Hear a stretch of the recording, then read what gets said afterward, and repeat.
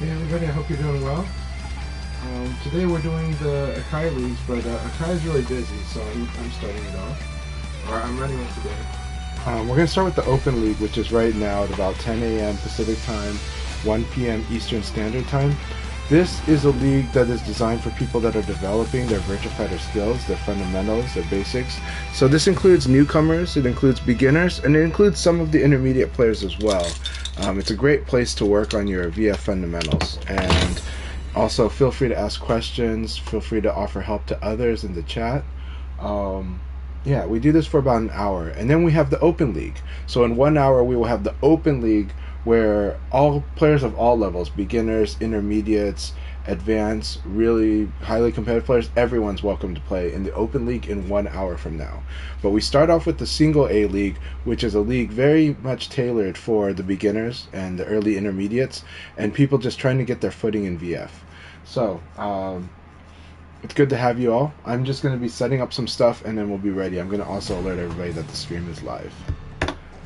That said, if you want to get into the league room for Single A, it is by invitation. I'm going to set up that room. So hit me up for an invitation on that. Alright, so let's go back to watching. Set it to my channel. Also, it's a wonderful weekend. We have EVO weekend. EVO weekend, always exciting, always wonderful.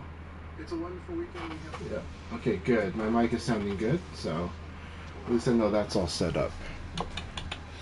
Let's see here. We'll do room match. It's going to be invitation only, up to 16 players. And I'll send some invitations out that I know are usually available at this time. Let's see here. Okay, so it's a league battle. It's there. Okay. Rounds, number of players goes to 16. We'll do 15 with spectators. I don't know how to do that thing. The spectator passcode, I'm not sure. But we'll do 15. Okay, that's right.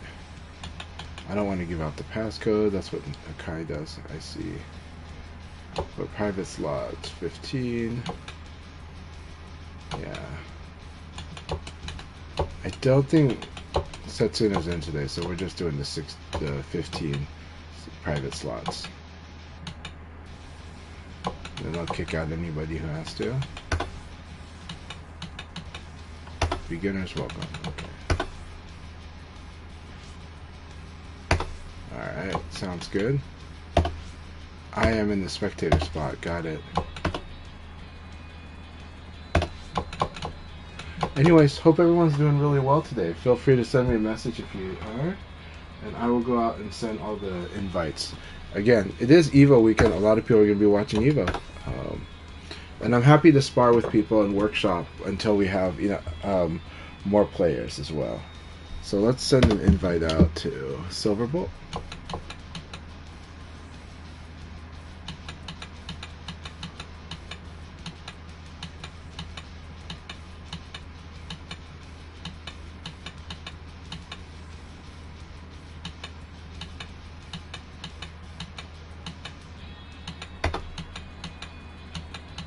Good.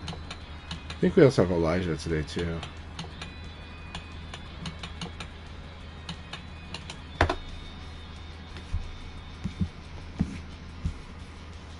Alright.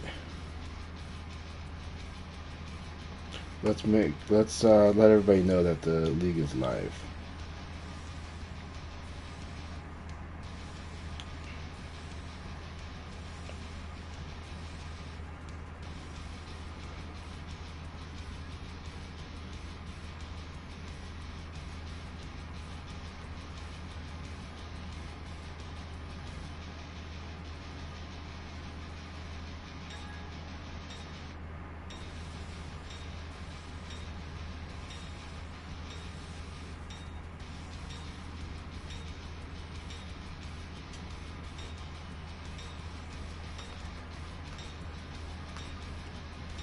Alright, let's do this. Silverbolt, how are you doing today? Good to have you. I am going to post something in a bit, but let's see.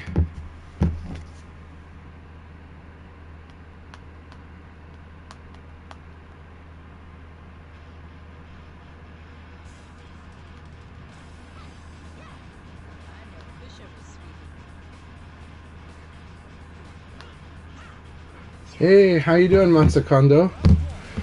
How can I help you today? Alright, let's see what you got. Alright, I respond with an elbow.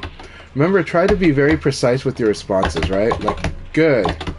Good. Excellent. Alright.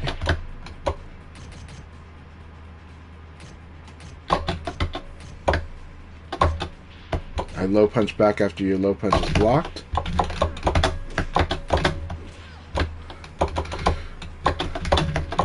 Then I did a low punch in the elbow. Low punch, elbow.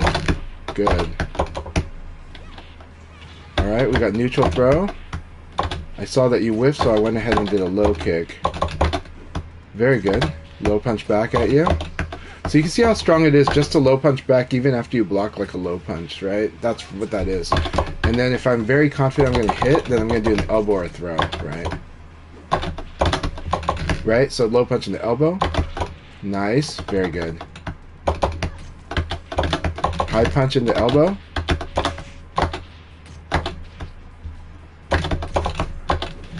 And then I did a low punch interrupting your high punch, and then I threw you. I went for that. So now I'm going for the low punch in the elbow. Very strong pattern, right? As long as if I'm confident that that low punch is going to hit, then I go ahead and do the elbow kind of almost right away. I don't mash it out. I do it very cleanly. Good. Low punch, elbow, right? After I block your low punch, when I see you do 2 low punches in a row, that's the pattern I'm kind of doing. Technically, at an advanced level, usually I'm going to do an elbow right away. So I blocked the punishable attack, then I did like a PK, right? That was too slow, but technically it should have worked.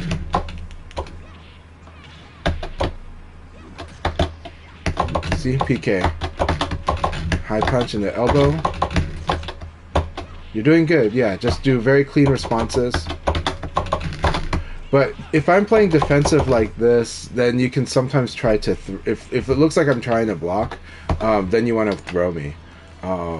But it's hard to feel that. It's one of the hardest things to do in this game is learning how to throw like more... Like, all the way up until like rank 40, a lot of players don't throw nearly enough as they should in this game.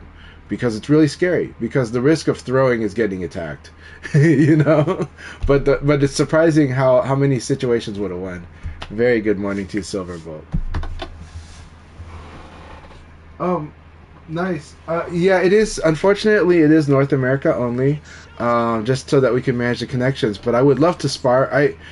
On my personal time, I would love to spar and practice against EU. No problem. I don't mind. I don't mind the lag.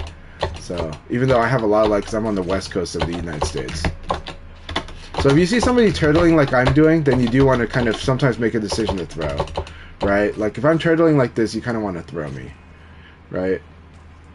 Yeah, there you go. And then that was a forward throw. So yeah, I'm doing forward throw escape. So try mixing it up. Try the back or the neutral. Yep, that was neutral. Good. Right?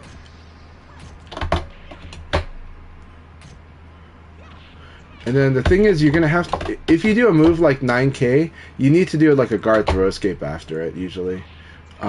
Because if the 9K gets blocked, is what I mean. So if you do like 9K and I block it, then you need to do that. So right now, I'm encouraging you to crack. Now, the downside to kick is if I block it, it's actually punishable. So I'll show you that. We'll spar. Good, good. You defended after the 9K. That was correct. Very good. Very nice.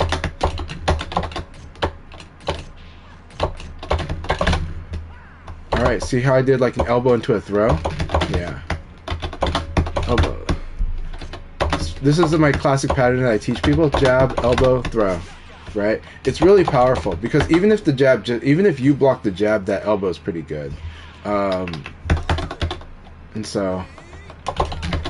Right, so I'll do like PK because it's guaranteed after that. PK is guaranteed.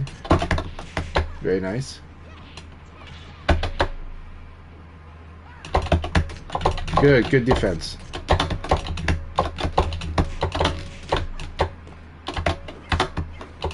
Very good duck and punish. Very good. Now in this case, I was invincible until my attack came out. So that's why your attack did not work on the wake up, was it was just a little early. And so if somebody's waking up and you attack early, it's going to whiff because they're invincible until they're not. Good. Very good. PK punish. Very good. Hey, David Blunt, good to see you. Alright. Responded with a fast attack. Very good.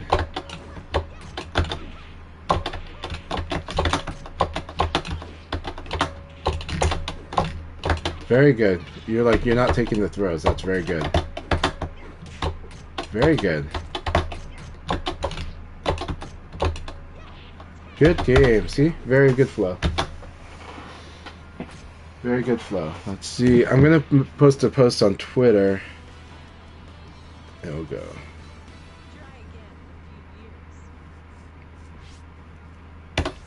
And then we'll continue our sparring. I just need to post on Twitter about this.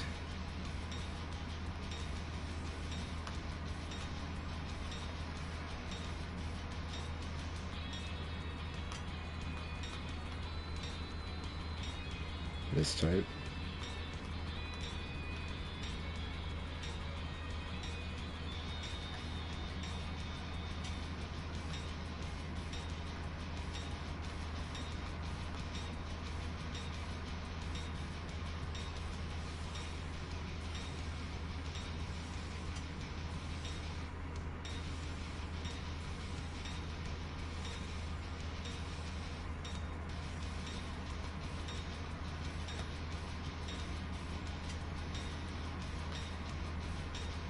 We will, let's go ahead and do that. Thank you for joining me for this sparring, Silverbolt. If you have any questions, feel free to message me questions here. Your boxing's getting a lot better. Again, try to be deliberate. Try to do, don't try to hit buttons too much. Try to hit buttons just about right. And if it doesn't come out, that's okay. It's just we're working on the accuracy of your response, and that will help a lot. But you're doing perfectly like that, as far as I can tell today. It looks exactly like that. You can go ahead and beat me up if I'm not doing anything. Alright, let's fight.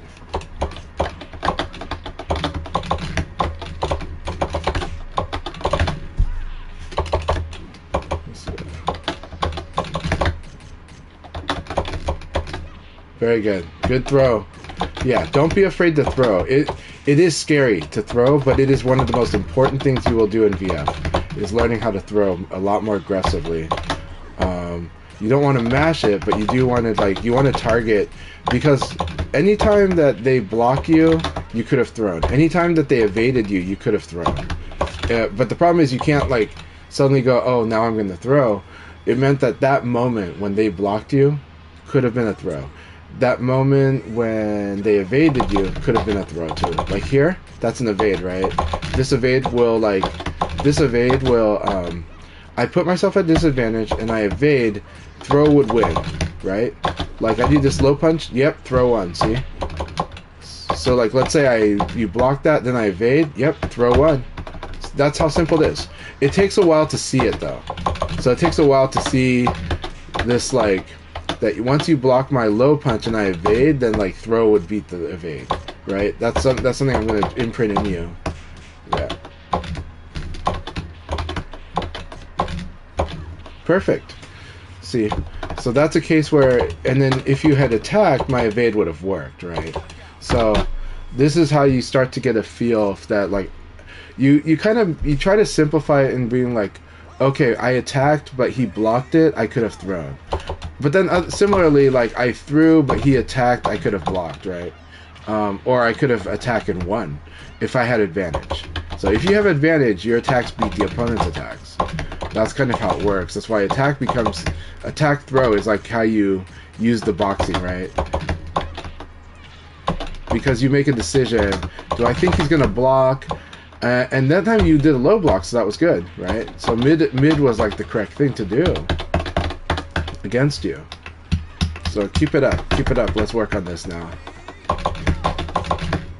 So I'm going to step up the boxing right now, and we'll see how it goes.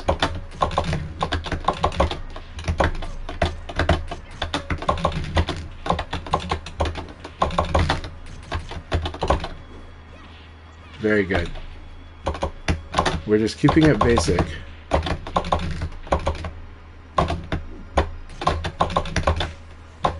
Very good. So you're interfering with the decision to throw, and you're punishing me for it. And that is the opposite, right? That is like, if you're on defense, then you have to think, is my opponent going to attack me or are they going to throw me? And you did the correct thing. You're like, I think he's going to throw me, so I'm going to attack.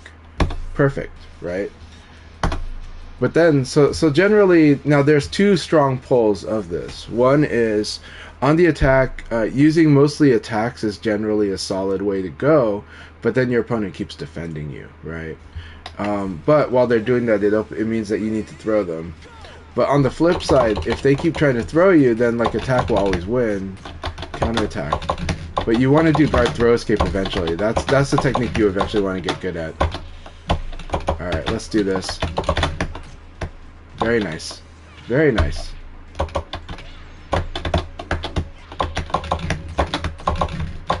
Very good. See, you got used to the fact that if you block the elbow, I was going to do a fuzzy guard, and so you did a delay throw is what you did. It wasn't immediate, but it was a little slower, but that's exactly what you have to do against the fuzzy guard. It incidentally works, right?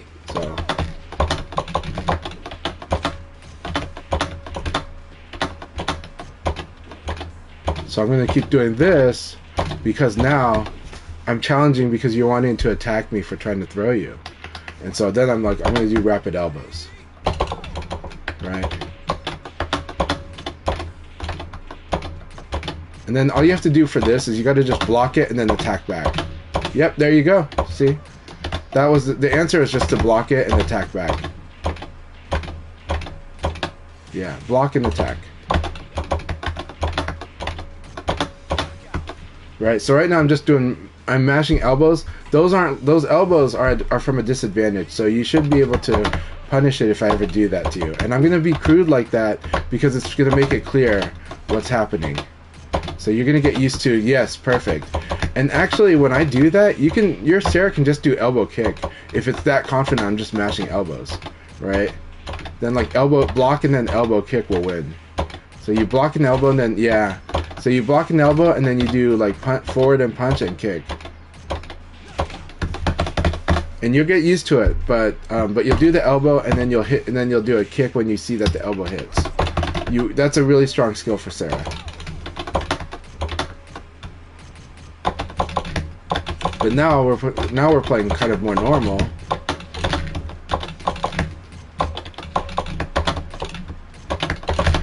There we go. Then I did the elbow and the throw because I know now you're defending. So again, I'm assaulting your decisions. Your decisions are not wrong. If I get my decisions correct, generally it's not that your decisions are wrong. It's that I just happen to guess which one you're going to do, right? And that's the core of VF, and that's the thing you have to get comfortable with.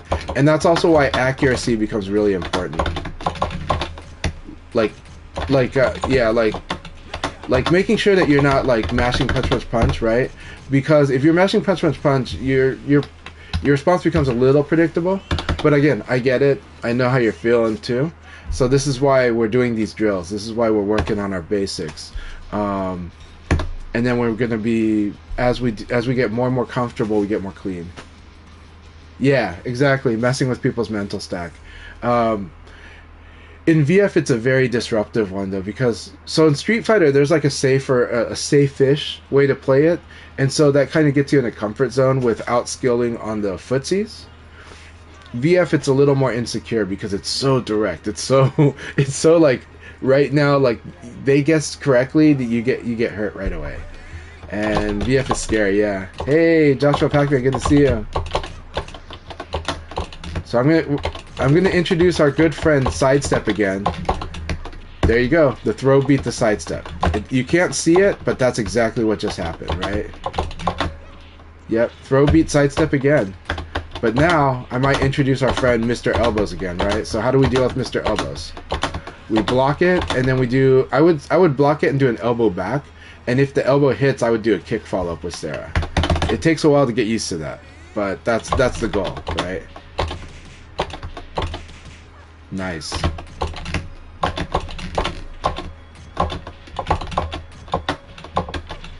Very good.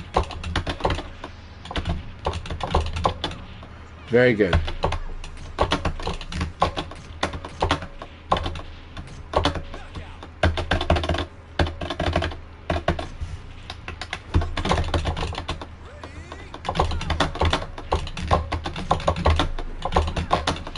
That was a sidestep there. Sidestep evade.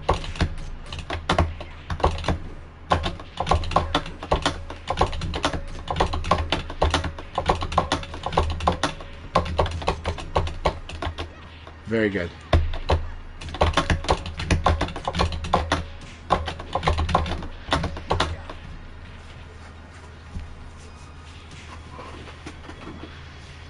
How's everything going in your area, Joshua? Hey, Numbers, good to see you. Are you about to get onto your flight? You got into your flight this morning, right? You're back home? Man, thanks for all the updates you sent about Evo. Man, cheers to everyone who went to Evo. And cheers to people who went to Evo, didn't play in the tournament because they couldn't, because they were late to register, but they were able to like get lots of good VF in regardless. I am so happy that happened. That's more important than anything. A lot of people had amazing casual matches at Evo. Some of the best players around. All right, good round, Silverbolt.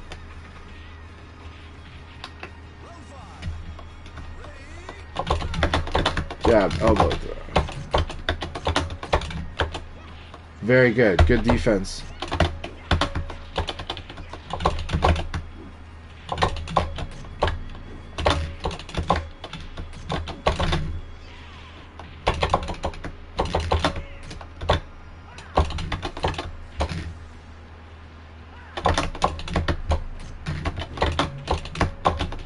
That was very good boxing. That felt intense, right? I'm sure that felt intense for you.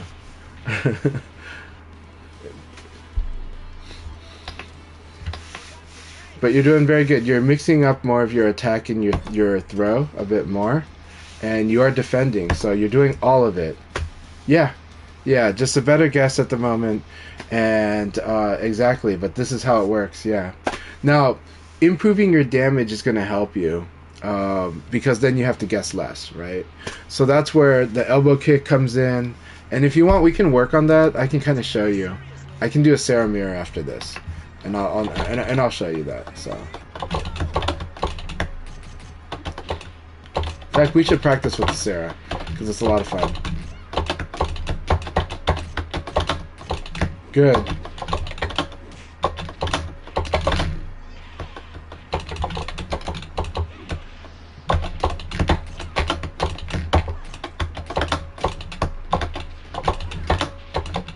Very good. See, that was very clean.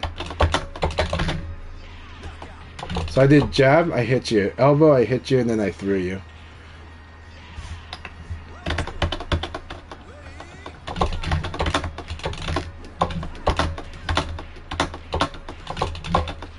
Right now I'm assaulting with rapid attacks.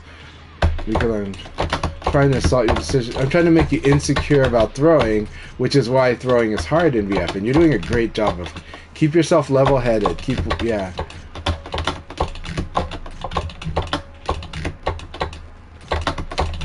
Very good. So the technique, if somebody is doing this, if somebody's doing what I'm doing, which is like block your elbow, I do an elbow, and then I fuzzy guard if you block it, then delayed throw is kind of the option. But your low kick is what is also designed to punish that too. Good.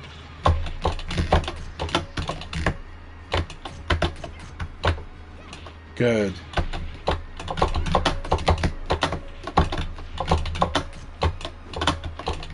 So then, you know, the next phase for you is going to be teaching you how to maximize your damage in a very direct way. And that's a hard one. But yeah. Go ahead and practice combo against Leon. Yeah, go ahead. So I can show you some combos there. When you do the launcher, there's 3PK. 3P, which is down, forward, and punch, and then kick after that. It's pretty good if you've already launched them. Yeah. So that's a good one. Yeah. Now do a launcher, and then do Try do first 3 PK. 3 PK. 3P is a down forward, the diagonal down forward and punch at the same time. And then do that into kick. I'll show it to you in the next game.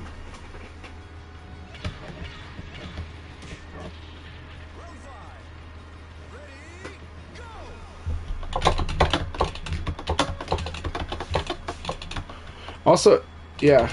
Alright, let's fight. Oh, you're messaging me. Okay. Diagonals, it takes time to get used to. It does take time to get used to. I think you already know that in VF, letting the pad go to neutral is a big deal in VF, right? Like what I mean by that is in Street Fighter you have Street Fighter teaches you to always hold down back, right? To almost always go to back or down back, right? So a lot of Street Fighter players are doing this. But like in Virtua Fighter, you kind of always want to go back to neutral, and you want to tap your directions to kind of get used to how to accurately do diagonal. Yeah. But if you're having trouble with it, I get it. But you do want to practice your combos against the AI.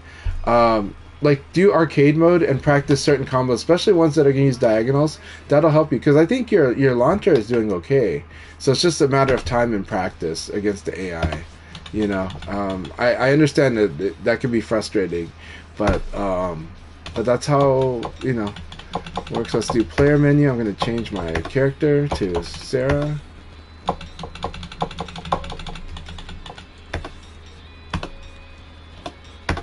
Alright. What time right now? We're at 10:26. Okay. But I enjoyed this sparring session, and anybody has questions, I'm happy to help. We are responding to the Twitch chat, so yeah. Alright, let's do this.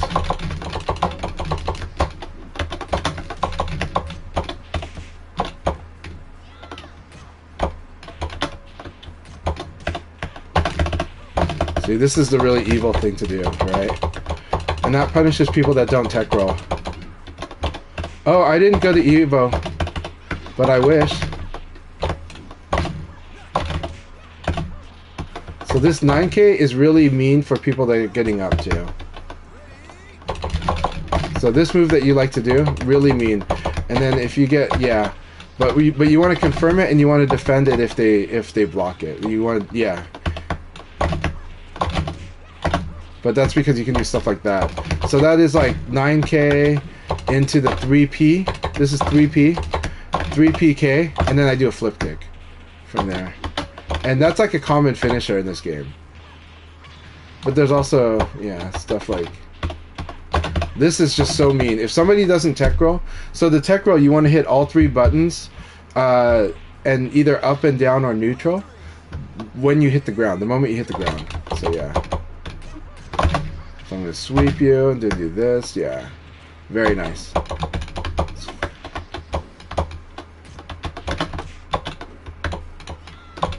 So this is how we're going to improve our damage with Sarah, is that elbow kick, right? Like, I know this is going to work, and I know you're not going to tech roll, so I'm going to do that. And that's a lot of life, right? But once you tech roll, then it's like, once you tech roll, then this becomes really strong when people do tech roll. So I'll try to show you some Flamingo mix-ups that are frustrating for a lot of people. 4K is a really good way to enter it.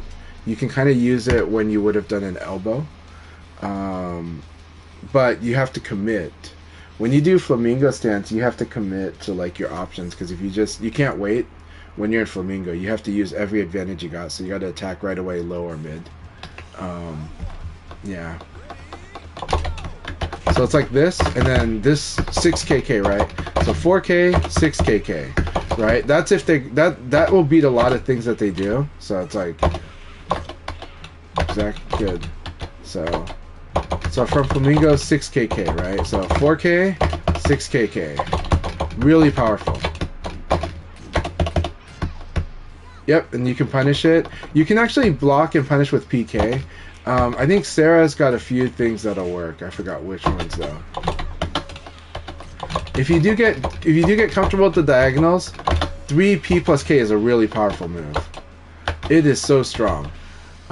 Like if I hit you with a jab, I hit you with a low punch, I can do that move right away, and it's so good. 3P plus K, right? That one there, and then I can just do this. So strong, so strong. So hit you with low punch, that. Yeah, but you didn't get counter hit, which is good, because if you got counter hit, it's combo, right? That's if you're slow, then that works well. Yeah. See if you can do 3P plus K. So, I know it's hard. I know diagonals are hard on the pad.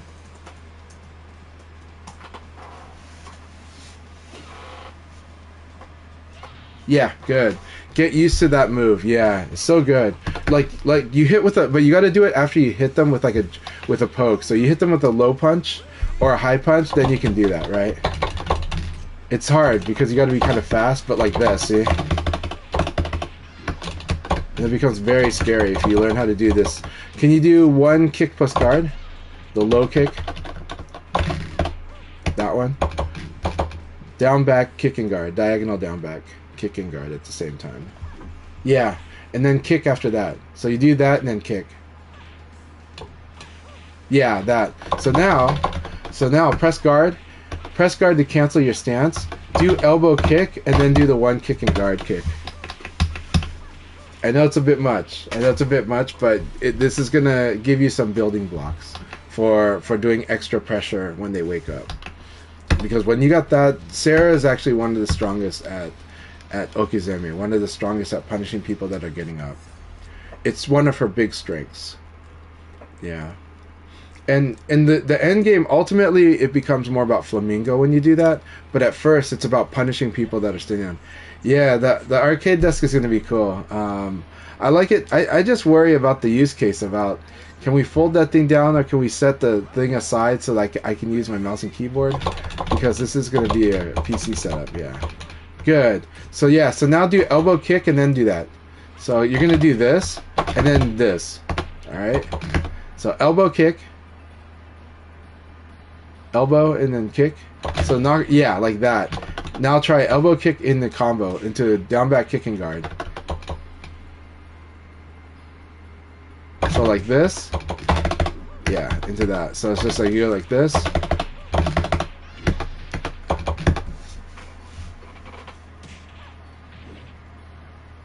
Don't worry, you got it. Just go ahead and do it on the corpse. Do it. You can beat her up. Yep, down back. Almost. You almost got it there. Almost got it there. Let's do this. Let's get this one in. Elbow kick. Down back kick and guard. Almost. Very close. Again, I know diagonals are hard. No problem. No problem. So I'll do it back. This is the goal. Go ahead and try that. Let's work on that. That's good enough. That works though. That's not a bad okizeme. But yeah.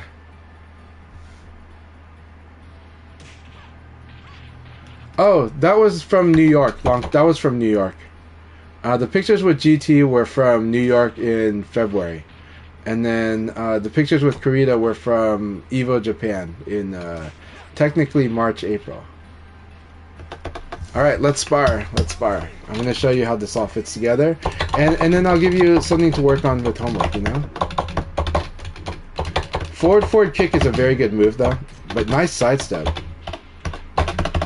Yeah, so now you can kind of see how scary this is. Until the opponent gets used to tech rolling, that's really strong, right? So this is going to teach you to oh, very good. See, you tech rolled, and I whiffed. Very good, very good. All right.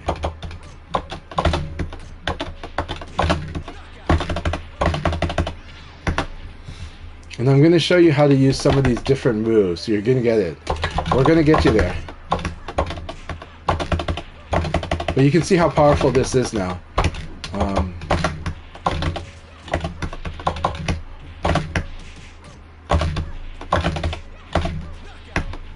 That 9K is really strong. If I have a big advantage, right? So after those double knees, I have a lot of advantage, so I was confident that it was a safe place to use that 9K. And that 9K is very scary kind of in the neutral, but yeah. Very good.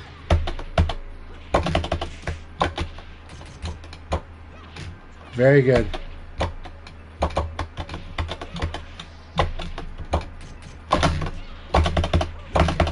So now you saw how I use this move. I also blocked, so I block this. You're at a big disadvantage, so I do that back slap. And it combos, right? Because it counter hits you because I have the advantage, so my attack's gonna win against your attack. And that's how we use it. So I'm just showing you some of the pieces. I'm happy to always give you the homework. And so there's a lot of fun stuff to eventually piece together in your Sarah game. And as you build them, you're gonna have a strong foundation. So keep it up. Let's keep this up and just illustrating for you.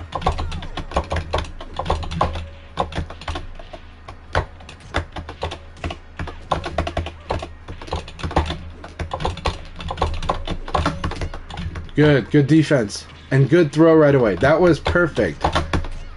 Good. Very good. I whiffed and you punished.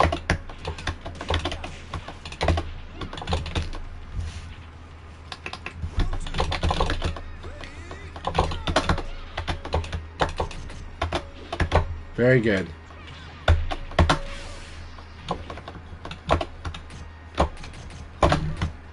Punish that. Yep, good.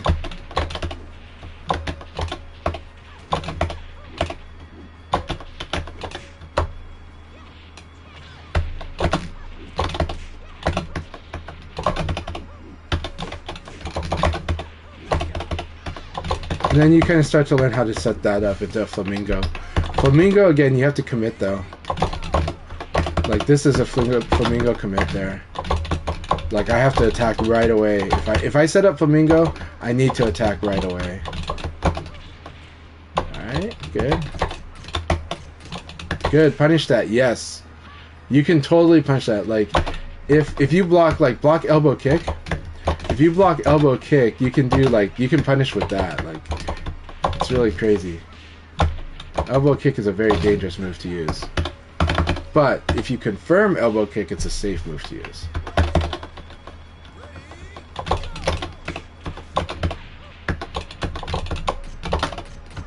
Yep, dangerous move to use.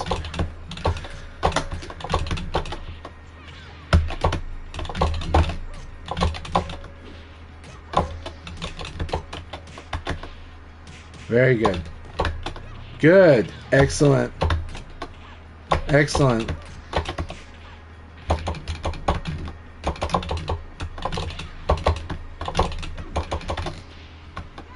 Nice. Very nice. Nice back throw.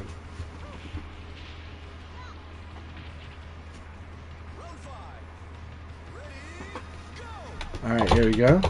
Alright, I'm gonna show you we're gonna fight, but I'm gonna be very difficult now here.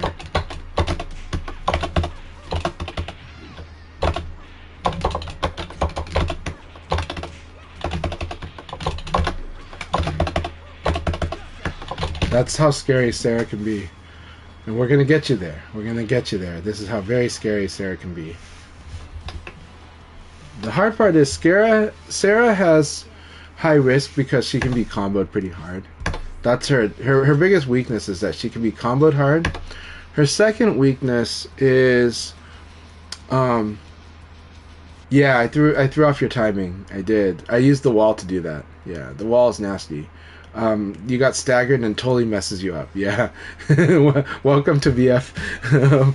But Sarah's weakness is also kind of her reach. Her mid-range is like you kind of have to be up close, or she can do long range, kind of not as good as Vanessa, but she can. But people can backdash her a little easily. But you don't want to overdo backdash because if I do something like 6-6K, it's gonna mess you up.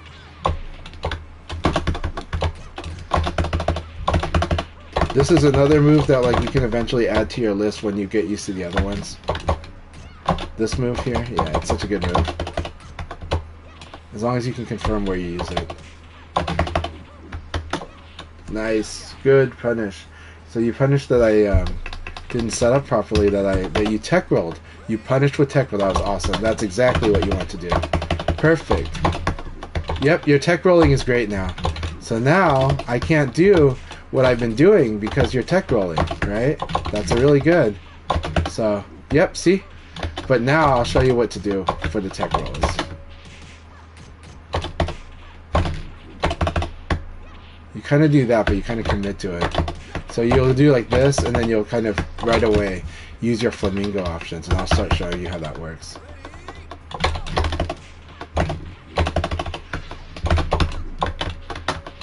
Like this one is really scary, but I can also cancel it into I can also guard cancel it and be very tricky with it.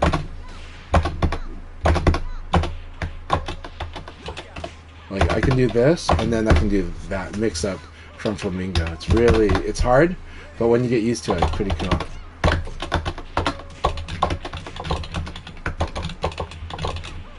Very good. Excellent.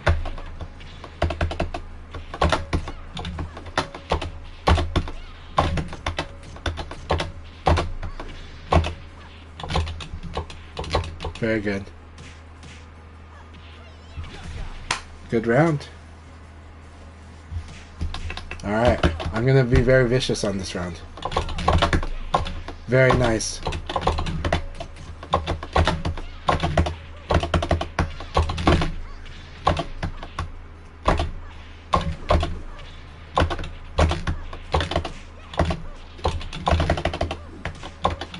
Very good.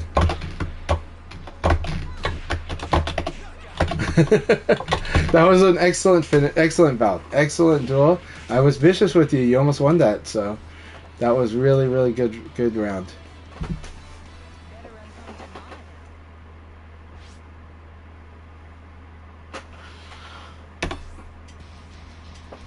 But Silverbow, I really appreciate you always investing your time and diligently practicing. I hope this is okay for you.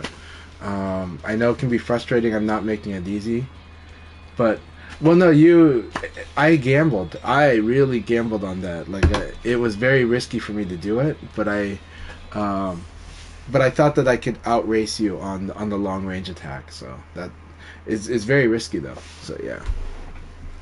But yeah, you're doing great. You're doing great.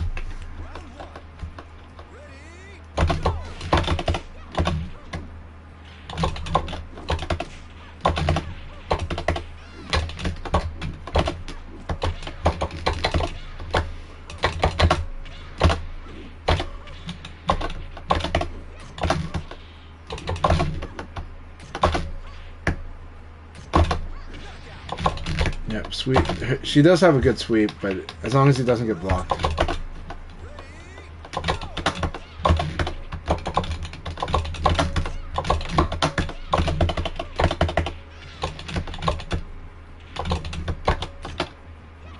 Very nice.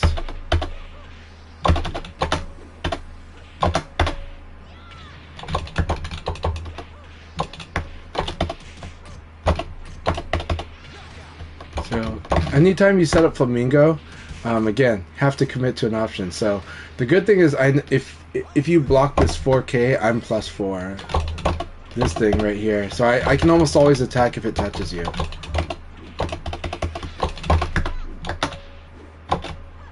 Very nice, good.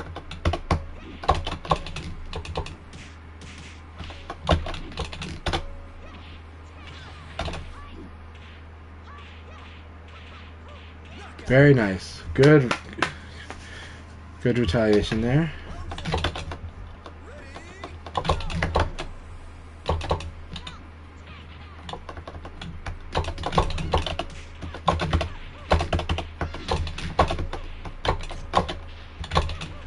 Very nice.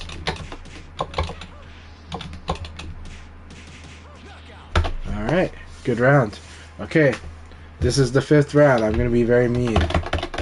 Be ready for it.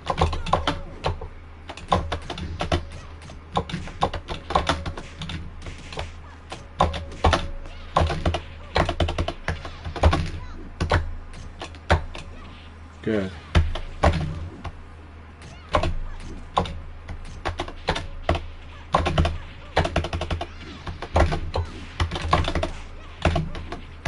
That is the scary Okizeme of Sarah right here. Watch this. That is a very powerful setup there. It seems simple, but she can change it into different options. Very scary when you get used to doing it. When you master her back kick and guard, her 4K plus G, when they're waking up, it is really a mean move because you can also cancel it. Yeah, understand. Yeah. Definitely, that timing really is yeah, they got thrown off because of wall. Yeah, VF has so much pressure points. It really does. But if you ever block this, you throw or mid right away. You do a mid or a throw right away. So if you ever block that, mid or throw. Yep, that was good. Very good.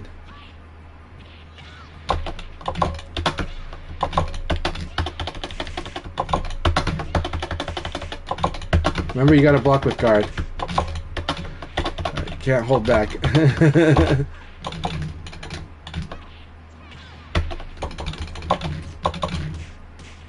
Very good. Hey, Jimmy, good to see you. Hope you've been doing well, my friend. Very nice. Yep. Now you do want to punish if you block low attacks. You generally want to really punish them. Sometimes elbow kick is fine, right? Then I can do this setup again.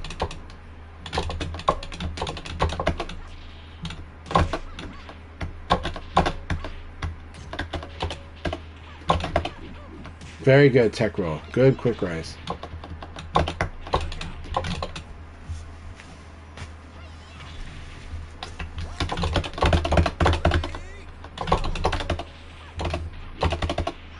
That's my setup against people that tech roll, right?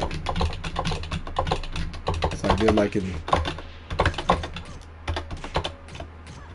good punish, good punish.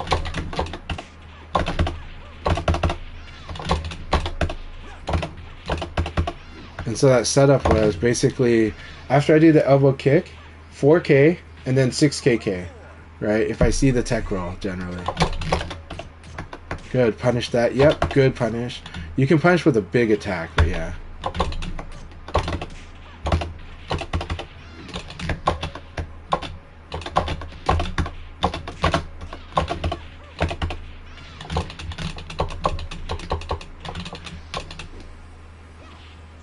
Good.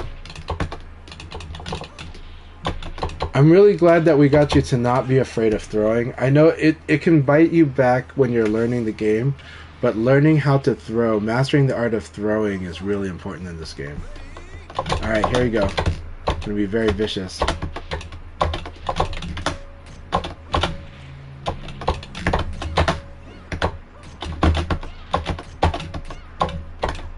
Good.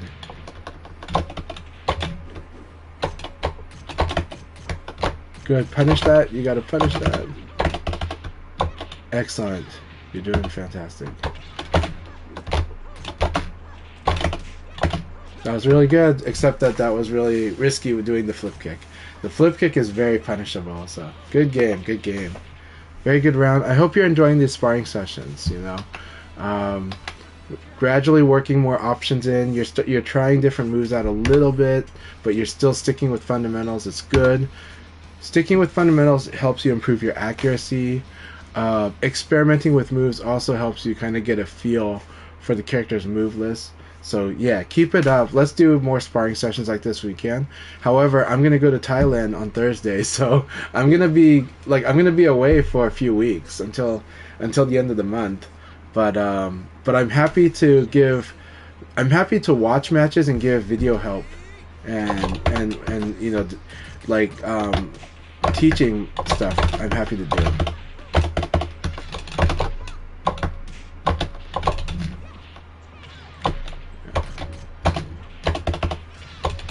So this 4K, you can kind of see how powerful it is. I just have to block something decent or hit you, and then I can do that 4K. And then, but again, the problem with Sarah Flamingo, you have to do something right away.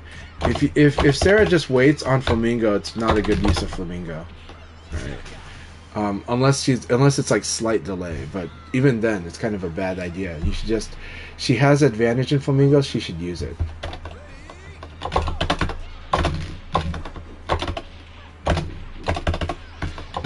Right, that's how I punish people that sidestep, or that's how I put pressure on them, right?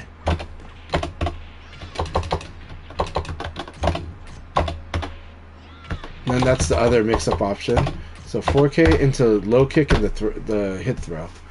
If you master that one, so good, right? This low kick is a hit throw. So good.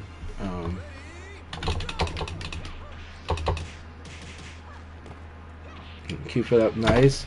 So, again, yep, you're using a bunch of different moves. I like it.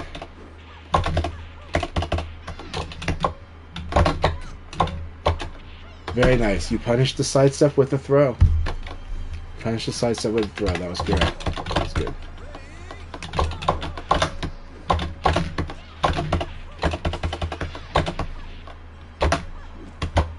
Good.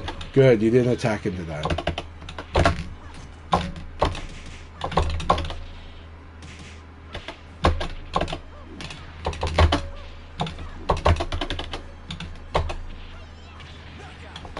Alright, here we go.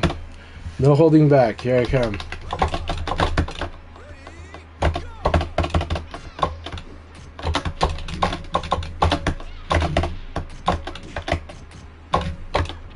Very good.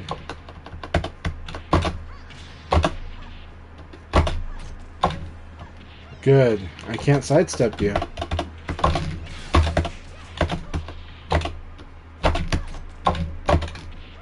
Now I do have a trap because you like to punish with throw. I do have a trap for that, so you got to be careful now. And that's the trap, right? Actually, technically, that's the trap. So I do, because this situation, throw is not guaranteed. So I do an attack, right? And that's what that's going to be the next phase, right? Is punishing the if you're always going to throw that situation, then your opponent's going to attack the decision to throw, right? But throwing is good. I don't want you to be afraid of throwing. You do want to draw their habit. You do want to draw them into doing that so you can punish the attack. So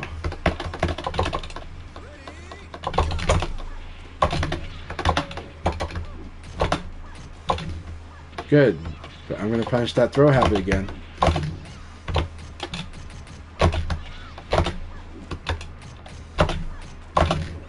Right? There it is. This is how I punish that attack. Very good. Yeah, don't be afraid to throw, like I said. As long as you have a good decision about it, then it's good. Very good. Good round. Hey Akai, awesome to see you, man. Hope you're doing very well, Akai. Hope everyone's doing well. No problem. Yeah, we're gonna, after this we're gonna do, well, we're still sparring a little bit, but yeah. Very good. Very good.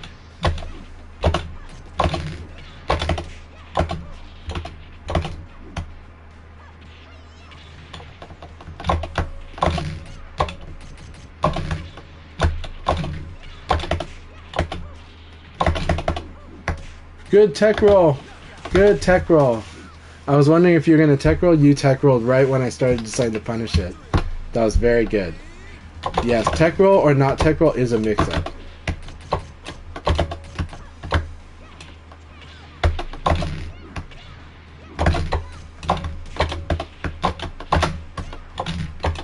Very good.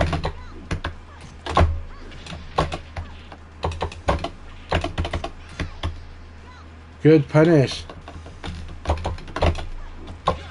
Excellent. Good game. Good game.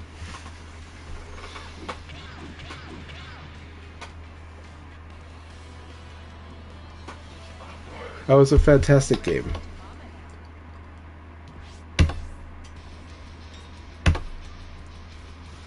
I hope you're enjoying this as much as I am, Silverbolt.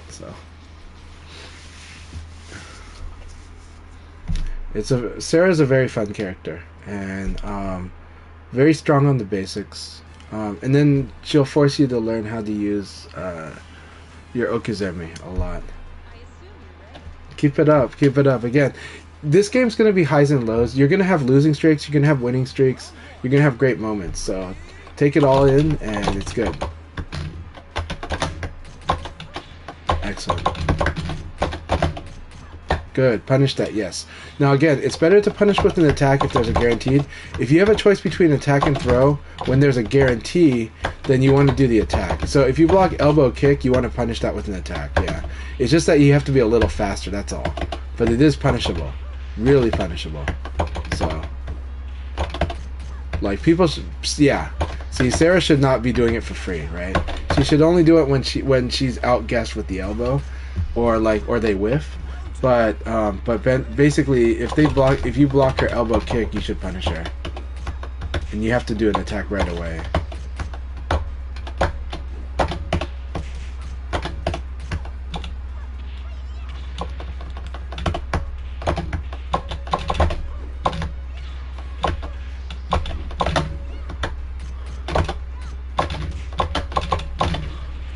Very good.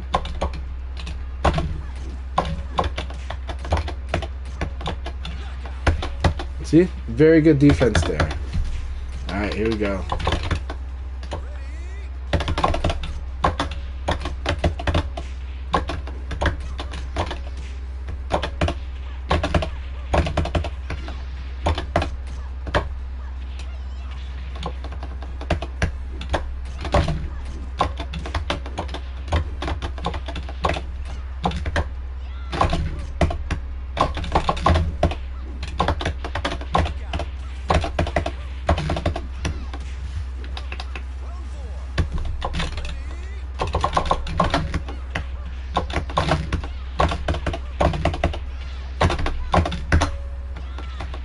Now I'm going to show you a lot of stuff. Very nice.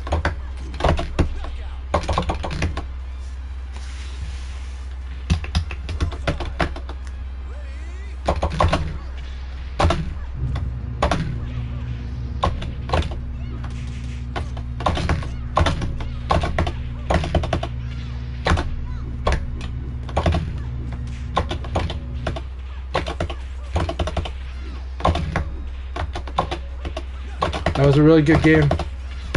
Really good game.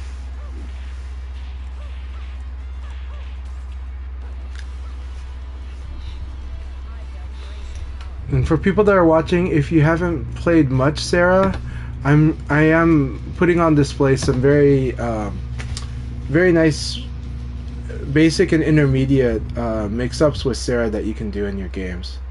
So yeah, I'm gonna do a lot of mix-ups when I put it into hard mode. But let's keep it up. You're doing fantastic. You're forcing me to mix up like a lot, so you're forcing me to really mix it up. That alone is good. Like in board games, there is this principle of introducing choice to your opponent, and the more you introduce choice, the more likely your opponent is going to choose wrong, or guess wrong. You know. But if you don't introduce choice, if you keep doing the same thing, if you're going if you overdo it on what some people might think is optimal, you run the risk of being redundant, and if you're redundant, then you're easy to play against in this game. But if you introduce choice, opponents tend to make bad ones. And so, but if you mix, that's what mixing up does. But of course, optimal mix-ups are great. You want to do, meaning like mix-ups that force high damage, really scary, are generally the best.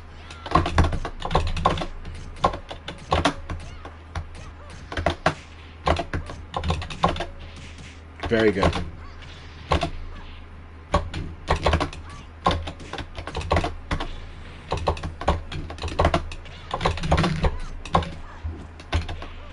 Very nice.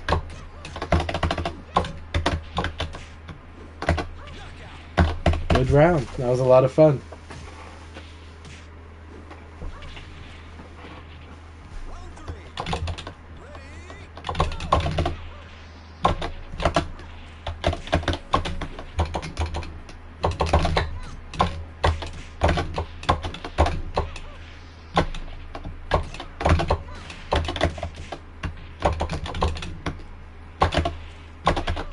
Very nice.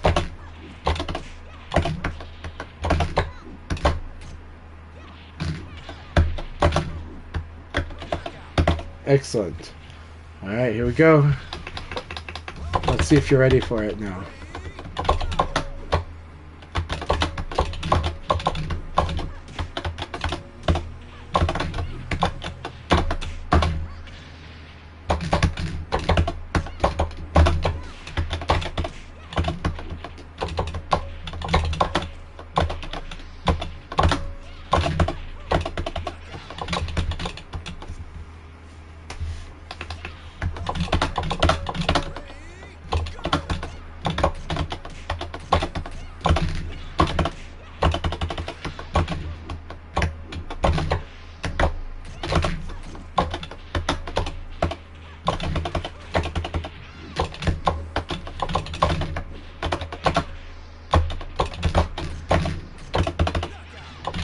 Good game, good game.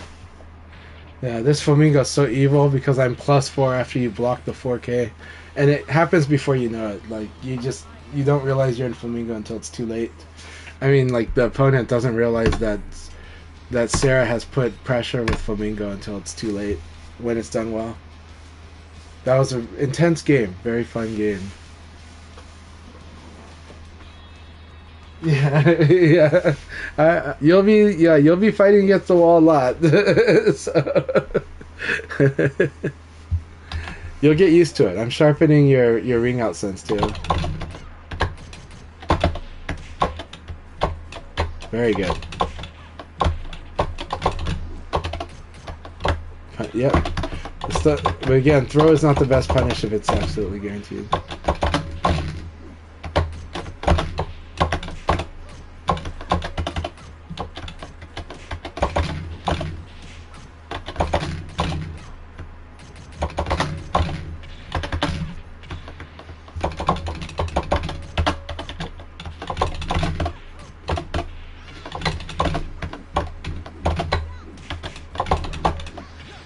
Very good game.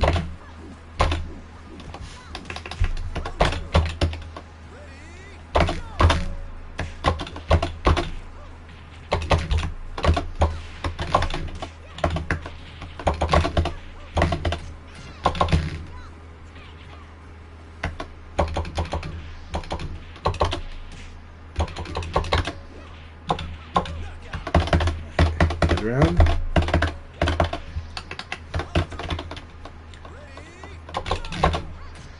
Good. Oh, got punished with the mid. But that was the right thing. I mean, you did so good there.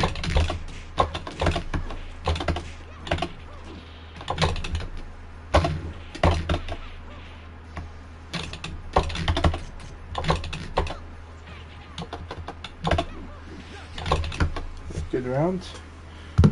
We're gonna start Open League right after this. We've already got into 11 o'clock, so Open League will begin right after this. I will start a new room.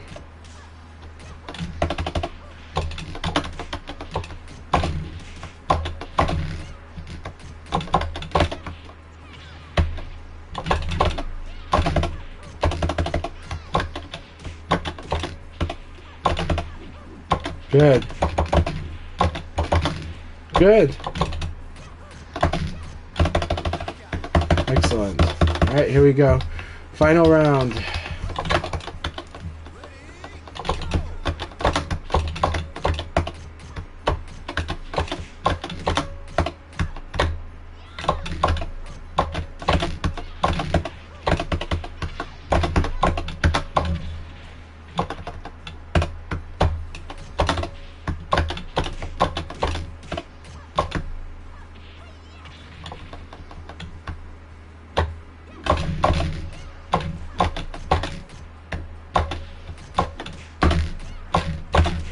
Good game. See, you did fantastic.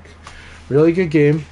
We're going to go set up the room for Open League. Open League is now.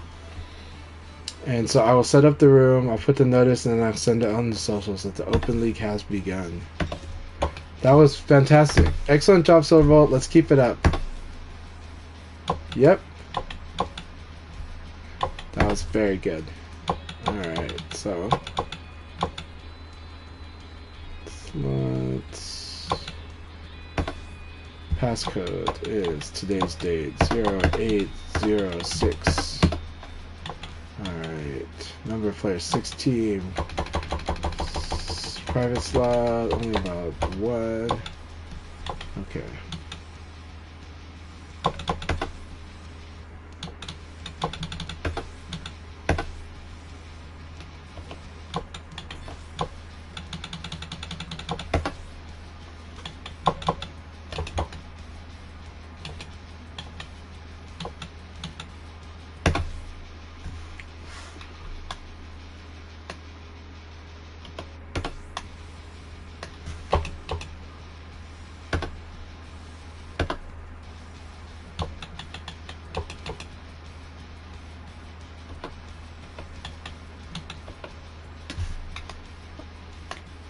Let's do it in Twitch.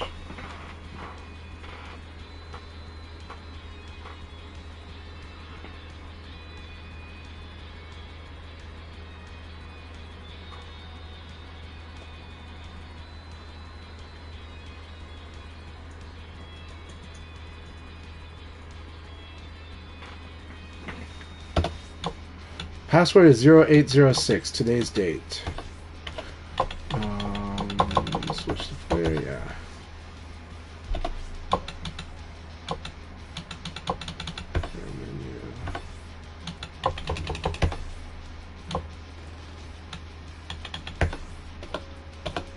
Open League has begun. So everybody, Open League's begun. The room is public. If you're having trouble joining the room, let me know, but the passcode is 0806.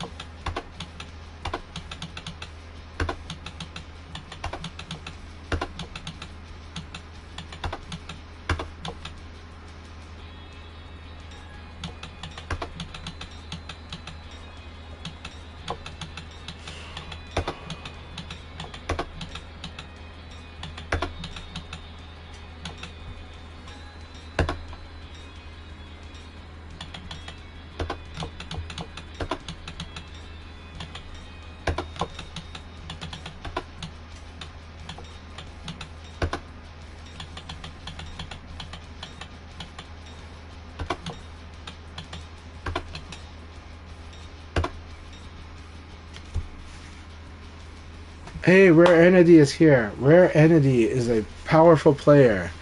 They used to play Taka, and they play Blaze. They're very good. Rare Entity is awesome. Wonderful to have you here, Rare Entity. I miss fighting you. It's been a long time, so I'm looking forward to it. Excellent. Yeah, Rare Entity is awesome. Glad you've been fighting him. He's a strong player. I can't remember if he's from Colorado or not, but yeah, I'm glad he's back. Reaper's here, awesome. We're gonna have like El Blaze army today. But speaking of El Blaze, how about Fox at Evo? Wasn't that was pretty awesome, right? I am going to go get a snack so that I can survive the streaming today. But I'm also gonna post to everyone and let everyone know that we are live.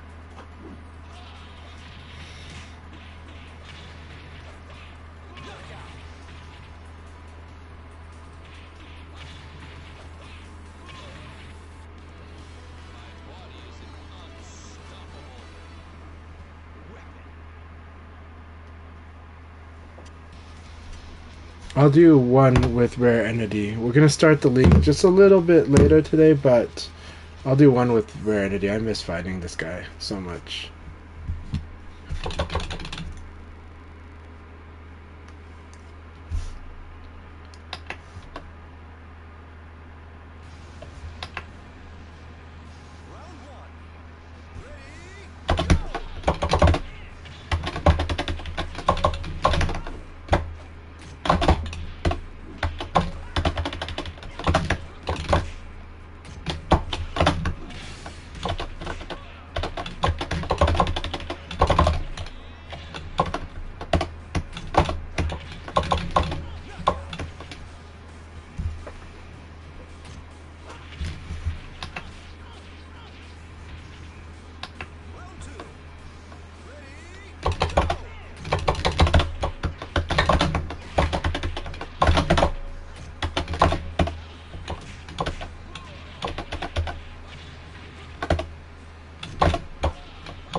Very good use of 4P plus K. Good.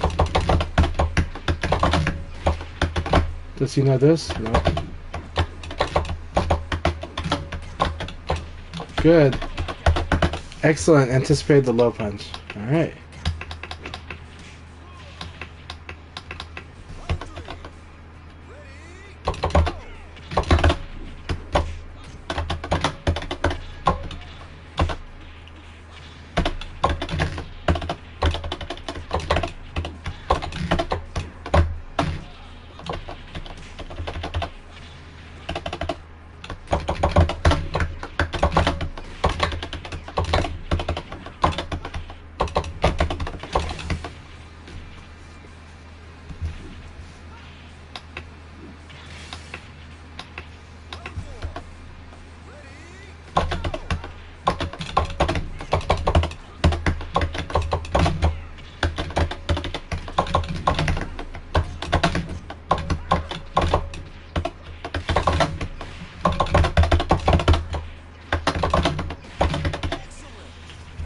Very good battle, Aranity. I'm gonna go get something to eat though, so I'm gonna pop myself back at the bottom of the queue because I need to eat something, and we're gonna do League soon. But we'll do League around probably on the 25-minute mark. So.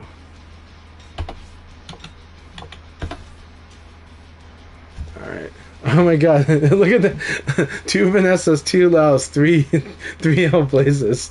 This is awesome. Very good game. Very good game, Rarity. I love fighting you so much. I know I have to think, like, when we fight, it's always a battle of minds. With Rare Entity, it's always a battle of minds. So it's like, it's a Yomi war. It's so good.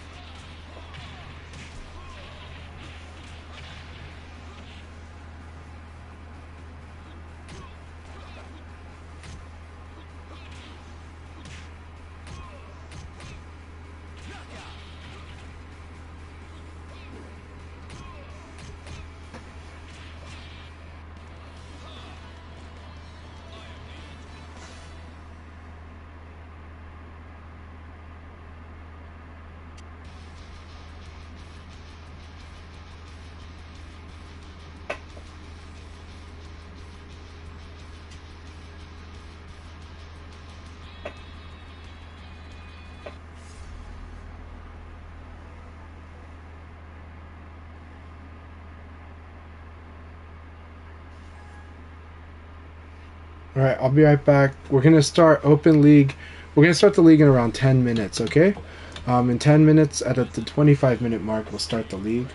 So we're taking more and more people as time comes on. Look at this. We've got such an awesome room today. This is really crazy and awesome. I'm really glad. I'm so glad. See if maybe Combo Fiend can join us for our 3 Laos. Excellent, Jimmy. Alright. Again, we've got an exciting week to talk about VF. Lots of wonderful VF events have happened recently, so we'll talk about them. And anybody want to bring something up, feel free. I will check the chat.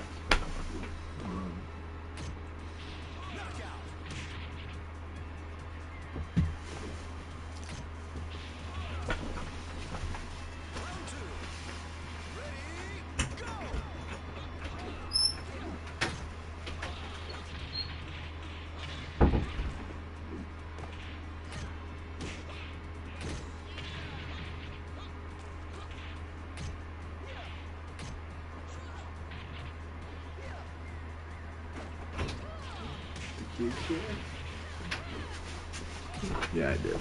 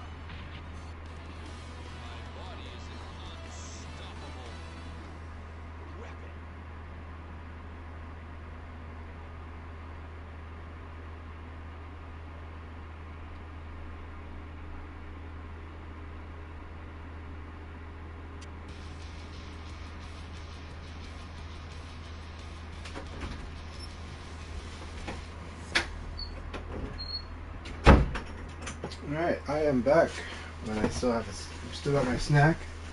Let's see what we got here. Hey, Red-Eyed Black Goat, good to see you. This is a crispy roll. It's a multi-grain snack from Asia. And I love these. They're actually kind of not too bad for you, but they are still a processed food, and processed foods are generally not that healthy for you. When possible, you should eat fresh foods.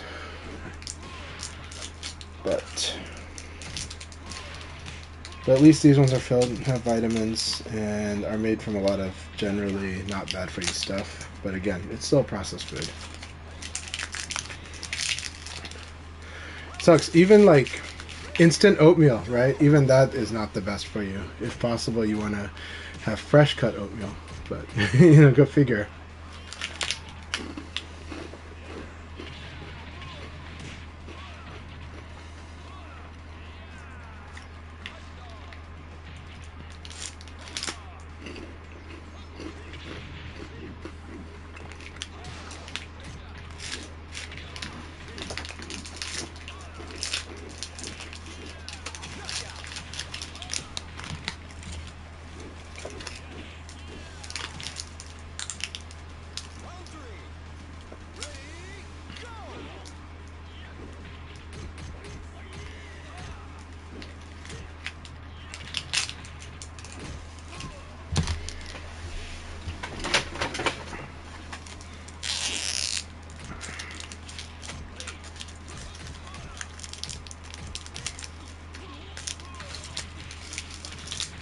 I did watch the Slam Dunk movie. It's awesome. Highly recommended viewing. It's excellent as a sports movie. Slam Dunk is an awesome anime, but even if you haven't watched the anime or read the manga, this movie is actually still presented in a way that makes it so you can still watch it and enjoy it.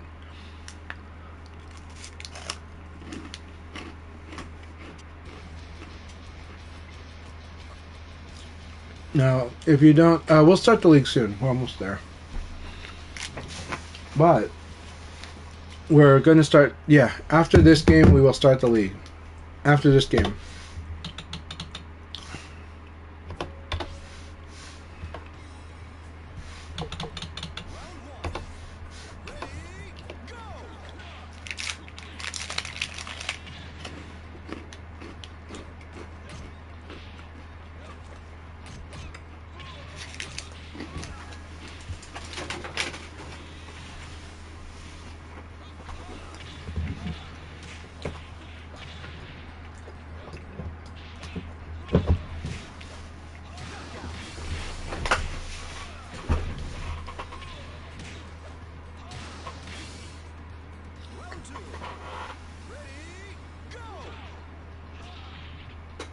Nice, Joshua.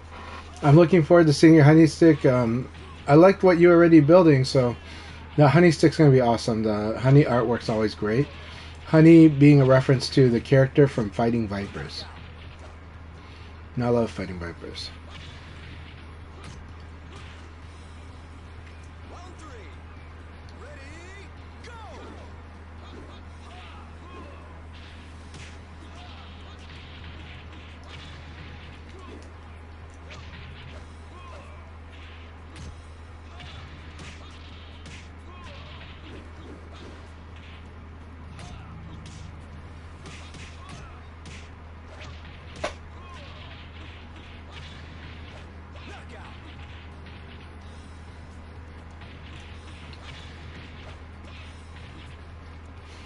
The tip I'll give for people that are fighting Blaze, he has this sequence, combo finisher, kick, kick, kick.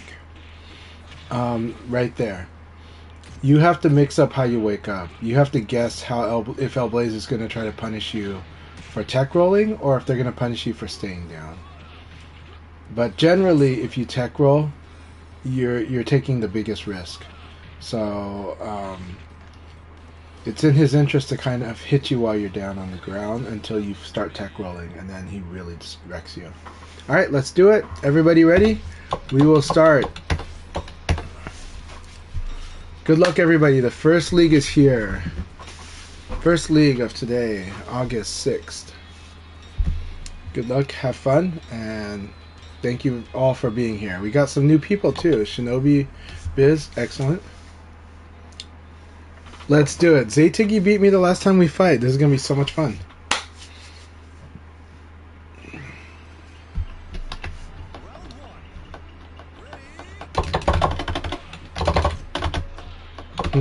Connection's not the best. That's okay.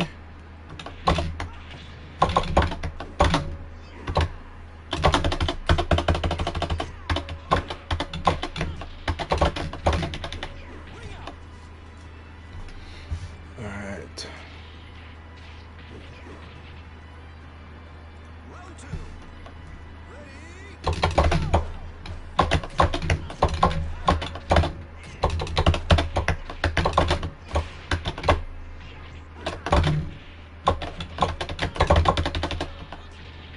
Good use of 4 people's game.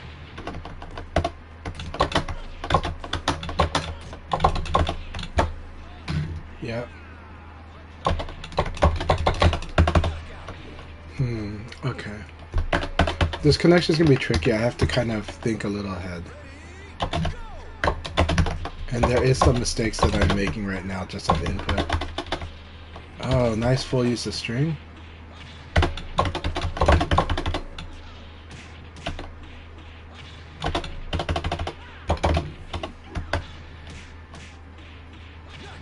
Okay.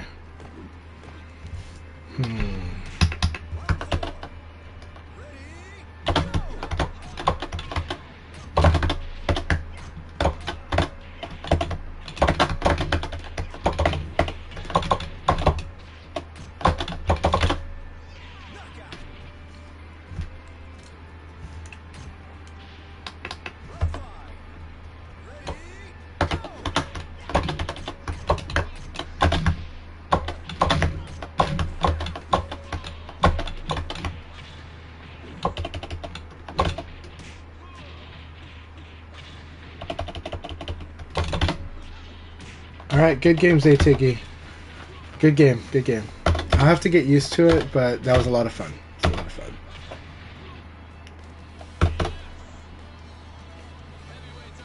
That was excellent. Really good game.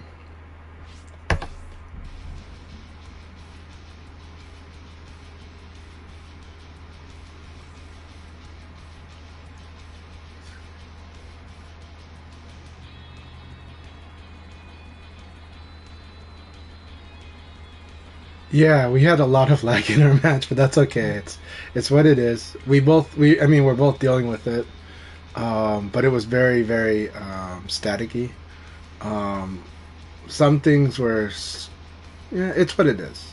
But we both know it, and you and I think, both know how to fight through it, so we're okay. Just we're gonna have more good battles, and it was a very good battle. I think so.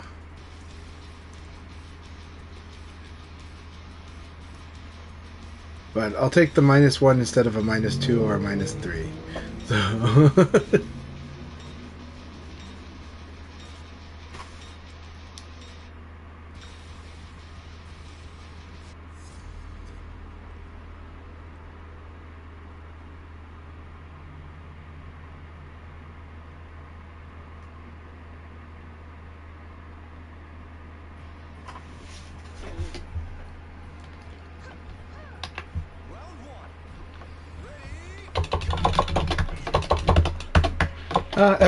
Yeah, we all wish that too.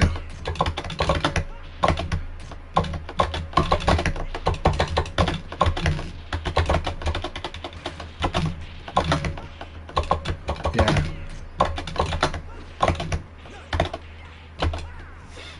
But yeah, I wish the game had rollback netcode too. But I work with what we got, and I still am able to play. I still am able to get stronger. And that's what matters to me.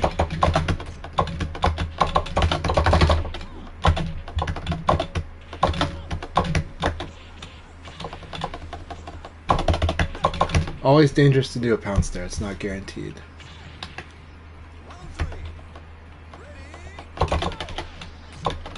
Yeah, there's another person. Did we ever have Showbiz or Shinobi Biz before, Akai? Alright, I gotta focus on this. Okay, I see. They were there last year.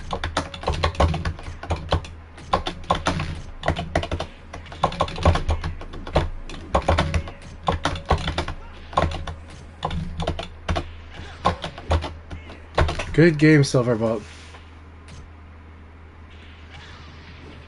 Ah, that's Ogamito. Okay. Awesome. Awesome. Shinobi Biz, good to have you again. And yeah, Ogamito Lago.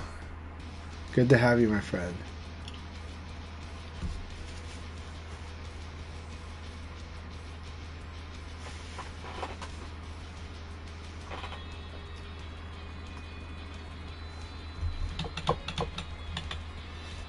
Yep.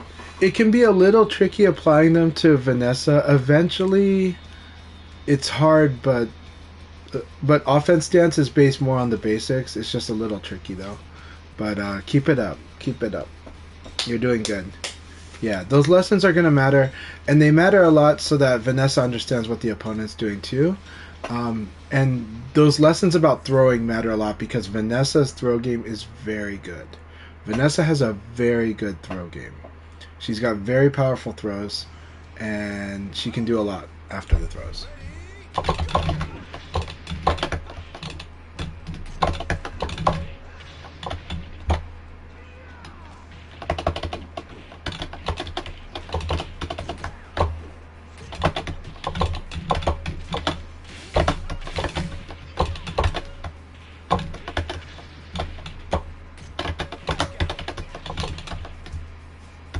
Awesome to have you here, Drenched.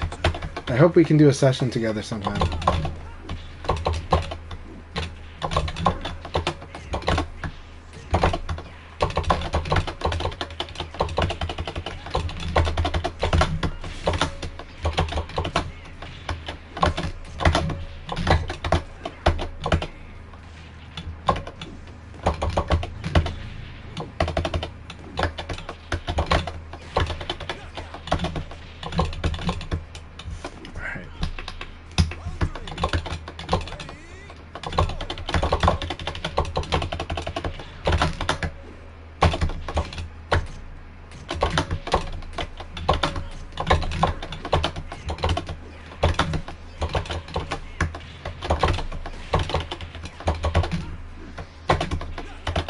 Good game, Drenched.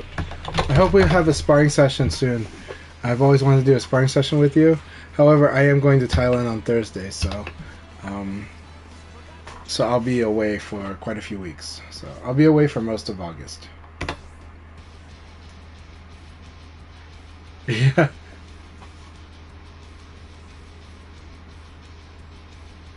Man, keep it up, Drenched. Keep it up.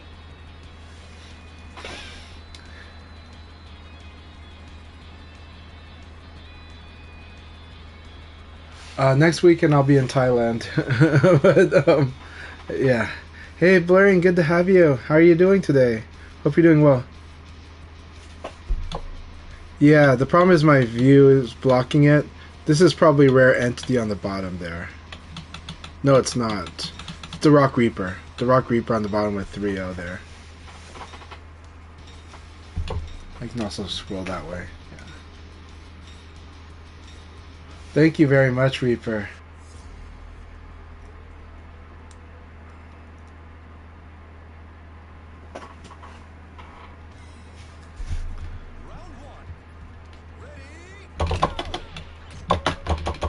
You gotta love that, like, that Leon has, like, the high mid.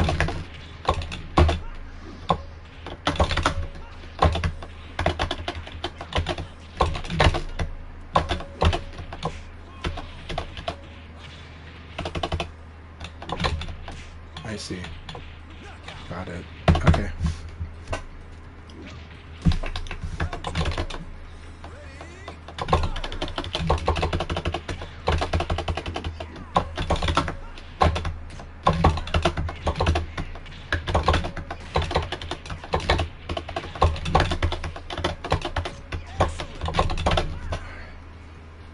Good battle, Rare Entity. Good round.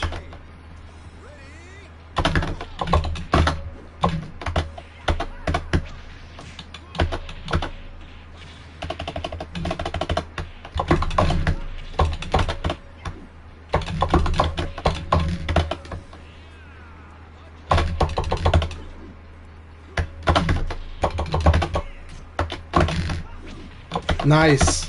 I like that setup. That into the hop.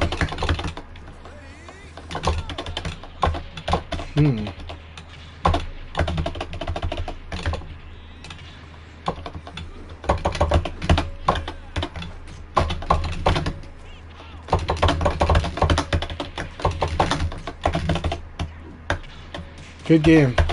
Good game, Ranchity. That was a lot of fun. Okay. That is the scary thing with Blaze too, is just, yeah. He can whip punish in a really good way. He has to set up, but he puts himself at a lot of risk, so it's a fair exchange. Really good stuff. Good game, Ranchity. But he'll punish you for doing lows, so you gotta be careful with that. And that's okay, because mids are very powerful against him.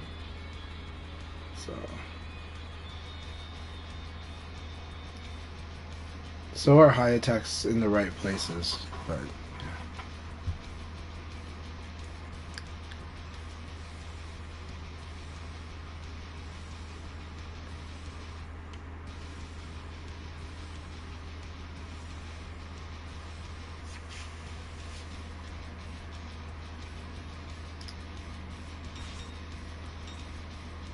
yeah. I don't know where he's been, but I think maybe he got hyped up after watching Evo. He's been back a couple times, but not much. So I'm really happy that they're playing here today. It's making me very happy that they're here. All right, Mal, here we go. Lil Mal's very intense.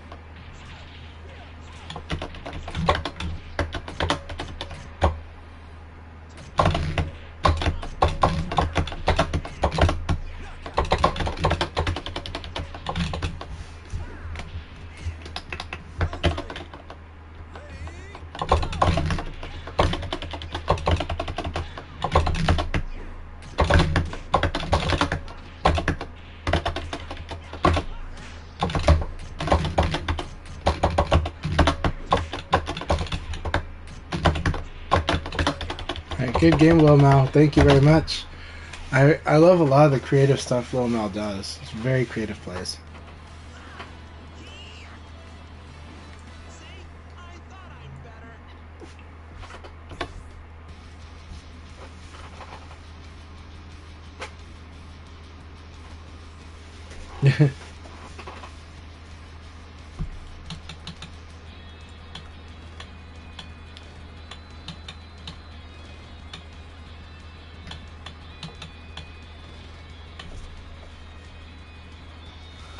Yeah, Lil Mal's been around for a while too. I mean, I think around similar time, but yeah, good to have him here.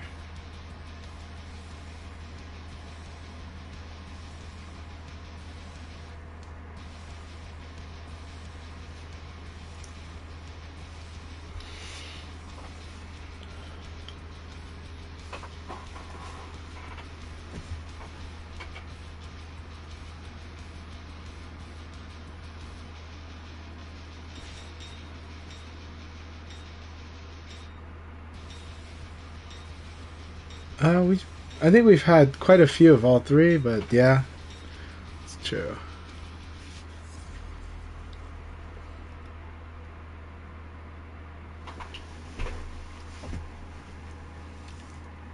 All right, good to see you, Shinobi. Good to see you, Ogomito Lago.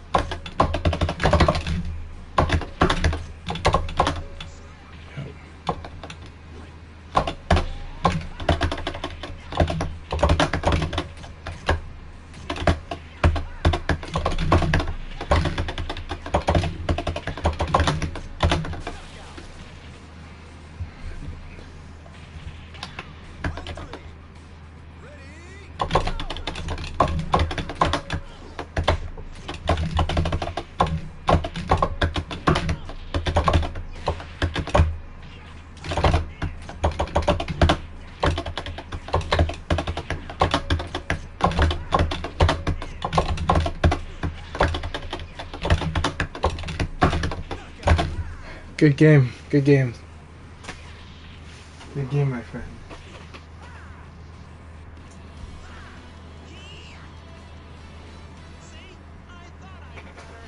And Akai, hope you're having a good weekend.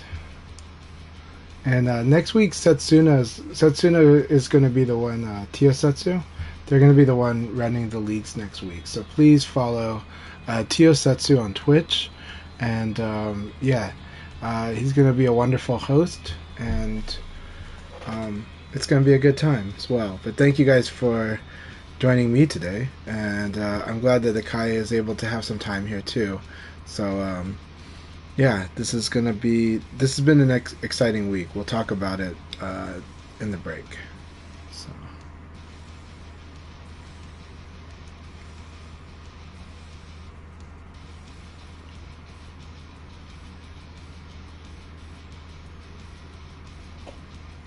Yeah.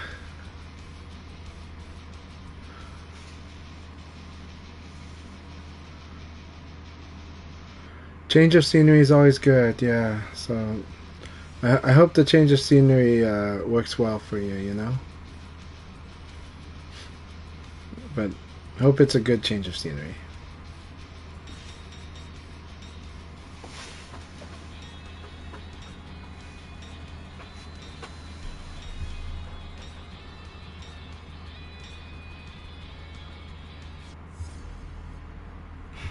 Yeah. I understand that. Alright, Jimmy, here we go. Always so much fun fighting Jimmy Claymore.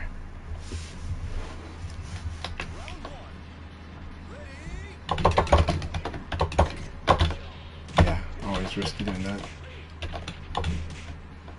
Perfect meaty timing.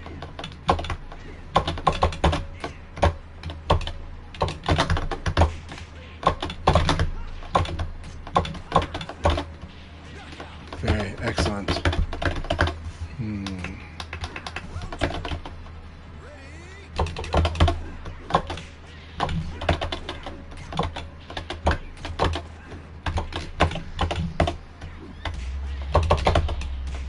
I'm still gonna get smoked here.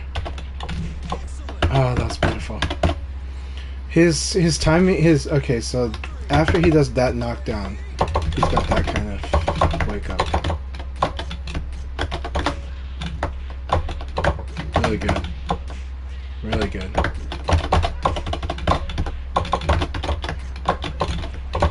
Oh, I like that too. Good game, good game. There's a lot to work on, a lot to learn there. I like that a lot. So right now, Jimmy's Lao really sticks to the fundamentals, but that meaty is so good. I need to rewatch that later because I like it. It's when he knocks you down with like a punch kick string, but it's not the normal one. It's like a spin, it's like a crescent kick. So after he does that crescent kick, you're at risk of eating the thing that he does after that. So that meaty is a really powerful setup because it's so quick that you don't think that that's gonna meaty. Like you don't think you're gonna get meaty because of how little time he has, but it actually lines up that meaty perfectly. And so you have to be aware that that exists because you're gonna eat it if you don't know about it.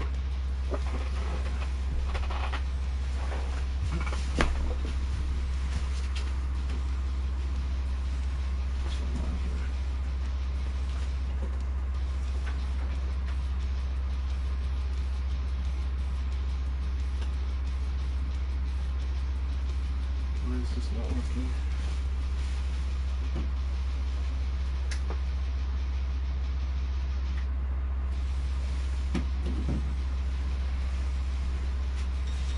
Wow. My cord is no longer good for charging. What the hell? Did the kids damage my charge cord?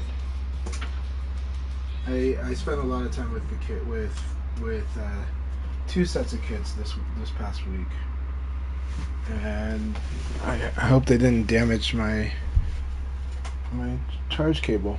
I'll have to find another one, but yeah.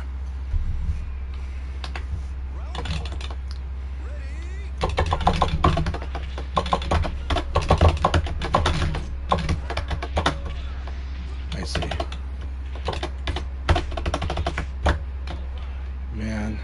Very deceptive stuff with Hellblaze. I have no idea what to do there. Like, it's like I feel like I got whiff trapped, but let me see.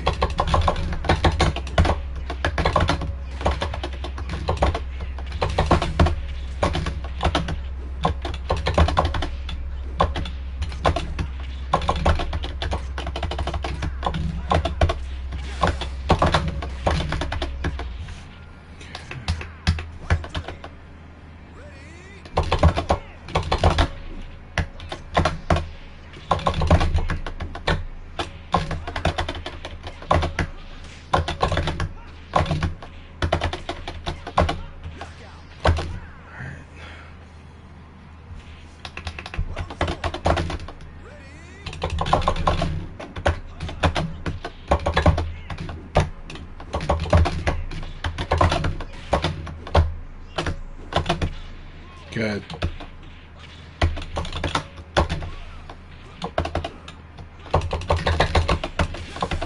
That was nice. That was so good.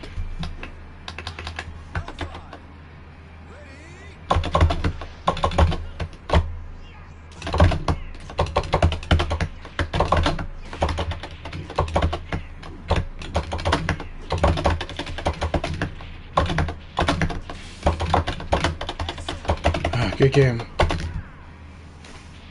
Yeah, definitely learn from Red Mask, learn from Combo Fiend. You really want to learn from them because you've got Drenched. I really believe that your Lao can become very, very strong. So keep learning from these guys. They're good. And don't worry, Kai, I will try to get screenshots of all this for you. Nice. What kind of tune-ups are you doing on your fight stick? Always like a good tune-up. Always like...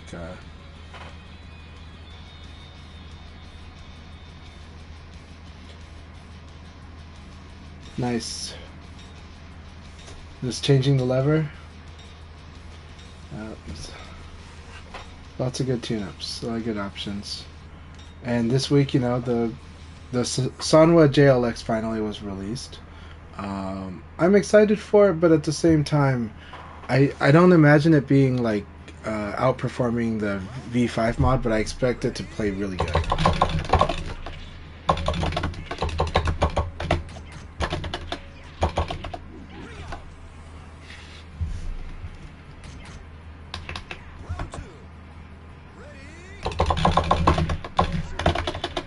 Always wait for the second hit. Yeah, it's a meaty, don't do. That's a meaty too, or that's a bait. Yeah. Bait Okizumi. I really need to be sharper. I need to be sharper. I missed it, but that's so cool. I ate that.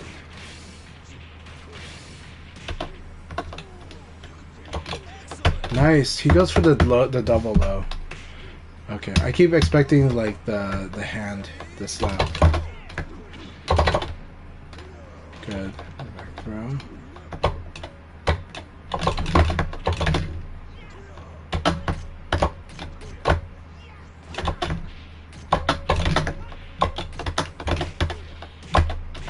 Oh, I'm gonna lose this. Good game. Good game, Ripper. I need to deal with... I lost to all the Okuzumis. I lost to all of the Okizumi. That was really good. Really good game.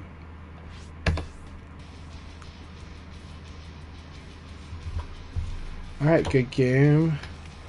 Let's see. Jimmy, no. Rare Entity looks like they've won this one outright. But they're fighting Drenched, okay. Yeah, I don't see Jimmy making up that lead, so congratulations, Rare Entity. That was an amazing, amazing run, and that's such an awesome first league. You're doing okay. Hang in there, Reaper. Keep it up. Hang in there. You're a very strong player. Just keep it up.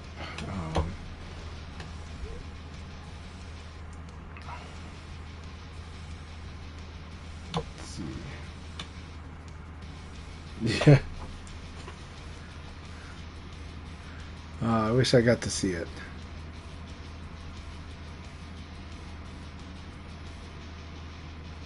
Everyone's playing awesome. Yeah, this is an awesome league.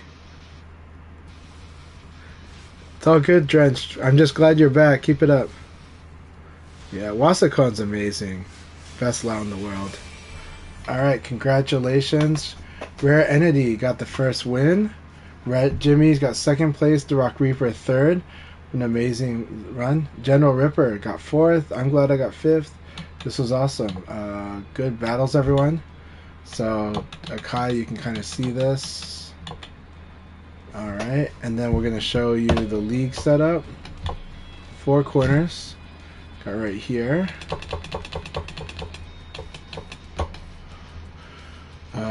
The text overlay's in the way, but we'll be able to see it.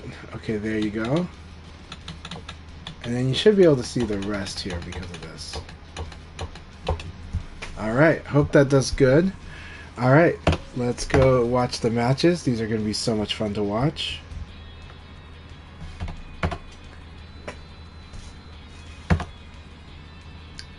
Alright, it was good to have you, Shinobis.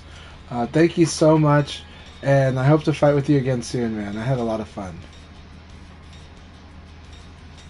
Yeah. Do you study the player? Wow, we've got really good L-Blaze tech on Twitter, and then we've got really good L-Blaze matches to watch on YouTube. So I gotta get you those links, Reaper. There's a lot of good stuff in there. All right, Jimmy, we're gonna fight your Jean. This will be a lot of fun.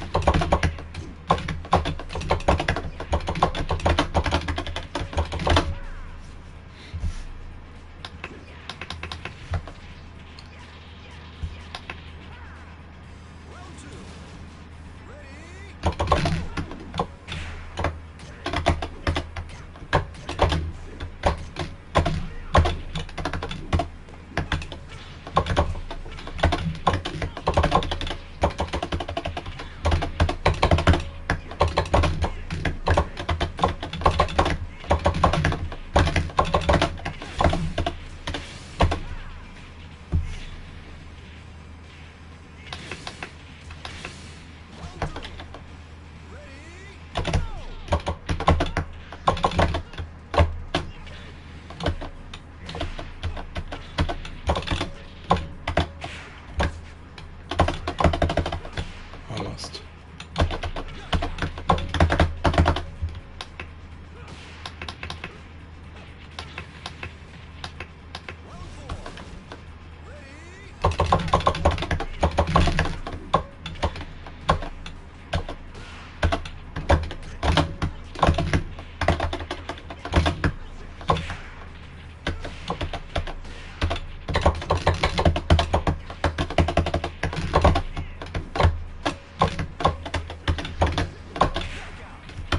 That was such a fun round.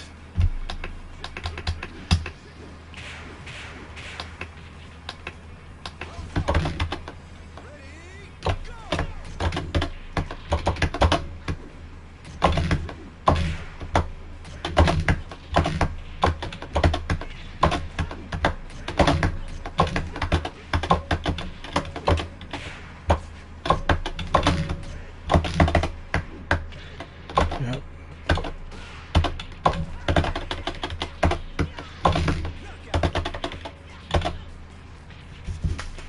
Very good game, Jimmy. That was so much fun. Very good fight. Very good fight. Helping me sharpen back up. I wish I was able to play the offline sessions in Portland on Friday. After this, I am going to jump off the queue for the warm-up matches because we're going to talk a little bit about Evo. So,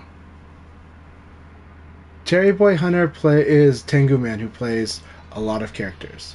Very strong with very strong with Aoi. Very strong with, and getting strong with Pai.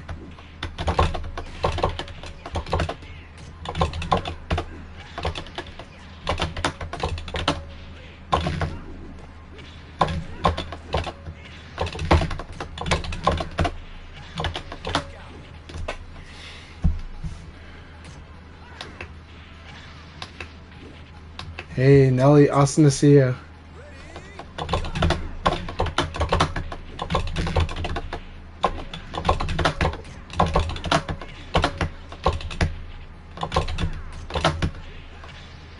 Let's do this. Nice. Oh.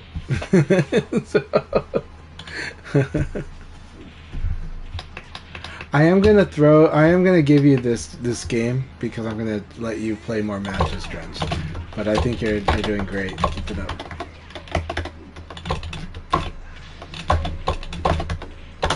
And then we're gonna talk about Evo. So.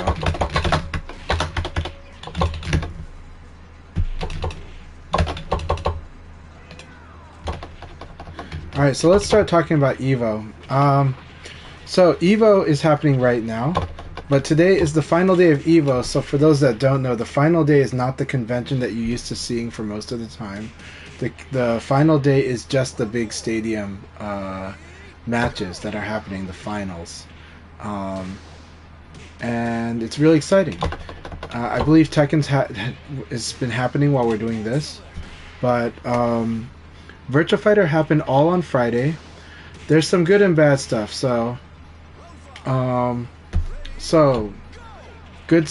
By the way, Reaper, I hope your eye's feeling a lot better, man. Really hope you. I'm glad you had it looked at. I'm glad you had it operated on, and so really best of wishes for your eye and for your health. And I'm glad that you got it taken care of. You know. Okay, so back on Evo. So Friday Evo, the tournament this year was the first year where they did, where Evo's side tournaments are officially under the Evo branding, even though under a slightly different, like, spotlight tournaments. Okay. Last year, Vortex Gallery were the group that were running the Evo side tournaments, and they have been doing, especially during the pandemic, and I think before, they've been running lots of online tournaments. And I heard they did pretty good on doing the side tournaments at Evo.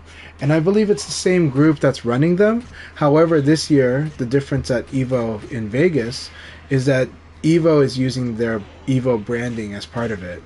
And it seems like there might have been some extra confusion.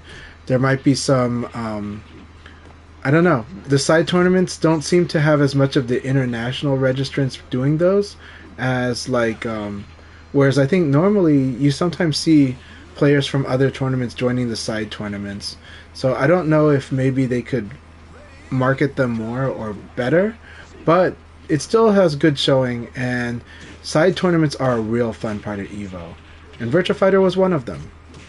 But that said, unfortunately, some players could not get into the tournament. So I know that Adam Yuki tried to register late, could not register late. It was too late.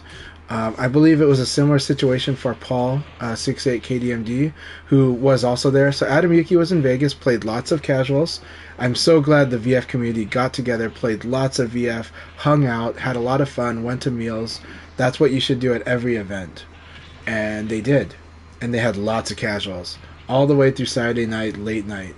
So I'm glad for that. Numbers was a big uniting force, able to get a lot of players together and connected. Gentleman Thief, of course, was there, and we'll talk more about GT's run. But Evo had a lot of good stuff for Virtua Fighter. A lot of good. There was actually quite a few players. I heard, we're looking at 40, 50 players that were there that could play VF. On top of some people that were learning. I saw that some people were learning VF at Evo from other fighting games. That is amazing to see. We see that in my locals. We should have more of that at all offline VF, where you encourage and you support new players coming in and trying the game out. Because a lot of and especially nowadays, more and more players are kind of understanding VF a little quicker than in the past, and kind of seeing a little bit of how to play it. And I think we as a community have gotten a lot better at teaching how to play the game than in the past. So I think it's wonderful, and I think Evo we had that, So, the run. Kurita was, as far as I know, was maybe the only Japanese player I know that played in the VF side tournament. But Kurita was there, and I was so happy when I saw that. When I did see so I saw an early form of the brackets, and I think earlier on, because it's just randomly sorted, I think at first Gentleman Thief and Kurita were in the same pool. So I alerted the tournament organizer. I said, hey, I think these two players, as far as I can tell, are like the two favorites. I think they should be in a different pool. You know, like I have a concern as a player, but you know, whatever you guys decide to do. And I think they were able to work that out so that they were not in the same pool. And actually, like I think you saw pretty much a lot of the top four in that same pool. Like when I saw the first draft of the brackets, and again, that's not bad bracketing. It's just that it's randomly sorted, and then Evo, both at Evo Japan and Evo Prime, they do let the players appeal and make their case for why an adjustment should be made. You can't tell them which adjustment to make, but you can at least say, hey, I think it would be wise to make this adjustment, you know. And I think in the case of the listing of players, I think it was very clear to me that Gentleman Thief and Kurita were the two standout favorites. I can't make a case for others, as awesome as they are, but I could say those two should be not in the same pool. Yeah. So that said, how about that Evo run? Fox getting third place, Genesis Frenzy getting fourth, I believe. And then you also had a lot of amazing players like Numbers, Rayblade, Cobratron, lots of great players that were there, and I don't know enough about Black Dragon, but they were good, and so I really enjoyed watching their run as well. So we had a really good field there, a lot of fun players, and of course we had awesome players that could have been the tournament that weren't. But at least in Vegas, there was lots of awesome VF action going on. And then finally, GT winning so strongly in the winners bracket final against Kurita was ridiculous. It was awesome to watch. You know, I believe it can happen, but I wasn't expecting that to happen.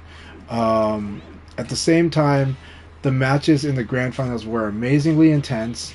There was side drama, but not from the players. The players were awesome in how they handled it. GT was trying so hard to make sure to explain, hey, what happened was basically Kurita just barely, really close match, just barely reset the grand finals. And the Evo staff was waiting because Kurita was being waited on for his Street Fighter 6 match, I believe. That's speculation on my part. But basically, when they misunderstood and thought that when he reset the bracket, they thought that maybe he had just won the tournament, I'm guessing. Because they were talking to him and trying to get him to go to the Street Fighter match. But I think GT explained to them and Kurita explained to them, like, hey, we're still in the middle of the grand finals. So the grand finals did resume. And yeah, I didn't get to hear much of the commentary, so I'm glad to hear that Genesis Frenzy made really good commentary during the pools. I'm going to definitely rewatch and watch that and listen for the commentary. I know that Mech and Iambic were doing commentary as well, and I'm happy to hear that Genesis Frenzy was doing commentary. Genesis Frenzy is a very sharp and smart player, so it's always, I do like hearing their thoughts on matches, and they do get good reads. So that said, yeah, Evo Prime, Evo Vegas was an amazing tournament, I thought, for Virtua Fighter. And watching GT and Kurita especially was amazing. Watching Fox was really amazing too. Fox has a very aggressive blaze. I would like to think that Fox's performance also kind of got Rare Entity amped for VF and got them here today. Yeah, GT had really good momentum. You know, it happens. But it would go either way. I think after that incident of trying to get Kurita to his match in another tournament, I think no matter the result, it's going to feel sucky for whoever lost after that, right?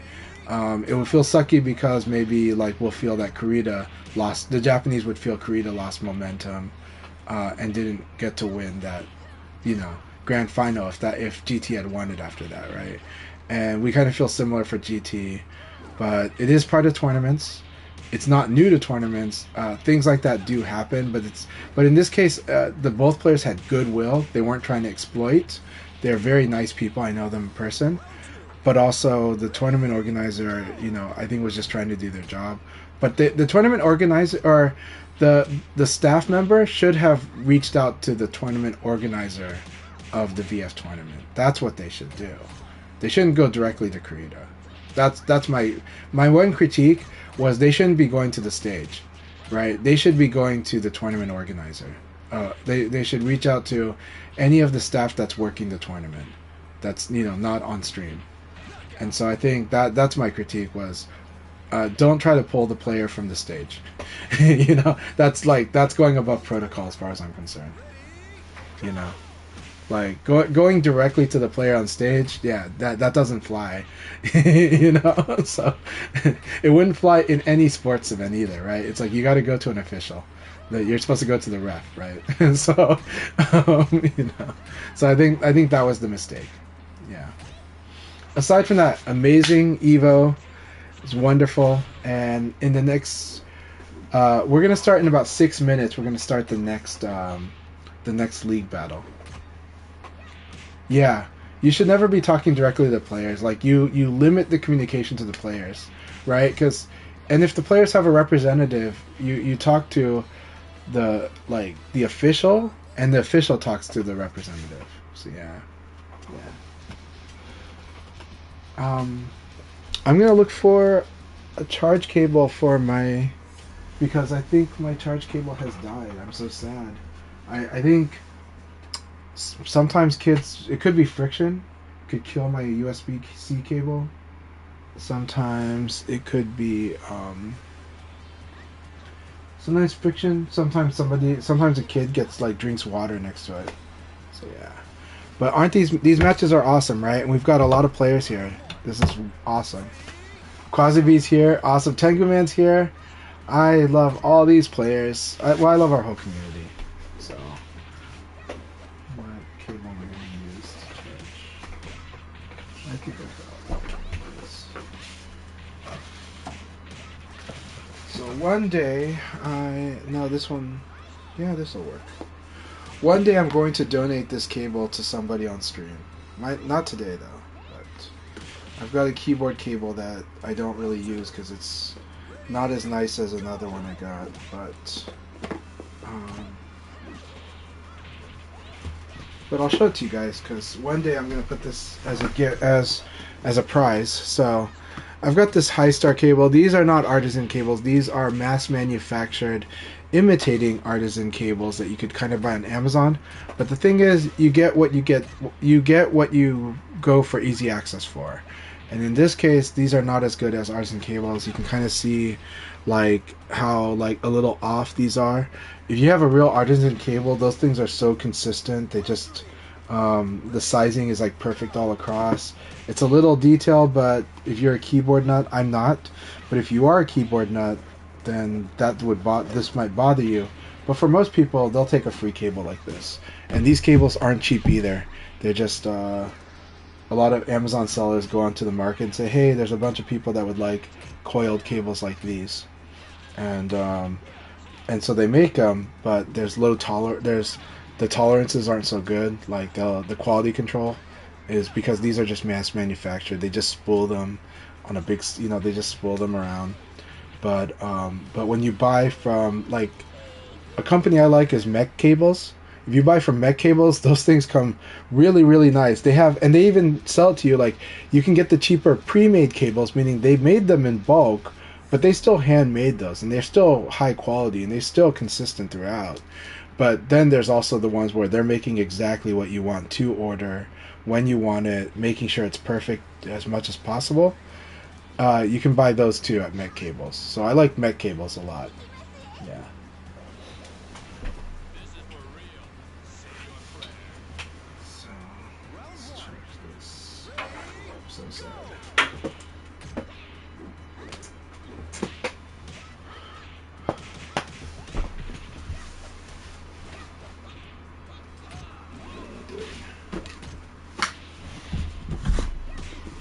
The other half of the cable that we get to.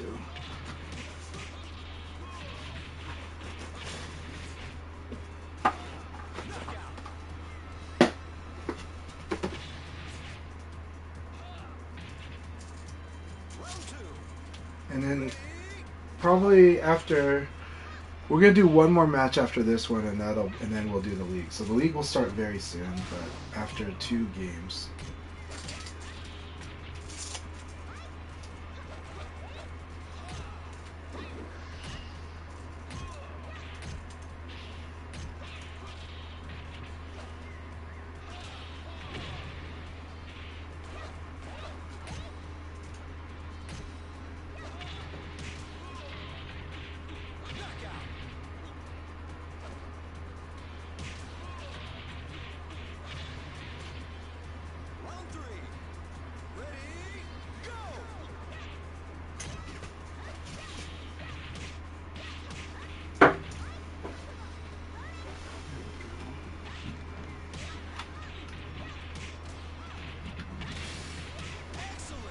Please tell me that this will charge now. It does. My cable is officially dead. I had a nice anchor cable, but it officially died. Yeah, we're gonna have a true battle survival coming up here. Look at this battle between Zaytigi and Tengu Man. A lot of fun. And Tengu Man, I wish you could have been over at Evo, you know? But I'm glad Paul was there, even if Paul could not play in the tournament. But you know what was amazing? I asked, and they did tell me that Paul... I saw that Paul was playing against Adam Yuki, and I said, oh, I bet Paul's and Adam Yuki are going to fight all night, and I heard they played like lots of matches. I'm so glad. They are both incredibly kind people. I haven't met Paul in real life. I only interact with them online. But actually, I think those two have a lot of similarities. But part of it being that they're very, very much gentlemen, you know. It was, yeah. Seeing Paul in the background was really cool. Same with Adam. Because Adam was, I did try to bug Evo staff if they could try to let Adam get into the tournament. And unfortunately couldn't, but I'm really, and they know Adam, so, but it's what it is. It's the rules are the rules, you know. All right, one more battle, last battle, and after this battle, we will be doing the league. Such a good league day. So League 2 is about to begin.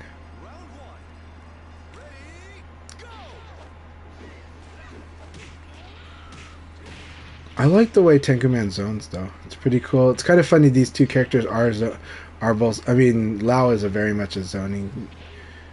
Zoning is kind of a tricky word, because what Lao does is... Lao wants you to really hit confirm a lot. Wants you to set up your offense quickly, but carefully. And that's what Lao does.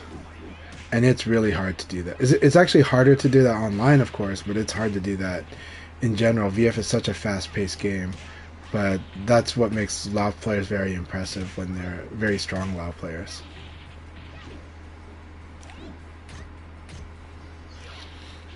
Like you would think that with like that ridiculous uppercut and with his throws that he'd be very strong on Nitaku, and it's like, well, he's fine on Nitaku.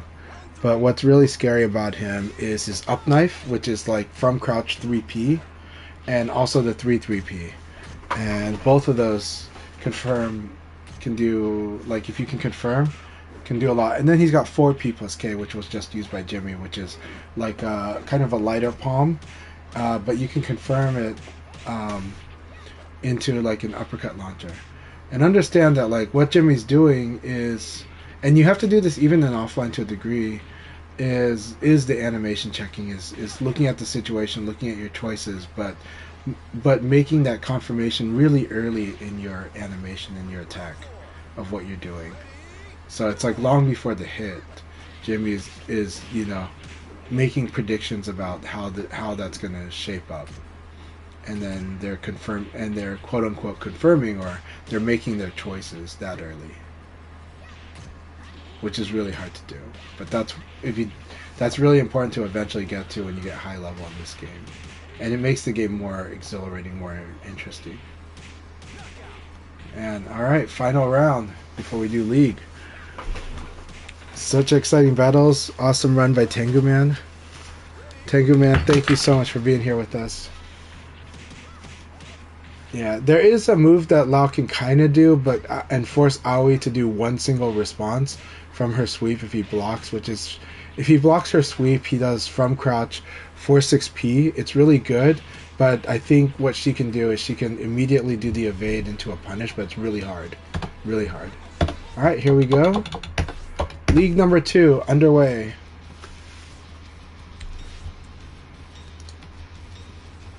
Good luck, everybody.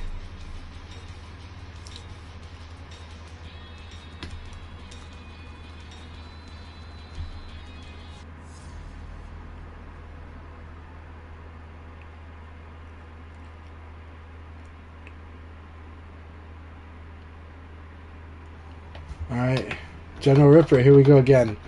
He won last time.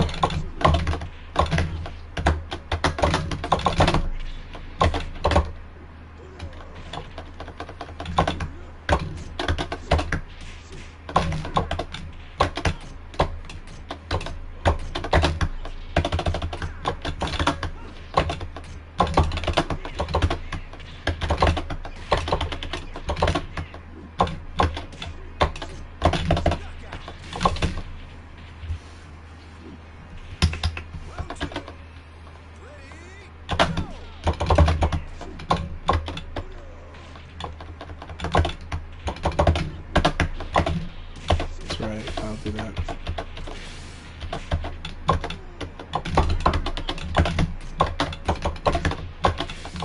So good.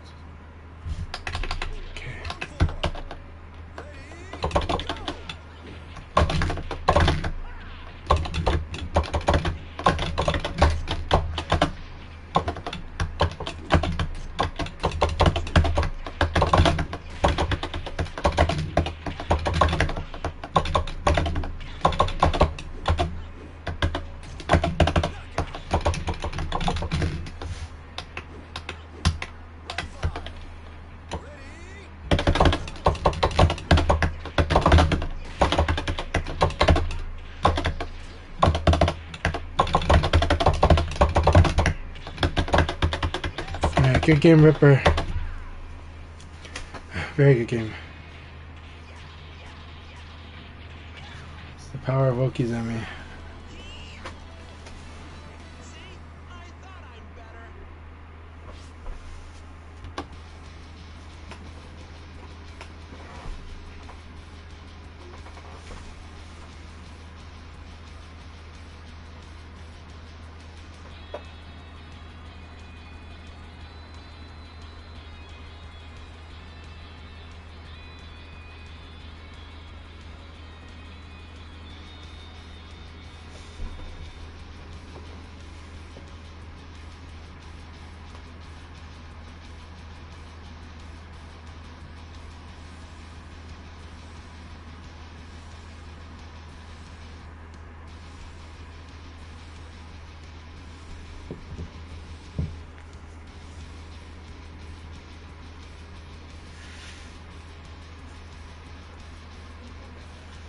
Alright, Akai, yep, we got... Here you go.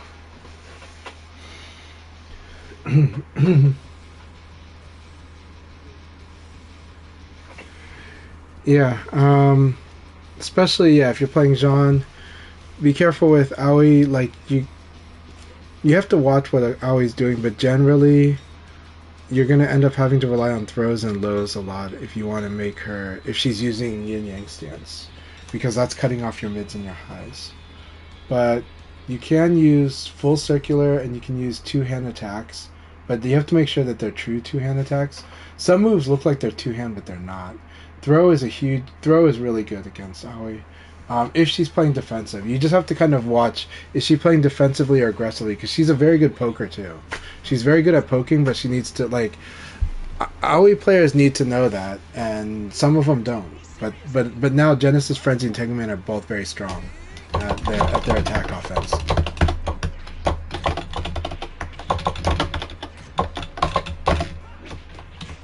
That's right.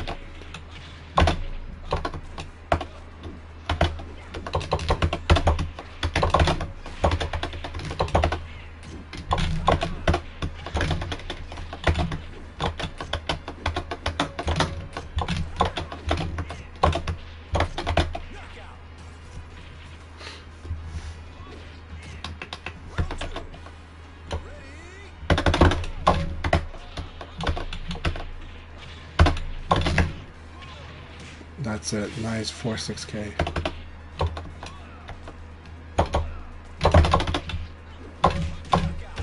Very good whiff punish. It's very smart whiff punish.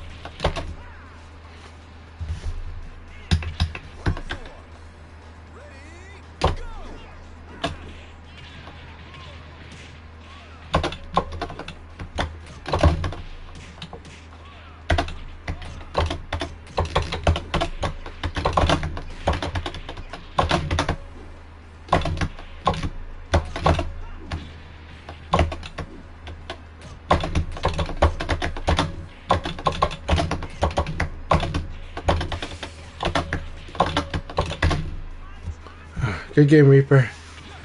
Good games.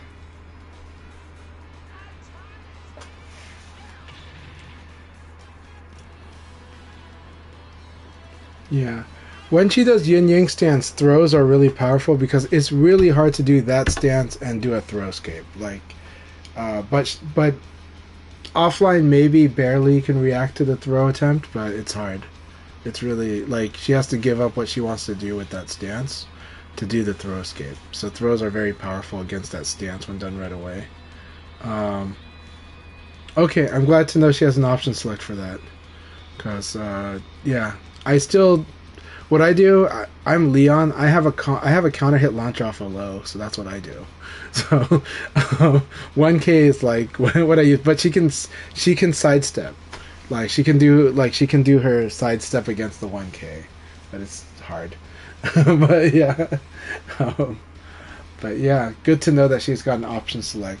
I do option select from reversals, so if you play a reversal character, when you do reversals like down back P plus K, you should always input like a throw escape like shortly after. There's a timing, and you do throw escape guard. That's a really important thing to do when you do reversals, is to always cover it with the throw escape. Yeah, good to know. Jumping kicks are good.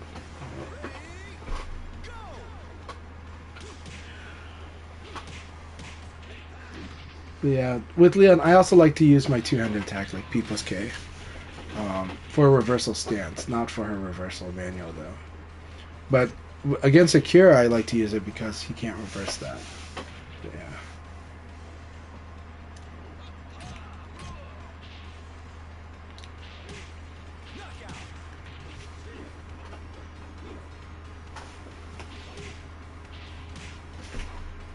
Oh no. Is it just not charging? Is it... Maybe my power brick is bad? I don't know. Just give me a sec.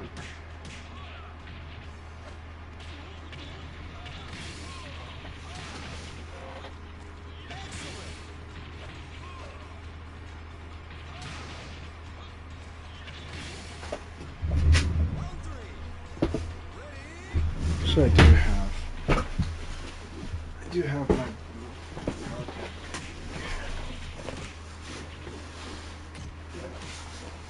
Let's try this thing.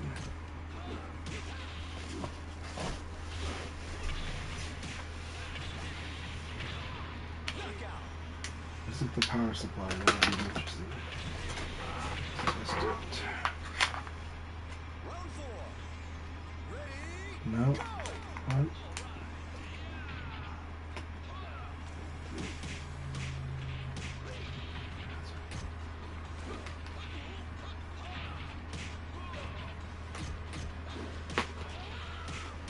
Just not getting my charge. Oh, it's the brick. Maybe it's the brick. Okay. My power supply might be dead. That might be what it is. Might be sad.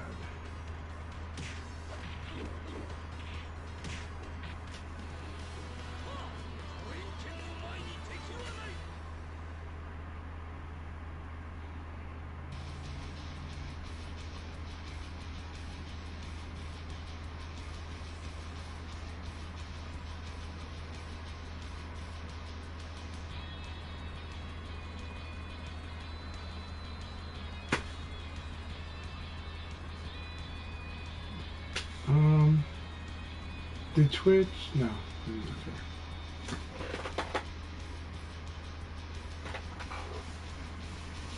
You're not feeling kick on... Okay, so you're feeling it on player 1 side, but not on player 2 side? And what is the situation exactly? What are you trying to do? Like, what is the situation where you're trying to input kick and get a response? Which response are you trying to get as well?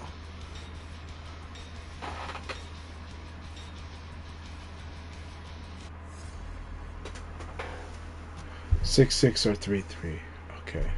With Vanessa. Is it like from block? Is it from attack? Is it neutral?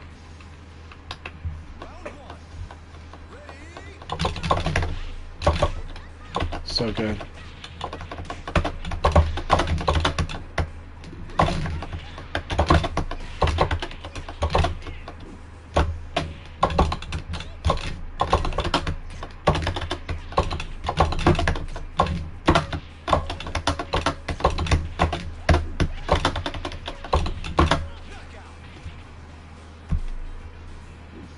Okay. We'll try to isolate that.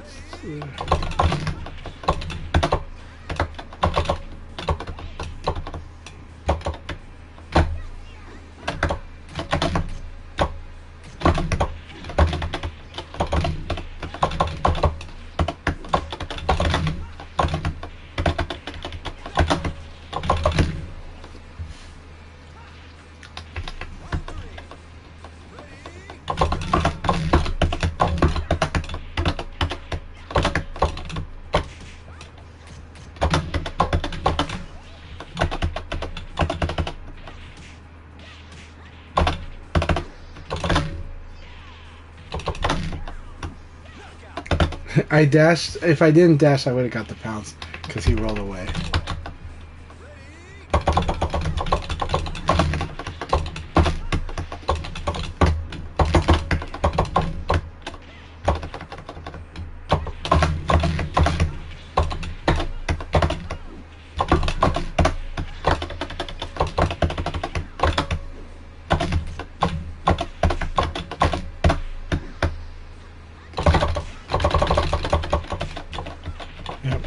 Good round. Forgot that I need to stagger break.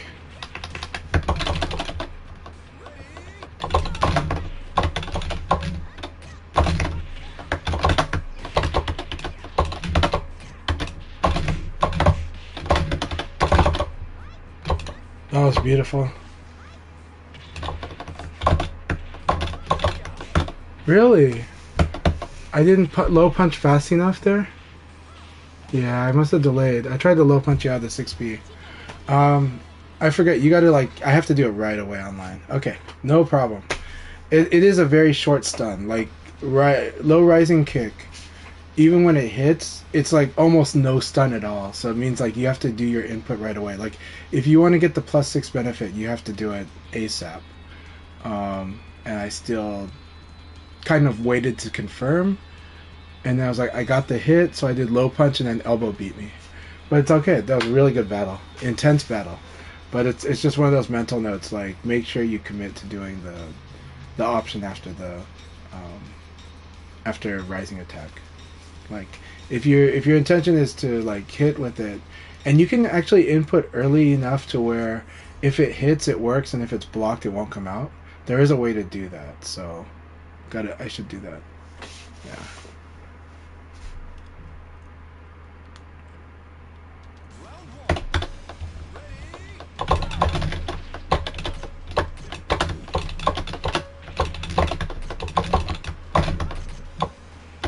Good.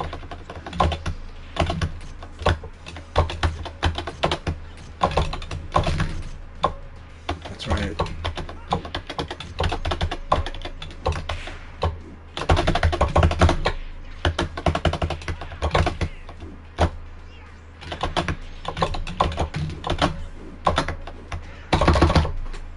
Good back throw.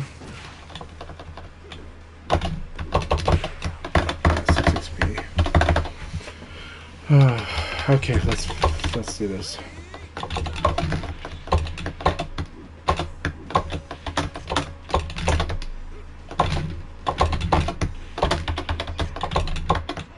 That was beautiful. That was a beautiful stagger break.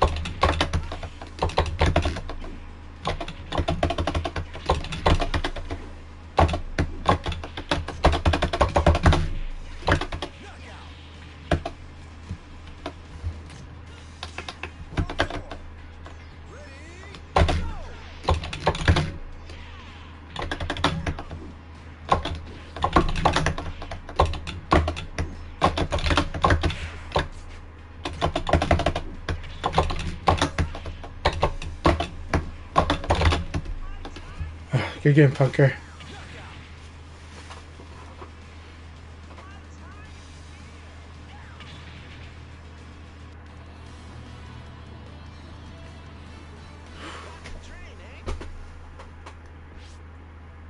General Whippers, yeah, is a Kage player. They mostly play online. They're a very strong player. They tend to be they commit to their reads pretty early, but they are very good at reading, and you should never underestimate their reads. Some people will see it as like it's similar to the way Tengumen generally used to play, where they do a lot of like they'll have lines of play, and they'll make a read like 3 moves in advance about which one you're gonna do, so they commit to it. And but I think that makes them very strong. They're very good. Their setups are good. Their Okizemi's good. Never underestimate their Oki. They're almost always trying to bait you to do a rising attack. I fell for it totally the last time we played, like in the first league. Ripper is a really good player. Yeah. Yeah, his Okizemi is ridiculously strong. His Oki is really strong.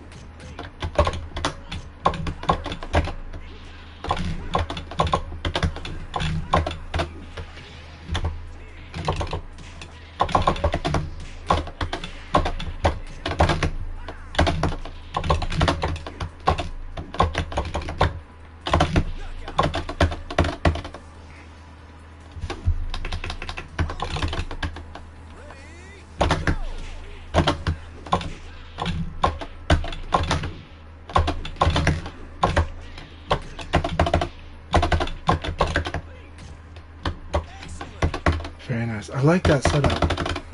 This is good. Alright.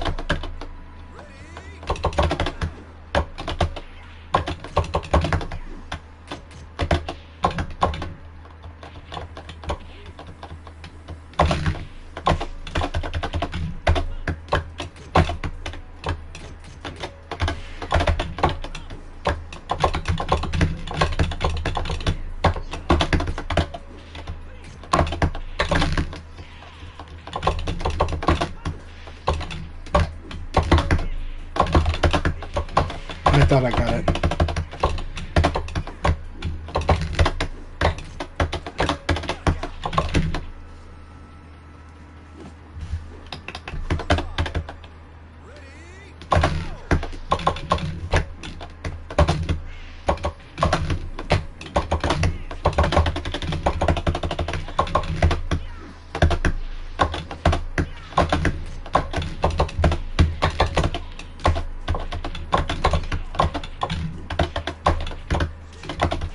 Oh, that was good. Good game. Good game.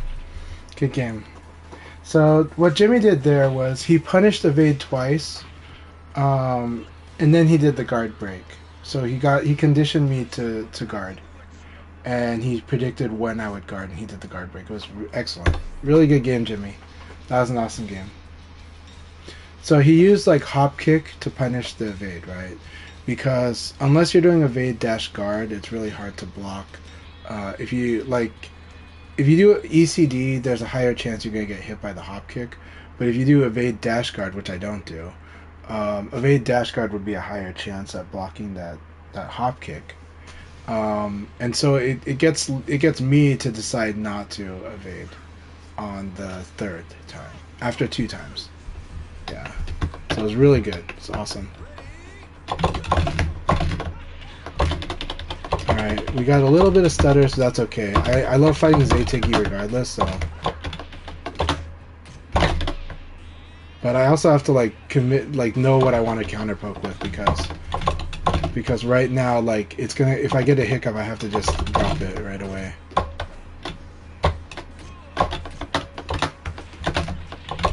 And it's really hard to convert right now.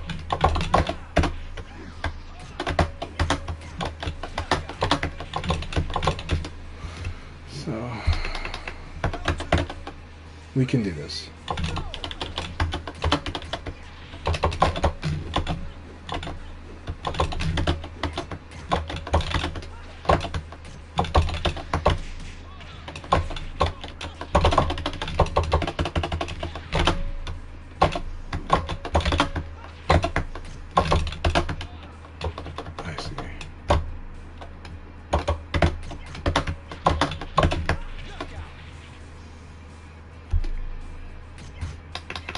Very much fighting to disrupt each other.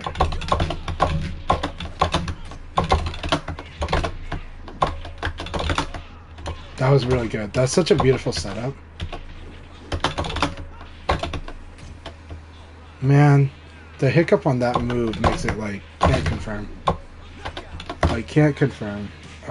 You have to guess, so that's okay. I'm just gonna have to guess everything right now. That's okay.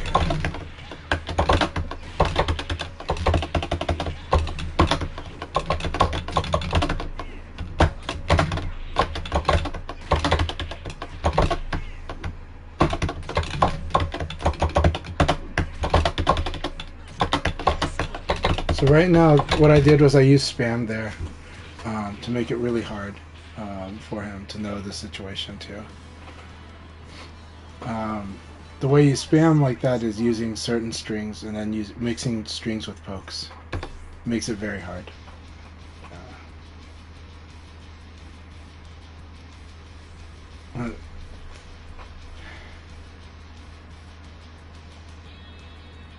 Lao, yeah, you have to lab him. You have to know his guessing points. Yeah, the lag was nuts. The lag was really hard for me against you, Zaytigi. I agree. It was rough, but always enjoy fighting you regardless. But the lag is hard. It makes it interesting, the decision points. So a lot more reads, yeah. Thanks, Hev. Um, uh, I don't know. Like me and Zaytigi don't have a good connection today. That's okay. Usually we do, but regardless, it's still fun battles. But it's like having to use a different set of technique, like just not reacting too much.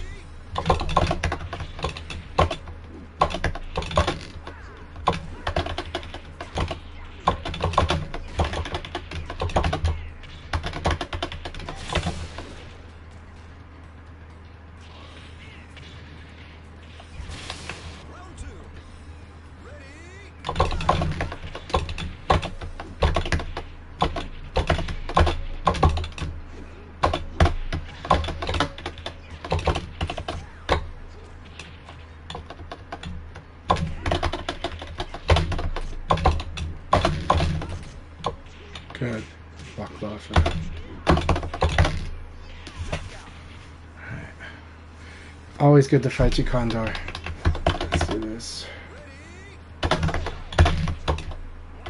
I love that setup. That's such a good setup.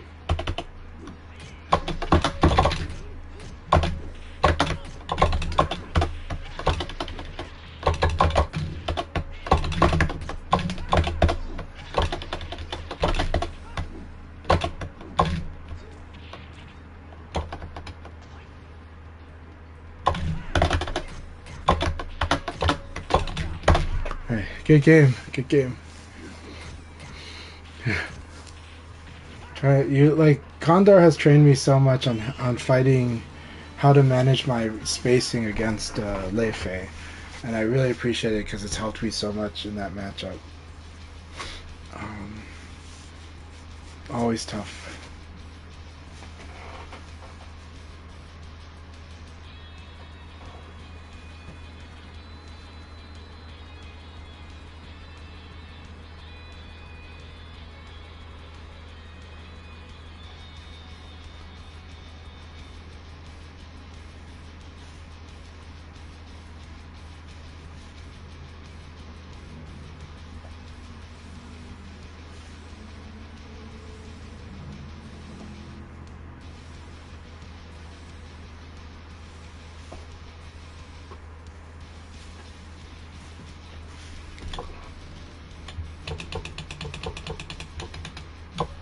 Alright, what was Blurring talking about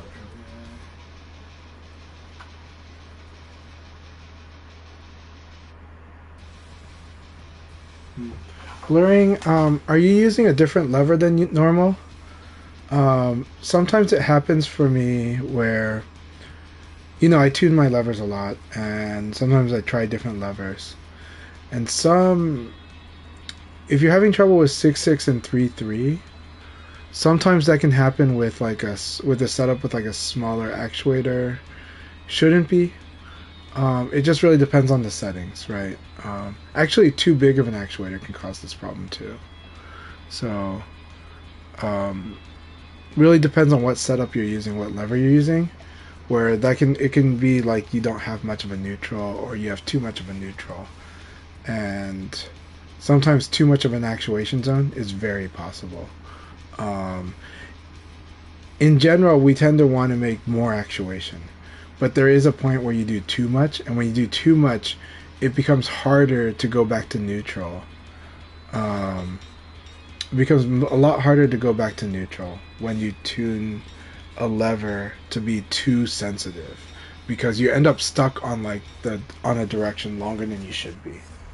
And that means if the direction is too sensitive, where you only barely move off of neutral to get to that direction, then going from all the way at the end back to neutral is actually harder. So sometimes using a smaller actuator sometimes will help you. If we're talking about lever tuning, and if we think the nature of it is that, especially when you're saying player 2 side, so you're talking about the left direction. If you do a very tight throw, it's hard to do left direction. That is the problem with doing that.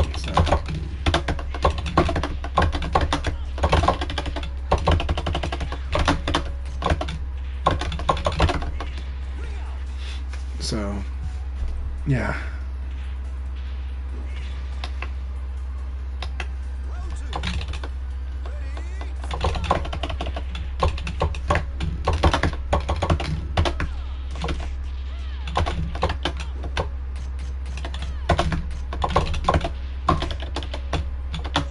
Very good.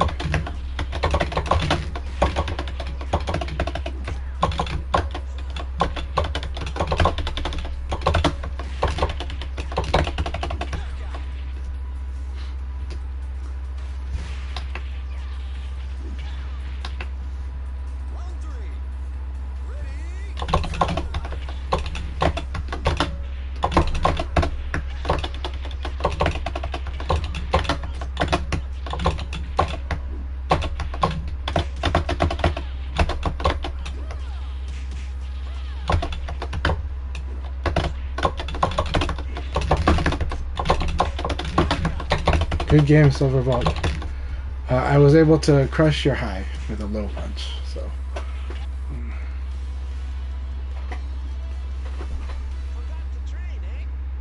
Vanessa mirrors are tough, yeah.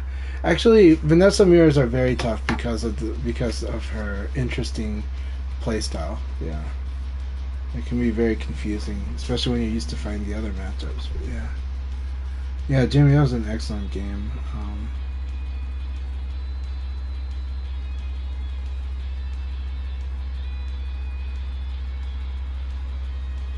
The spring on the bar. Reaper, what do you mean by spring on the bar? The spring on the lever? It's usually not so much the spring. Like I think he's using a grommet. I think he's using, if I remember correctly, Blurring is using the knee lever, the original knee lever by IST. And on the original knee lever, you can flip the actuator. There's two sides. There's a smaller side and a bigger side. I would try putting on the smaller side and see if that fixes it. The player 2, they're saying that player 2 side, they're having trouble with the, I think what they mean is hitting forward, forward, and down, forward from the player 2 side. That usually, I usually have that issue when I've got a very tight setup and like I can't move much. I might run into that, yeah.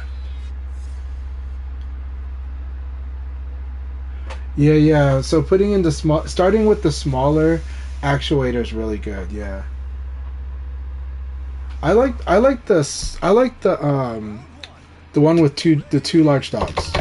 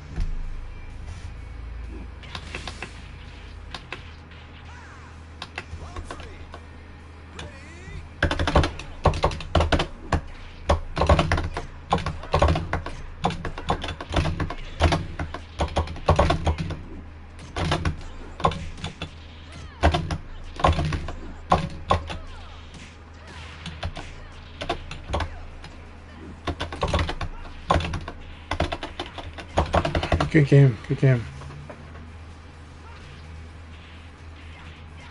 Sounds good, Akai. The JLX should feel like kind of like a light version of the Auto V5 is what I'm expecting it to feel like. I expect it to feel a little tighter and a little more stable. Your input should feel a bit sharper, actually. And I think you're going to like it a lot. I think it's a clear upgrade from the JLF.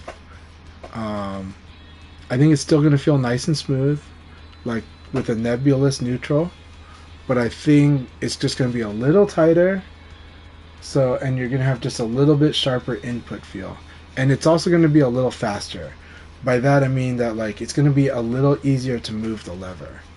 You're going to feel less friction. So I think your staggers, you're going to feel the stagger break being easier on it. Just my guess from its specs. But I think the JLX looks fantastic. I love that it's only $25 without the mounting plate, $20, because everybody's got a mounting plate on their current JLF. So yeah, that said, I don't like Sanwa screws for mounting plate. When you screw on the mounting plate, when you try to take it off the first time because it's really tightly on there, a lot of people strip the screws on the JLF. I've done it. I've done it twice. It sucks. Like, I haven't felt this much suckage since the PS3's, like, switching the hard drive and using the wrong screwdriver on there and then stripping the screws. Yeah, it has that. The Sanwa JLF and JLX. I don't know about the JLX, but the JLF has that problem. It's easy to strip the screws. You want to use JIS screwdrivers, Japanese standard. I think it's Japanese industrial standard. They look more square. There's like more of an L angle. If you use like Western, like American type of screwdrivers, they tend to be like more angled, and it's easier to strip the screws with it. Aoi is gonna be tough. Okay, Aoi is tough on learning. Like, you have to throw her like a lot more. It's tricky, yeah. Hori Alpha is a really good lever. That's a really good Korean lever that is really, really good. It's really good bang for your buck too. So, oh wait, Hori Alpha. You meant the never mind. You meant the case. Yeah, the Fighting Stick Alpha is good. Fighting Stick Alpha is a good case. It's lightweight too.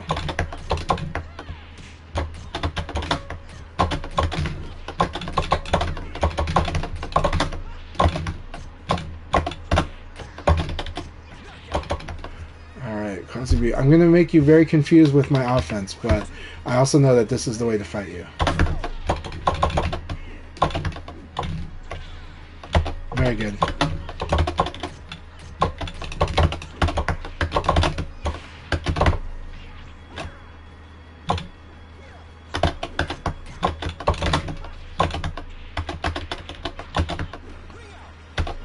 Oh, sorry, I didn't mean the bird. I meant to do the back. That was not intentional.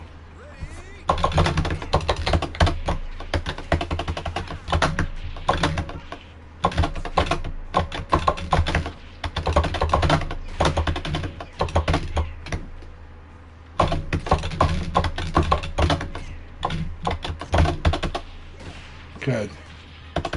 Good. Good.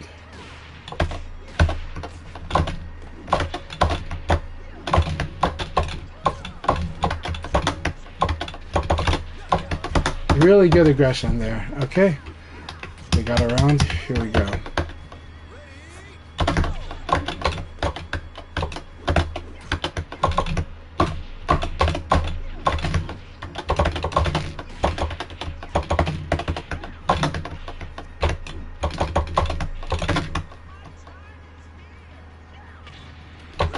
Alright. Good game. Good game.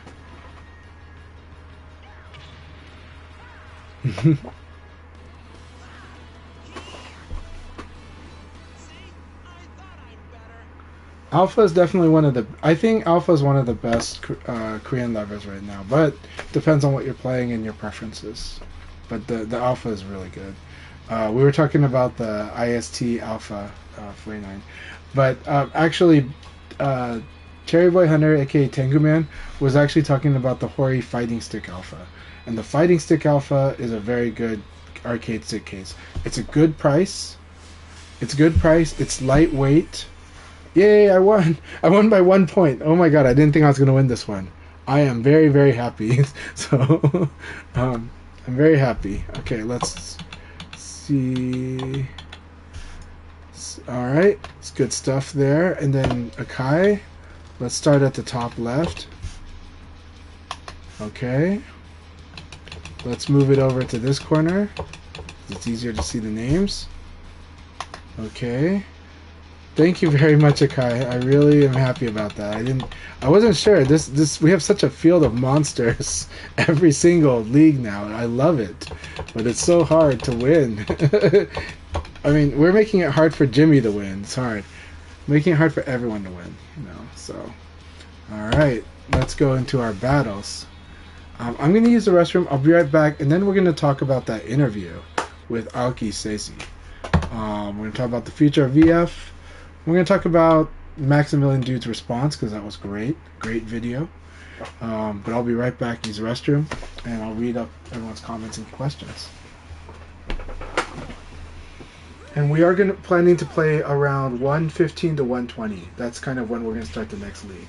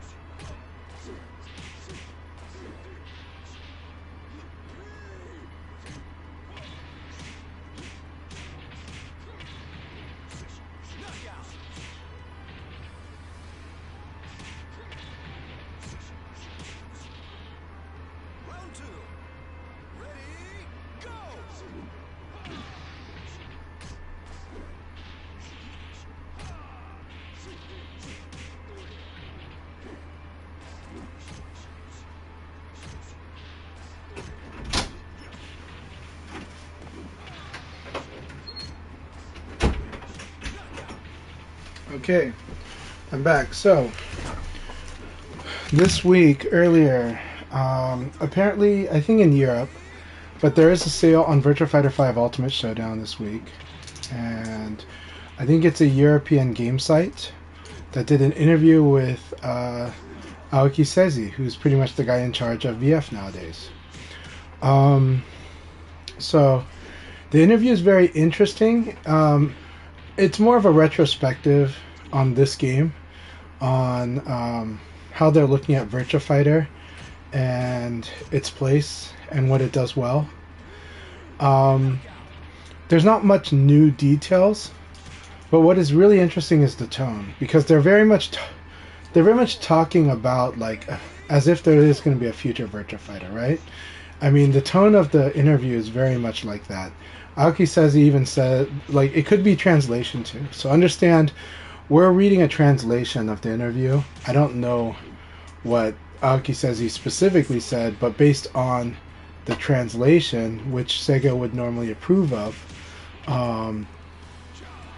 it's the tone is talking like, you know, says he's saying things like, when I make the next Virtua Fighter game, and then other statements like, we want to keep, you know, keeping the mechanics pure, would want to research interesting martial arts that might, you know, might be something more interesting. So he's very much talking about it, not just all, he's also talking about it in terms of Virtua Fighter as like the appeal of Virtua Fighter on its pure mechanics. But in addition to that, it's almost suggestive about the martial arts approach that Virtua Fighter's always had, right? And this is great for me because I keep thinking that the most likely thing Sega might do, or maybe what I think might be the most market-friendly thing to do, is to actually make a dragon fighting game. I tend to think that's the way. Now, my preference, I want a future Virtua Fighter game. And they don't comment on this, but they talk very much about very Virtua Fighter things. Aoki says it would be very likely they would re-record all the voices. Hey, Panda. You know, I'm going to answer that if someone else asks that question. Panda is an offline, is a friend of mine and part of the Portland scene and a real rival. So, always love Panda being here in the chat. But yeah, Aoki says he talks about Virtua Fighter as like its pure mechanics that still hold up to this day, and that feels refreshing, and feels like it's in contrast to what a lot of fighting games try to do and how they try to really push the aggression, and Virtua Fighter is just inherently assertive, you know? And we love this about VF. The interview was wonderful, and it's a lot of fun to read as a fanboy. It doesn't confirm anything, but he speaks in a tone like it's gonna happen. He doesn't speak in the tone like we're working on it, but he does speak in the tone of like when I do the next VF game. But again, probably, you know, I like to take it as it's suggestive that they're working on it, but we just have no idea when it's gonna come out. You know, it's, to be honest, a long time ago when they said it would likely come out like 2025, right? You know, it's 2 more years away. So, and I think that's true. I think they wouldn't have started the game until sometime last year or a year and a half ago. And so I'm not, you know, I think we're not going to hear much about it. But look, my take is also Sega keeps having him. They keep supporting the challenge, like the pro scene a little bit. It's not much, but they're doing it in an affordable way, or at least a budget-conscious way that could last. They are also they still send Aoki Sezi out to do these interviews and to do other things in the name of Virtua Fighter, and so it's like, you know, on the face value, looks like they keep gauging interest, but I do think it means like he's like they want to keep at least the name kind of out there, and like Max says, a future Virtua Fighter is going to happen. It's just a matter of some of the circumstances, but it's happening. That's my belief. That's not what they say in the interview. But I thought it's a good interview. Definitely give it a read, and definitely watch Maximilian Dude's video covering it, because it gives you some of the energy. And Maximilian Dude does a wonderful job of representing like the casual VF fan, the guy who has memories of VF. He, you know, like how much VF2 meant to him, and there's a lot of people like that. So definitely watch his videos whenever he covers VF. Definitely support it, and definitely represent VF well. You know, if people start doing some weird VF is not Tekken or whatever narrative, just kind of bring up what's good about VF. It helps. It helps, and people can see the lame stuff for what it is, but they can see the good stuff too. You know, and they can definitely see enthusiasm. So I always bring the enthusiasm, you know, and I recommend anyone who loves the game, if you love a game, you have enthusiasm, bring the enthusiasm. It helps. Trying to make quirky remarks, it could be fun, but it doesn't help. It's just maybe fun on the side, you know. If I'm being honest about Tekken, I like Tekken. Tekken has changed itself to be more of a power fantasy ever since like 5 or so, and I like that. Tekken feels good even if you're like not a good player. Tekken kind of feels and looks good, and that's an important thing. I think VF definitely has this like the better you are, the better it's gonna look aspect. Now I definitely think they can adjust the floor so that Virtua Fighter 2, Virtua Fighter 4, and Final Showdown, all 3 of those look actually pretty good even if you're bad. But Virtua Fighter 3, Virtua Fighter 1, and mainly those look terrible if you're bad. like they look really ugly if you're not good. And it makes you feel ugly, and it makes you feel like this is not a fun game, right? VF2, VF4, I got to see in arcades how many people would play the games because even if they weren't that good, it looked and it felt good. You know, say what you will about Dead or Alive's animation style, which is not my cup of tea either, but it, as a player, as a casual player, you still look and feel good when you play that, even at a casual level. Soul Calibur, I think, is the best at this. Soul Calibur, everybody thinks they're really good at Soul Calibur. No matter how good or bad they are, everyone thinks they're pretty good at the game. And that's because the game feels good all the time. And, it lets you be as aggressive as you want. I don't really want VF to do that. I'm just saying there are ways, and VF2 did it, and VF4 did it. And I think this game does it reasonably. VF5 Vanilla did it. But I'm not crazy about the animations of VF5. But I think this game has beautiful animations. But yeah. Well, VF is smooth when you know how to play it. It is like ridiculously cool, great looking in my view when you know how to play it. But at the same time, you have to know how to watch it, right? In VF or in Tekken and in Street Fighter, the battles can really swing back and forth, and you kind of have an idea of who's the stronger player. In VF, you have to be the type of person who's watching each punch. Like, it's similar with boxing. A lot of casual people, they can only watch certain boxers and enjoy it. But they might watch like Floyd Mayweather and fall asleep. But if they watch Mike Tyson, they're gonna love it. And if they watch the way that Muhammad Ali does his thing while being more like a Floyd Mayweather, then they like his swagger and what he brings to interviews, and then it makes it easier to watch. But somebody that's a lot really technical, they sometimes have a hard time appreciating in boxing. But it depends on the fighter and the charisma of the fighter, you know? I think Inoue is actually easier to watch if you watch enough of him. I think he's fun to watch. But, yeah. But Tekken, I think Tekken is generally fun to watch. I think Tekken is generally fun to play, and I think it is a good game. It's just that it has very powerful defense. And so, as a competitive fighting game, you just know that how strong the defense is. For me, I like VF, so I like a game where you have lots of options and you press, and I like the feeling in VF, like the way that we're cutting at options and the way we get a feel for the opponent. But it's hard to explain it.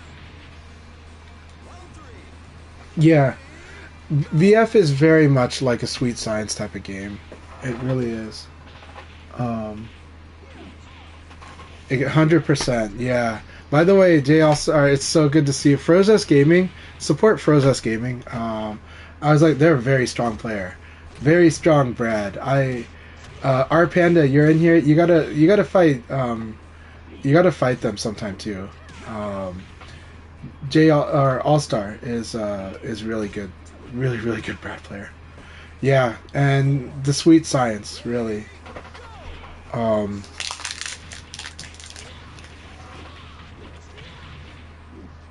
So what Tekken to me is like, okay, Virtua Fighter is like cinematic martial arts to me, right? That's why it can have floaty aspects, it can have these cool combos, and at the same time, it feels like martial arts. Tekken, again, when I say power fantasy, it is like some martial arts movies, but it's like some big action movies. I mean, I think starting with Tekken 6 or 5, everybody punches like Jack. You know, like Jack like always had like megaton punches, and then suddenly everybody has a megaton punch in Tekken.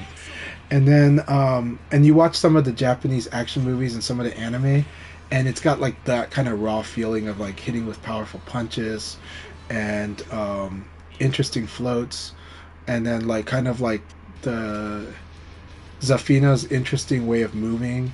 And even Brian Fury, like the way he does his sweep is very weird looking, but it fits with like the power fantasy, like sci-fi / fantasy / martial arts action films and anime.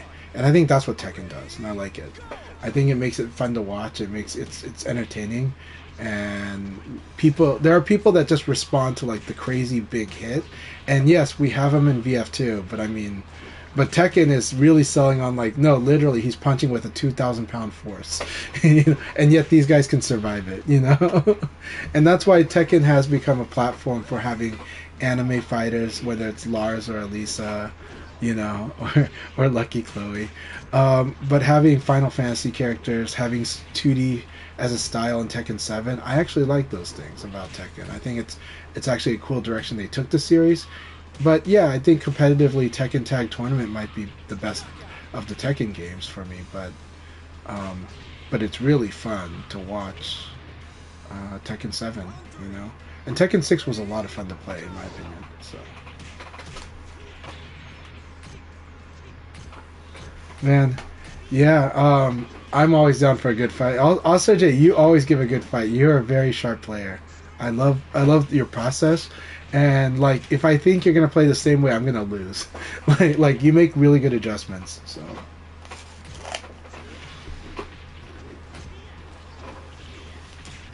We are going to start after 2 games. After one more game after this. And I am going to queue myself last.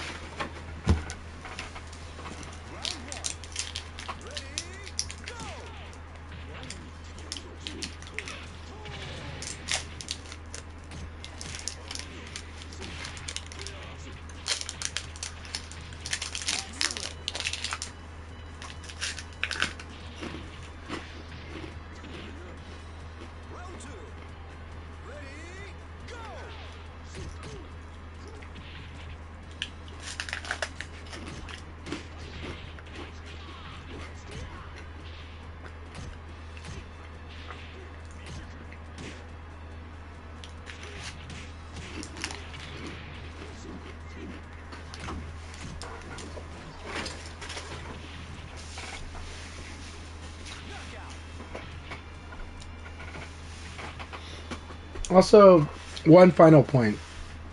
Ambiguity versus I know what I need to do. Tekken is a strong game where you sometimes know what you need to do. There are a lot of guessing games in Tekken, but there's a lot of situations where there's a lot of situation knowledge of this is the best thing to do when this guy does this. VF is very ambiguous, and that's what makes VF harder to teach. Because VF is about, well, I know what beat me, and I know why it beat me. So the best option is this. And the simplest we can make it is like the Nitaku situation, where it's like, okay, like he sidestepped you, you should have thrown him. Okay, then I went for the throw and I got hit. Yeah, then you should have guarded or sidestepped, right? And generally, I will tell beginners, guard throw escape is one of the strongest defense. You should usually do it, but you are going to be pushed off of it because your opponent doesn't want you to do it all day either. All right, let's get this. Let's do this. So VF is harder to teach because of the vagueness. Like, what is the right thing to do? Well, the answer is it depends on what you think the opponent was going to do. In other games, it's a little more concrete, and sometimes I can tell you how to play a character, and you just follow those instructions, and it's enough to get through and to beat a lot of people. But in VF, it's hard to do that.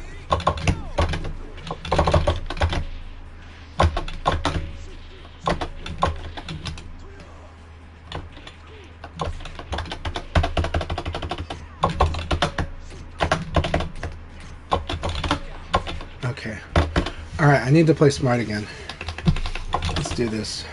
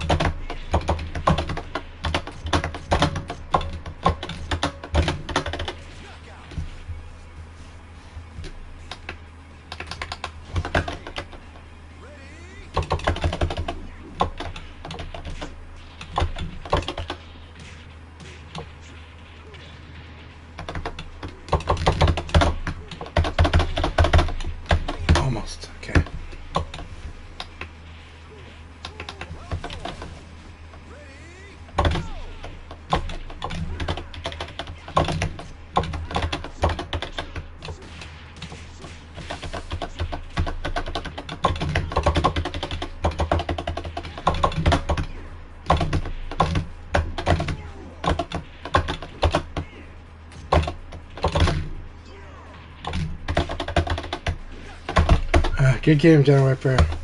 I'm not feeling sharp at all, but that was awesome. General Ripper's Okizeme is so terrifying. It's so terrifying. It's like I keep wanting to be aggressive, and sometimes I get rewarded for it because I love. Okay, I've said it on. I've said it many times on stream, and I've written about it. But I'm because somebody asked me about Okizeme in this game, right? The beautiful thing about Virtua Fighter's Okizeme, you have all the advantages and all the options if you're the one doing the Okizeme. You're the one that's standing and your opponent's on the ground. However, your opponent has a good amount of control over the timing. Because there's an invincibility state, that's really powerful. And so your opponent often has options on ways to get out of any Okizeme situation. And it makes people with good Oki even more impressive. So, there's always at least an option, or at least there's always something you shouldn't do. But the Okizeme in this game is very dynamic, and it's wonderful. And it's what makes it a lot of fun for me, too, because delaying when you wake up or waking up right away, being aggressive, like being recklessly aggressive on wake up, versus being more patient, it's all good. All of the wake up approaches, there's a way to do them in general. But if an opponent does a meaty, you have to respect the meaty. But again, you can mess with the timing and cause them to meaty early. Yeah.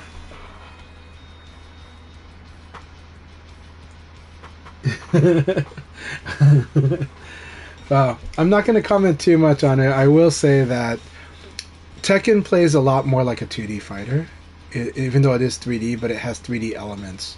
Still very much a 3D fighting game, but it's got an interesting flow. And again, that flow is easier for some people to understand coming from 2D fighters. But yeah.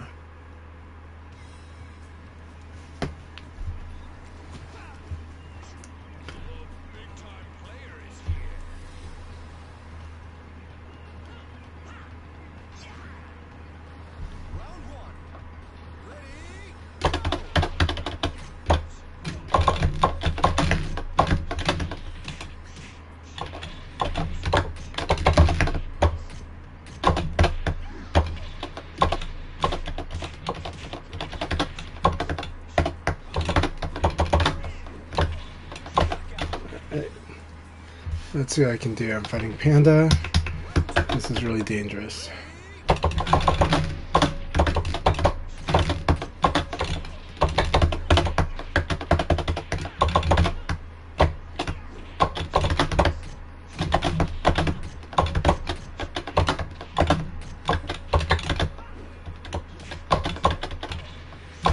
Oh, so good.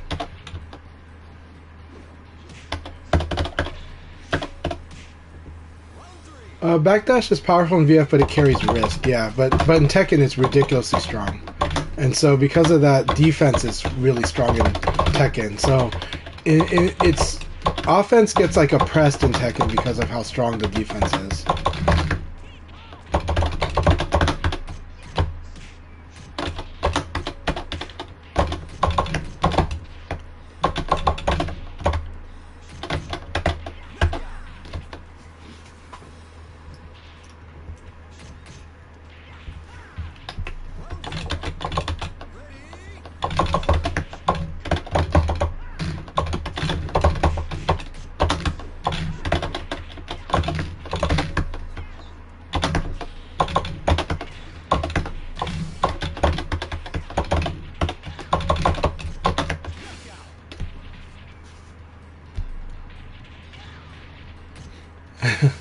I understand.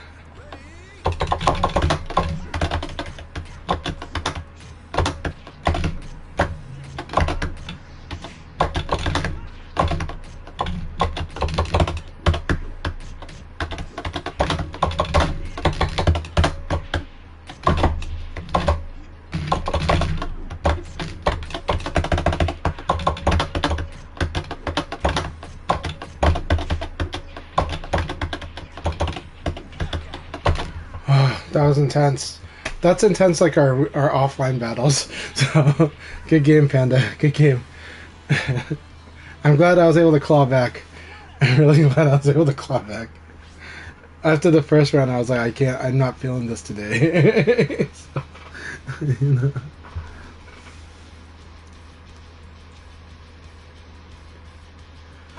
Pac-Man, you absolutely should. You gotta get the gang together. It's a good opportunity to have like an offline session, and Panda's committed. Like, if you guys, you guys gotta be able to get the gang together because you got a lot of good players in Texas. You got yourself, Sasa de Pones, who's Taco Guy. You've got Mountain Dew Faker. You've got Blurring. I need to react to that better.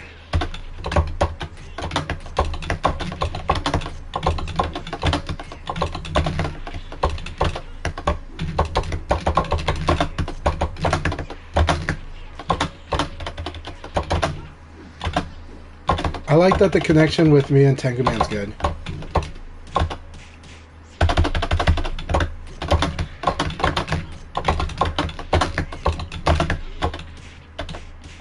And we both we do a mix of Abari and not Abari. I love it too.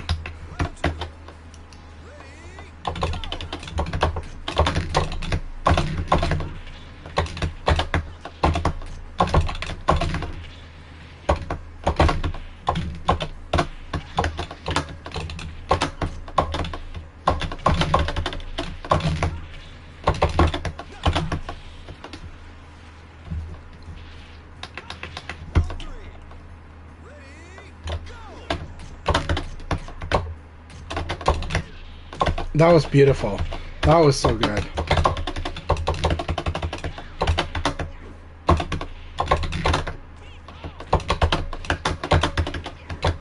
Let's crouch.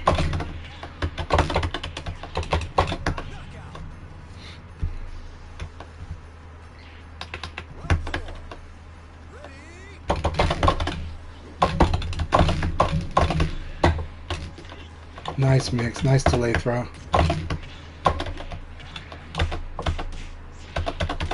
So nasty. It's hard to tech roll that. You can tech roll, it's just really hard. That's so good though. Oh, so good.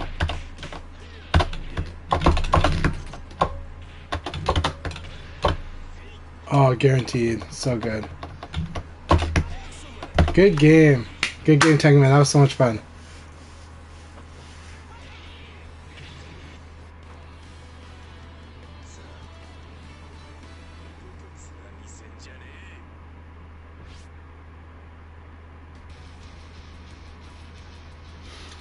There will be VODs, but right now the accounts... I might upload from my account the stuff from Mech because I don't think Mech typically uploads to YouTube, so I'm just gonna rip the VOD from Twitch. So there's Mech Z Deus on Twitch. I'm gonna type it here, and you want to look them up to watch their content, their streams of Virtua Fighter on the weekend. So Mech Z Deus. That's who you want to look up on Twitch. All right. There, and then you want Team Spooky. That's where you get the top 6.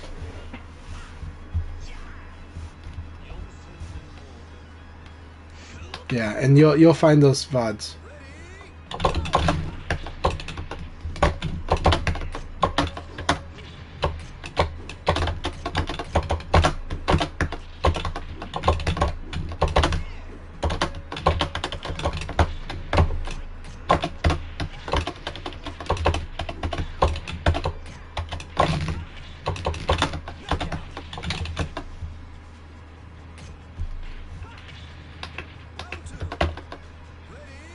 Always good to have you, by the way, here again.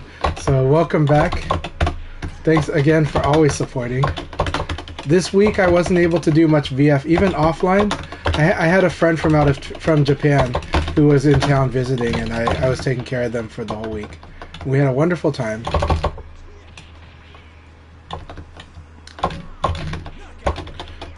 Had a really good time. That said, this friend is also got interesting history too. I was gonna say, like, if I brought him to the offline session, I was gonna tell people that if they were into the Soulsborne game, they can ask him questions about like the lore and stuff, because he's like the translator for like a lot of From Software games. He helped. He wasn't the main translator for Armored Core 6, but he did help with, like, he did help polish it up. Yeah. But he is on Elden Ring, and yeah.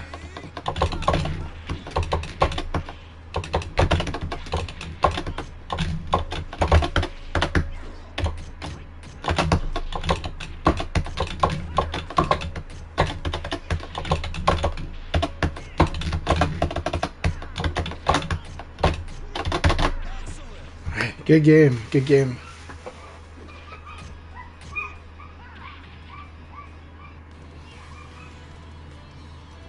Oh, congratulations, Herv, man. 6Q and Baduk, that's awesome. That's really good. It's really good. Oh, man. So, are you Korean, that you're using the Korean name for Go? Yeah, Baduk is awesome. Baduk. Go. Okay, VF3 is my favorite video. Virtua Fighter 5 Ultimate Showdown is my favorite video game, but the game of Go has got to be like the best game ever made. So, you know, it is SEO friendly. It's when you look up Go, you don't know. Even if you look up ego, hard to find stuff. So using Baduk is great. Wait G is another one, but it's better to use Baduk. Awesome. Well, I mean, the Koreans are the best, right? So, the Koreans and the Chinese, the Japanese have a rich history and were the best for hundreds of years.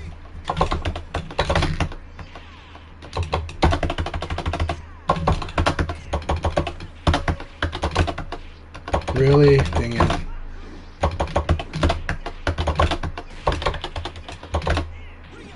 Reaper is very familiar with that pattern. So.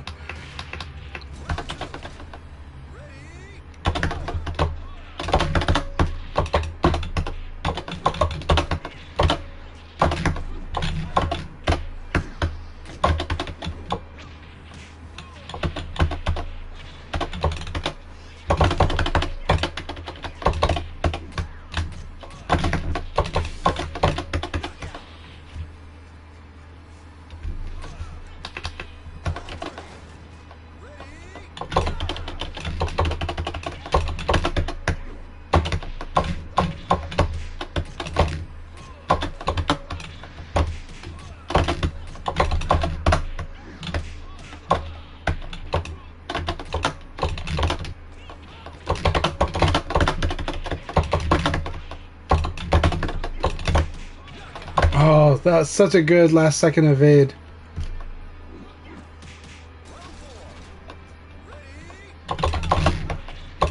That sounds about right. But China is very strong. Yeah, I mean, they're all strong, but I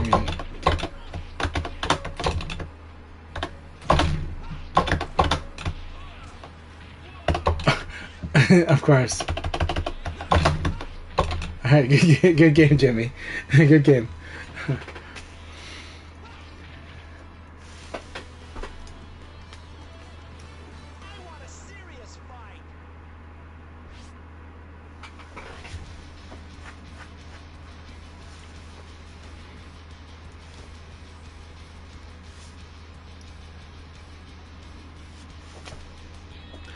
Once Jimmy starts remembering how to use like L-Blaze in the Leon, or at least in the Chanchai matchup, it's very scary. L-Blaze has got some really terrifying Okuzemi. I'm glad I guessed one of them correctly. So I'm glad I guessed one correctly and was able to convert it, but it's rough. General Ripper is in the lead right now.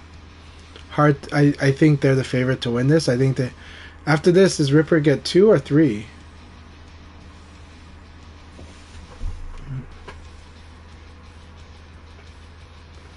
Yeah, so Panda, Ripper might be playing in a style that is originated in lag, but it's a very deep Yomi style, and so it's always good to acknowledge that Ripper has very good Yomi. And there is a lot of setup, so you have to make sure you don't.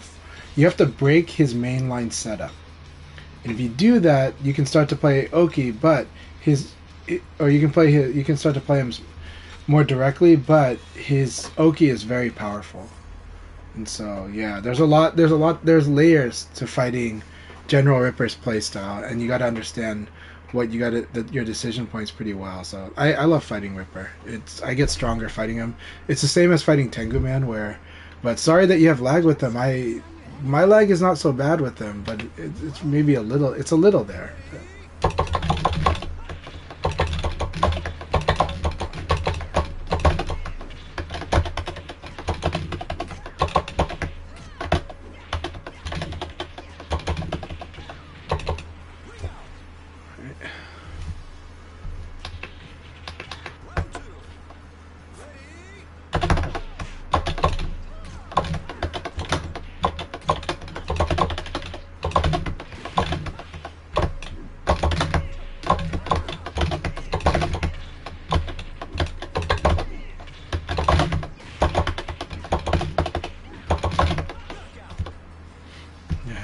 I'm gonna make sure that you tech roll. If you don't tech roll, I'm gonna do a lot of damage.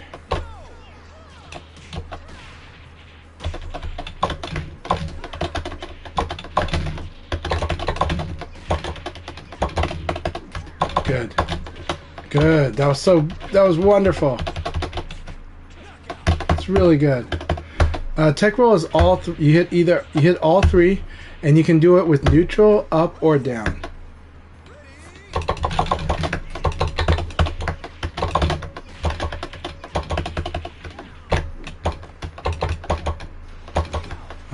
Sorry, Quasibi. Yeah, you were just at the edge of the ring. But it was a good fight. It's a good fight. That happens. It happens. I've done it many times.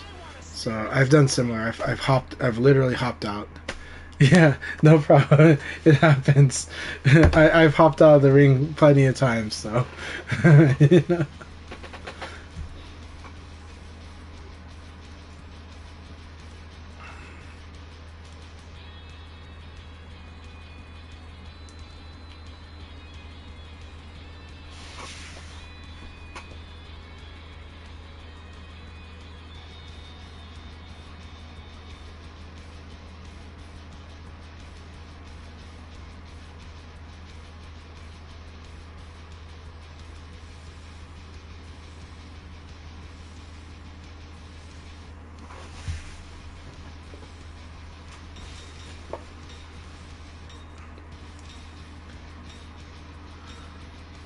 Yep.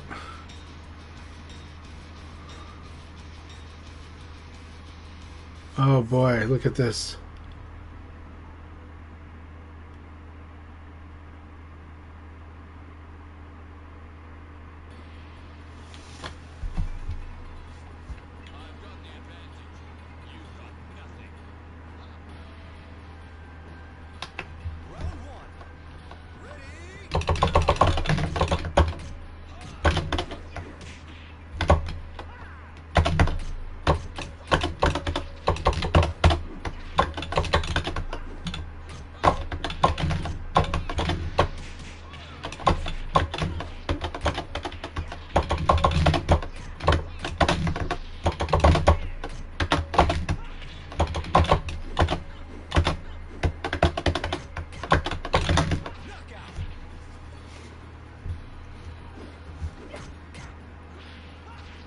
Oh, I'm sad to hear you guys had like lag like that, because I have like a great connection with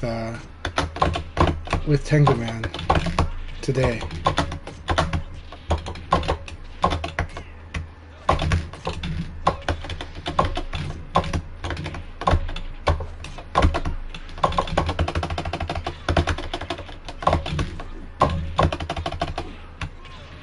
Oh, that was so good.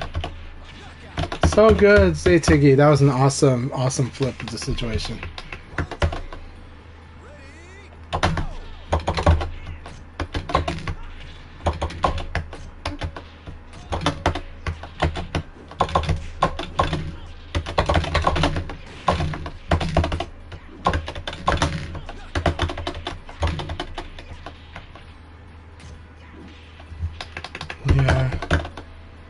Well, it sounds like they both had lag. I don't know if it was asymmetric, but if it was, then that sucks.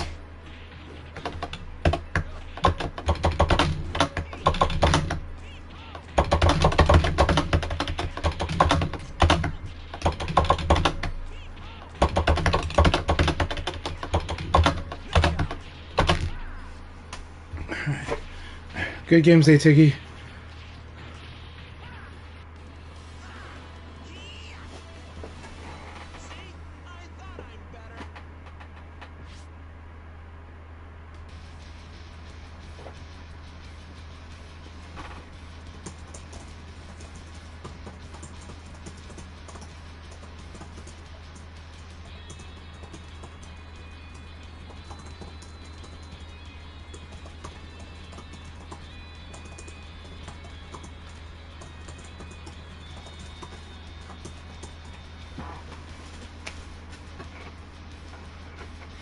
All right. Today, we're not exactly doing team battles today, but I love the team battles. But we are going to continue having matches after. So it's open casual room. I'm going to leave the room open so we can do some more casuals, have a lot of fun fights, and yeah, we're going to do that for a little bit. I am also going to recommend everybody to check out Fight Club Hubs. Or on Twitch, the GVN. THEGVN. THE, George, Victor, Nicaragua. The GVN will probably have the bi-weekly tonight. That's a tournament online. It's a lot of fun. They do good commentary on it. It's a fun community vibe, and I recommend everyone check it out. We did it? Oh my god. We did it, Jimmy! Jimmy extends his lead to 4 wins this season. Right? I think it's 4 now. And then I was able to tie with him. So I get to tie with numbers for 3. For 3 league wins. Yeah. Oh, Jimmy's at 5. Jimmy's at 5, and that's how I would have it, because I believe that Jimmy is one of those guys where if he plays the league more, he will be one of the guys favorite to win, and I love it. And he did it with Blaze this time, and he did it with Lau earlier. All right, let's get the stats in for Akai.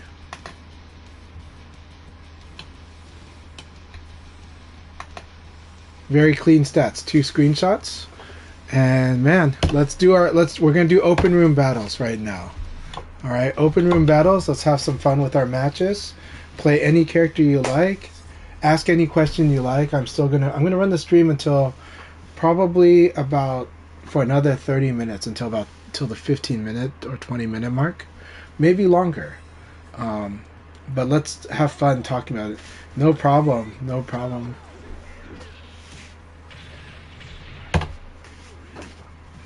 So we'll do the full screen, so you guys can watch full screen matches. I know most people prefer full screen, but when we're queuing up for the league, I like to leave the list running so we know how many people are there and so it encourages people to join, right? But right now we're doing this open room. The password is 0806, today's date. And I hope everyone's had a wonderful summer. Sadly, I will be missing probably the next 3 leagues. I will be gone next weekend, and I'll be in Thailand for a couple weeks. So I might be able to play the last league of August, but I think it'll be September when I'm back in the league. So I'm gonna be missing everybody. I'm glad that I got 2.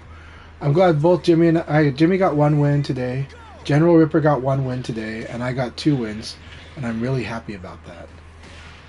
And obviously, it would be fun to keep doing leagues, but I think right now, I might go to lunch with family or something and keep it open. But I'm here for your company, and I'm here to hang out. We're having a good VF community time. But yeah, thank you very much, Akai, and everyone thank Akai. Akai set up these leagues. He has always had diligent work throughout the whole VF community. at virtuafire.com, on PlayStation groups, on Twitter, and with these leagues, and I'm so grateful for it. Akai is really a favorite person in the community, and is also a strong player. That also shows another style of play that I like, which is they are very patient, more trying to be more calculating player, and it's really good stuff. Always keeps me on my toes. Always worried that I'm going to get spoiled by Akai, but it's not spoiled. Akai is legit threat, so it's just how the matches go. We tend to go back and forth.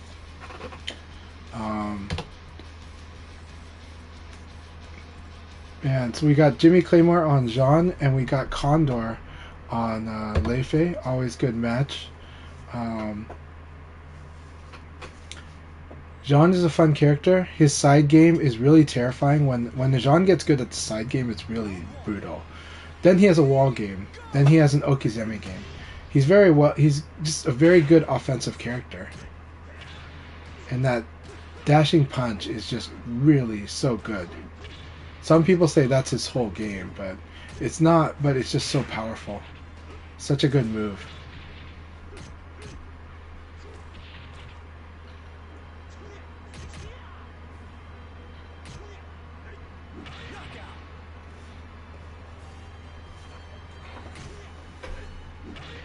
Yep, Akai is the GOAT.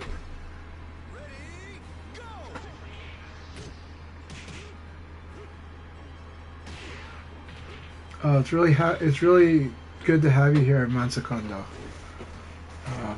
Don't worry, you're always welcome to hang out when you can, and if you can play, we love that. We really love that. But happy to have you hang out here with us. It makes the room a lot more fun. And Numbers is going to be at the tournament tonight. Numbers coming from Vegas back to I think Maryland.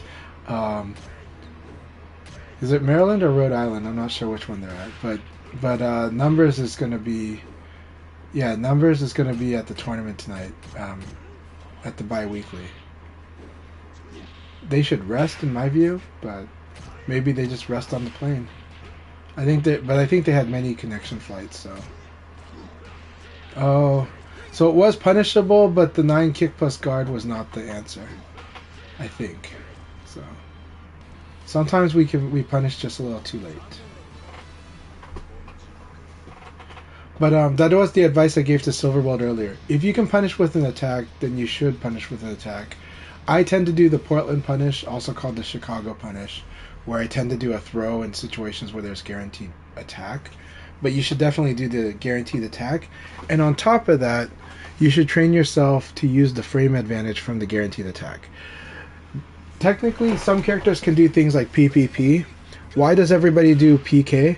PK gives you like a +3 usually, and so you can make use of that +3 to kind of force to pressure your opponent, and then also to test them and see if they're going to do a fuzzy guard after you PK.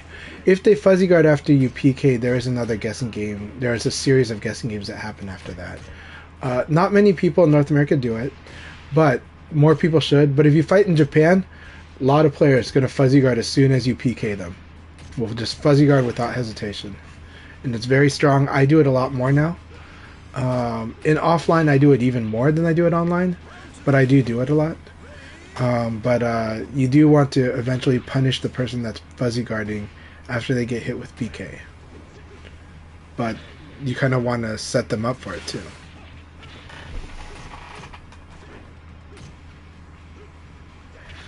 Chicago punish, self-deprecation from some of the Chicago players. I think I've met a lot of people from Chicago, and they're really cool. Actually, the Midwestern boys are awesome. They tend to be like hard workers, don't complain much.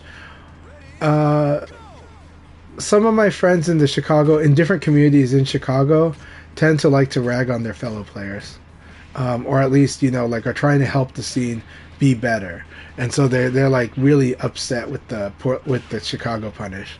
So they want like, hey, don't be punishing like that. In Portland, it's our self-deprecating nature. We tend to be chill, but we tend to blast ourselves. We tend to just go like, oh man, we just keep sucking. So we do throw punish.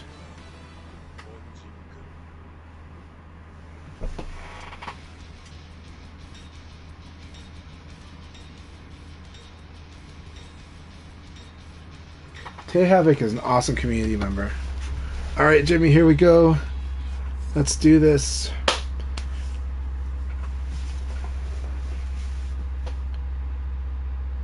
Yeah, that's true.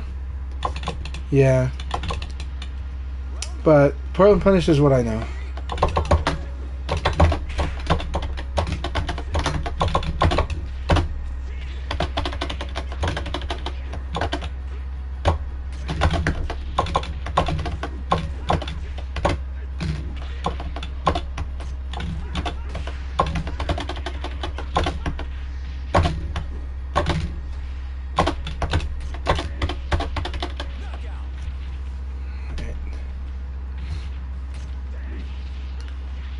That 4P annoys a lot of people. Hey Kyle, so good to see you.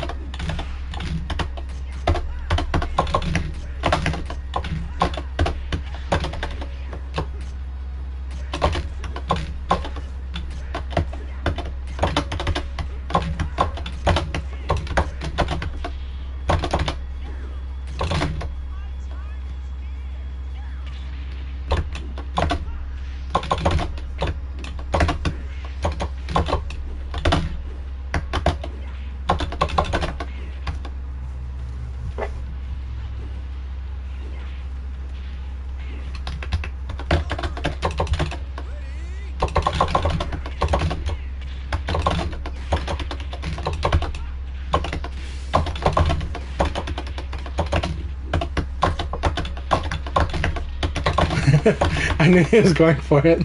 So. And Panda can tell you offline we do have 2P flowchart. Good game. Good game, Jimmy.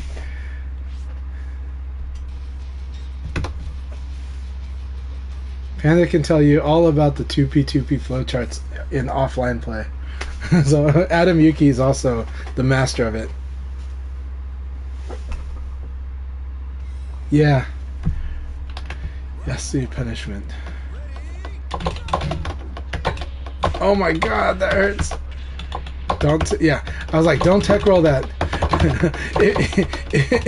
If Go does like 3PP combo finisher, you're at real risk of eating like his charge attack. If you like tech roll. Yay, I got an Uramori. Yeah, so our Portland punish term came during VF4. So nice.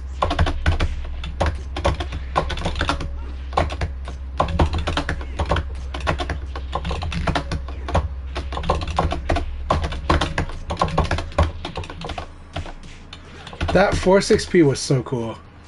What did I do? Yeah, it was just a delay. Yeah, 4-6P delay was so cool. Punish me for evading. I botched up the input. That made up for it.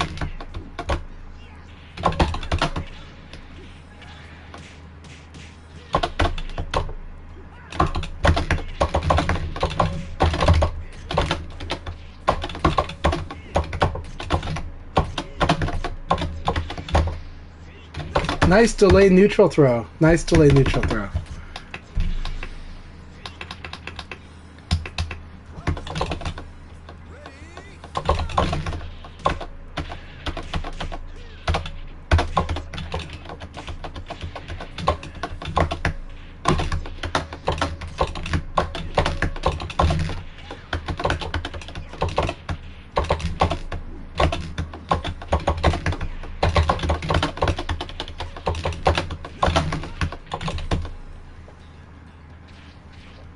Thank you for hanging out with us, Panda.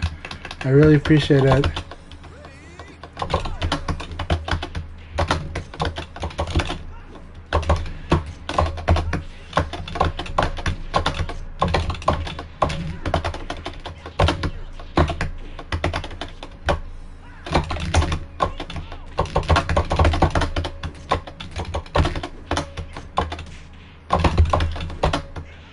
Oh, that was such a good game.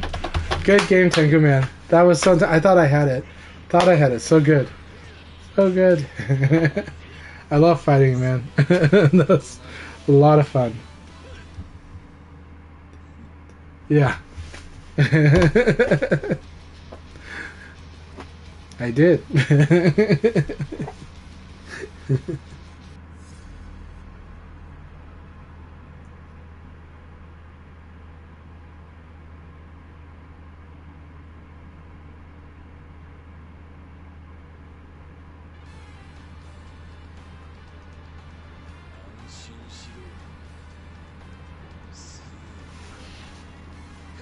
Yeah.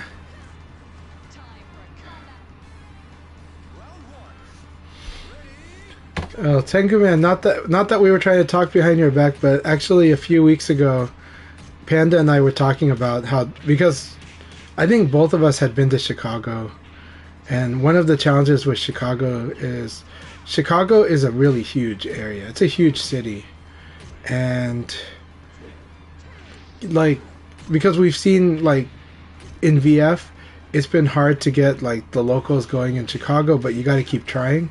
But one of the challenges is just how far apart everybody is. Sometimes people can be really far apart there, even though it's the same city. And sometimes taking the train, I told him that one time I missed one train stop, or I didn't miss it. I misread the schedule, so I went on the express line, not knowing that the exit I needed to take was not there on the express line. And then it took a friend of mine like a whole 45 minutes to come pick me up, just for that one missed train stop, So, but also just it's such a huge city, and with a rich suburb. Like by that I mean with a lot of suburbs.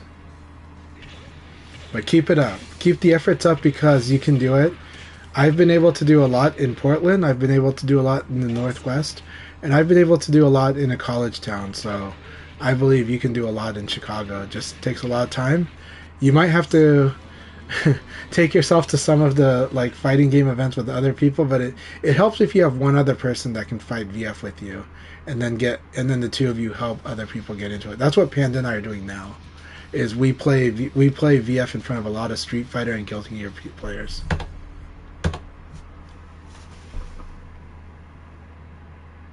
Yeah, the weather is brutal in Chicago. My gosh. I still can't get over the whole. I can't feel my face in April, the day after I had a hot day. And by I can't feel my face meant that my face was frozen and literally felt like a rubber mask.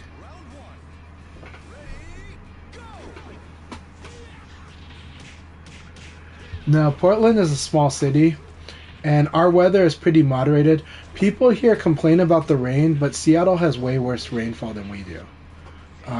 It's just more that we have a lot of clouds, and so people are more likely to be depressed here with how cloudy it is. But the rain happens, it happens here and there, but it really isn't that much. Seattle rains way more than Portland, so it's more that we're cloudy, and then people remember the rainy days. So Portland is a wonderful place, though. Like when people come here in the summer, they kind of wonder why anybody would be depressed. Our summers are very beautiful, but yeah. And there is a lot of nature to go around in the Portland, like outside of Portland. So Oregon just has a lot of really green greens and a lot of beautiful places if you like outdoors. But so does a lot of America. So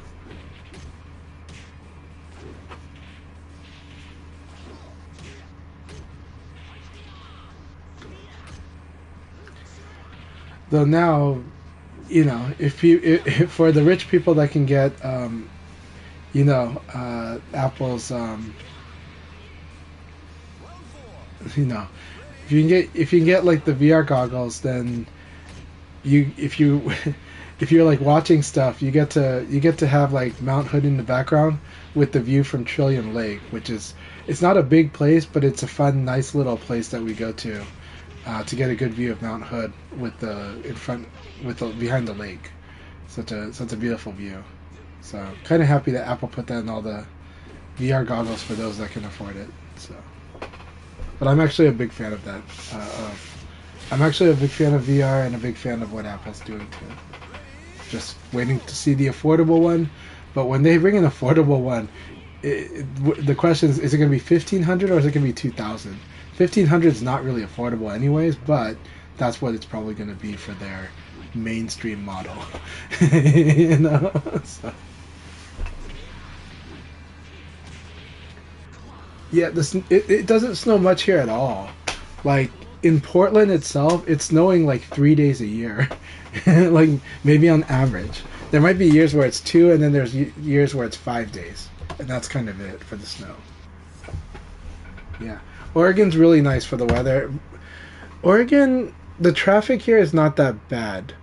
It's only bad in certain parts at certain times. And so we don't have trouble traveling around to go see each other in Portland. It's very easy to go to meetups in Portland.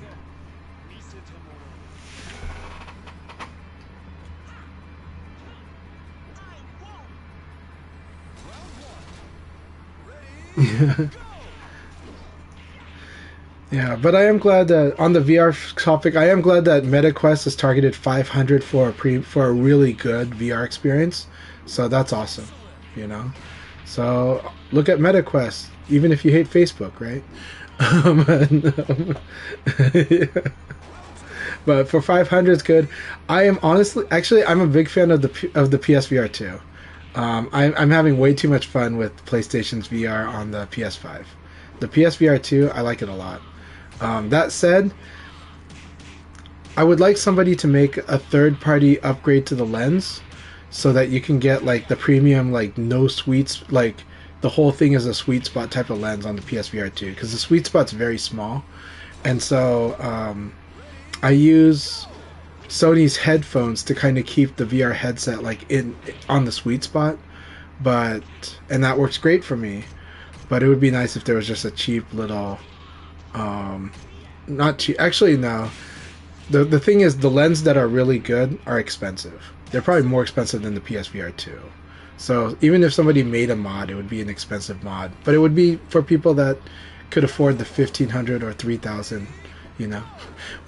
But you might be surprised because I know dentists, I know construction managers, I know a lot of people who aren't really gamers, but they got a PS5 and they have a PSVR 2.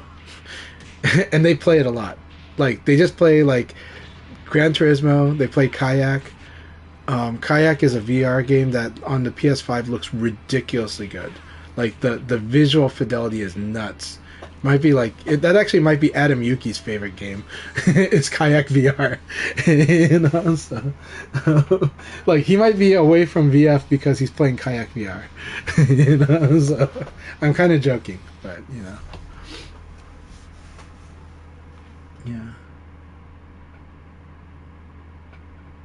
yeah. Yes and no. I like good VR games. Pistol Whip is an amazing VR game. That one is like having like an amazing virtual cop, but like with music, with like feeling like you're John Wick, and like it feels good. Pistol Whip is such an amazing game, and they keep updating it for free. They keep adding more and more levels with different music. It's so cool. It's kind of like an interesting mix. Like it's like a virtual cop and super hot, but Pistol Whip is an amazing game. Yeah. Both Adam and I are looking forward to playing Walking Dead, Saints and Sinners. That game has been highly reviewed as, you know, similarly reviewed as like Resident Evil Village, right? But even more so because the story is really good. So is Resident Evil Village. But like, but the game is just very immersive while still getting you into that Walking Dead. Yeah.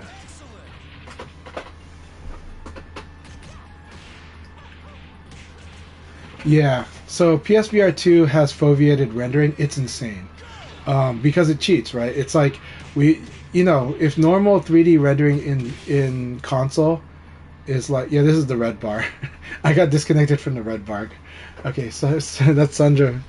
Yeah, PSVR 2 has foveated rendering. It's so good, so good. Yeah. So like, foveated rendering is really, really good. because it cheats. It's like it's doing eye tracking, and it's heavily rendering the spot that's like your eyes see, and everything else is just kind of blurry. But you don't notice it. Like when you play the PSVR 2, you don't see it, but people watching the monitor see it. They'll see which spot like is more rendered than the others. But when you're playing with the headset, you don't see it.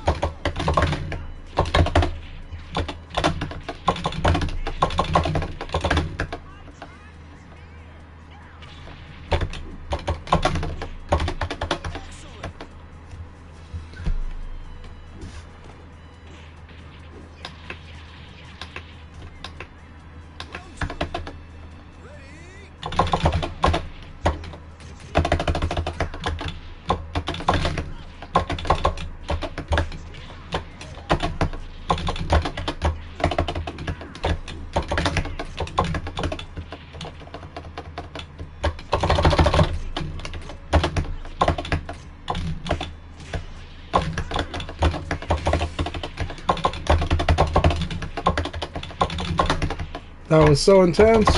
Such an intense round.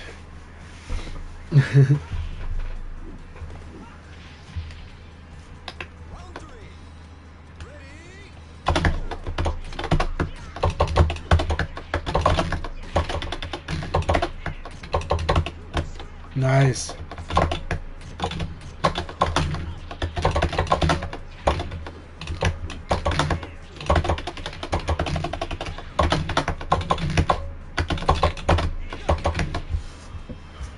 Good game, Condor.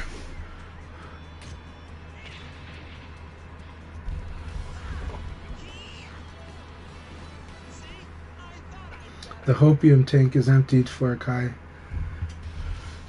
Does that mean that Akai has given up on this game getting more DLC packs? Okay, for anything. Gotcha. Okay. I thought it was specific about the DLC packs.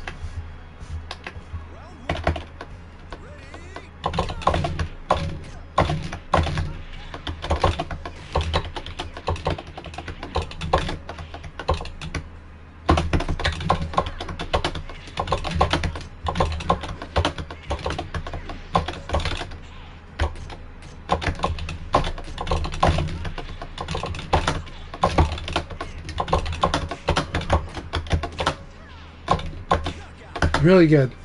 I was going to say earlier, Quasi, that one of the things I do is I evade a lot. Now, delay attack is one way, and you did that, and half circulars are good. But if you predict the sidestep, throw is really good, especially with Vanessa. Ah, you did manuals too.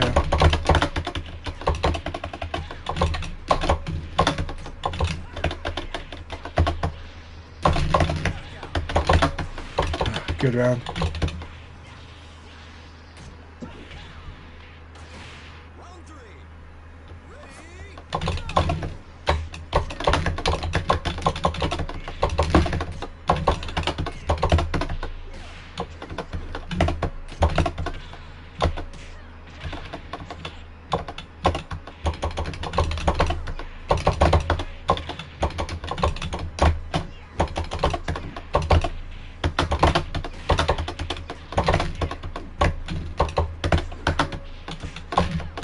Really nice, really nice. And I've seen you do lows there, so I thought you were gonna go low. All right, here we go. Here you go, Quasi. It's such a fun match.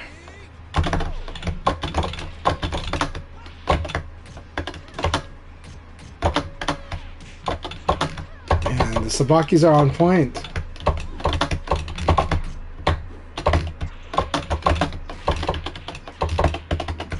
Good tech roll.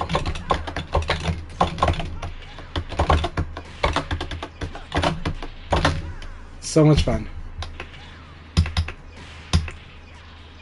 I do like the adjustments you made, Quasi. Keep it up. You're fighting so good.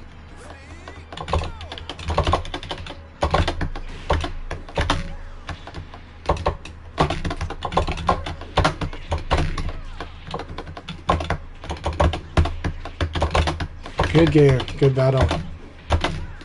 That was so much fun. I enjoyed that very much.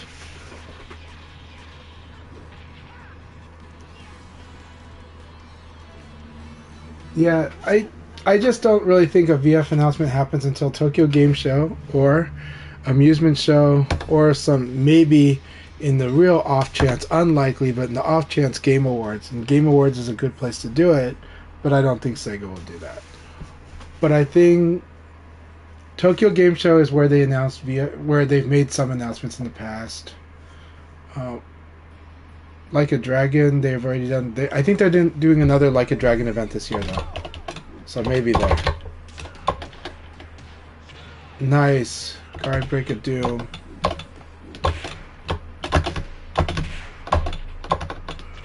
Alright. Alright. Oh, my pleasure on the advice. I'm glad you don't mind.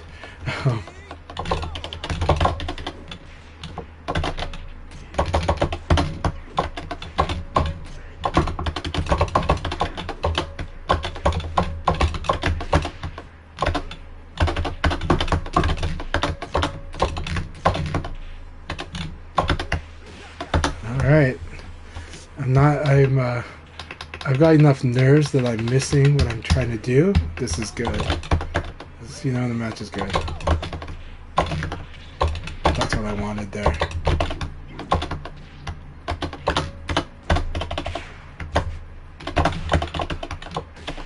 Oh, nice.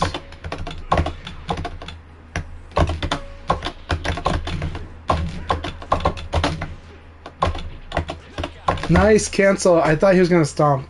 And I was like, wait, John doesn't have a stomp. That was a really good game. Really good game. He canceled the... But it was a lot of fun to play in those pools and casuals. And having Karita in your hotel, I would take that over an announcement. So, very good fight, Jimmy. That was so much fun. I see. Who was robbing him? No, excuse.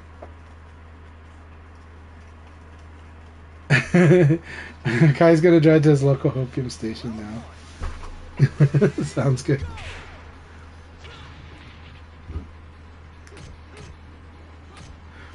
I agree with you, Joshua.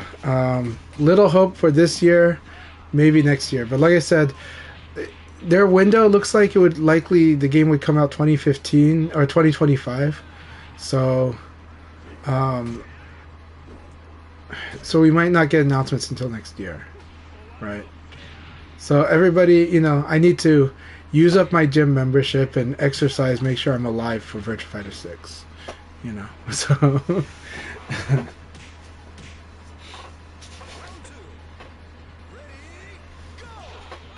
I'm starting to get to the age where I'm feeling it, Nelly, we've got to make our life-sustaining goals. Live to see VF6. But Nelly is in fantastic shape. So.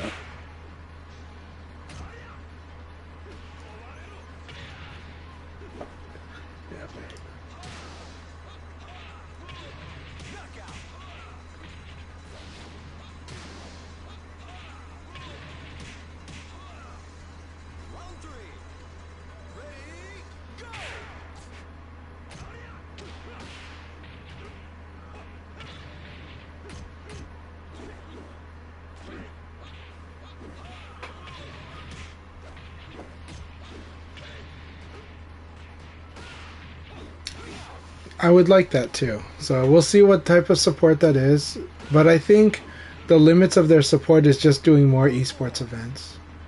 I think that's just basically what they do until the next game. But I would like, yes, I do want the complete DLC pack. I do want all of the costume types and the items. And I would love if, it's off the wall and they wouldn't do it, but I would love a VF2 models. I would love VF4 models, even though I don't actually like VF4's models. Like at the time of VF4, I loved them, but now they look weird to me. I feel like the limbs have a weird proportion to them. But I feel like the forearms are a little long, right? And I feel like from the knees to the feet is pretty long in VF4. It's okay if they're just lying, that's fine. But I would love VF2 models. VF3 models are interesting. I'd like it. I would like VF3 plus, right? Make it VF3 but with better texture maps. So, you know, I'm pretty sure other people would like the better texture maps on the VF3 on the VF3 models. You know, but VF2, oh, that'd be sick. VF4 could be very sick as well.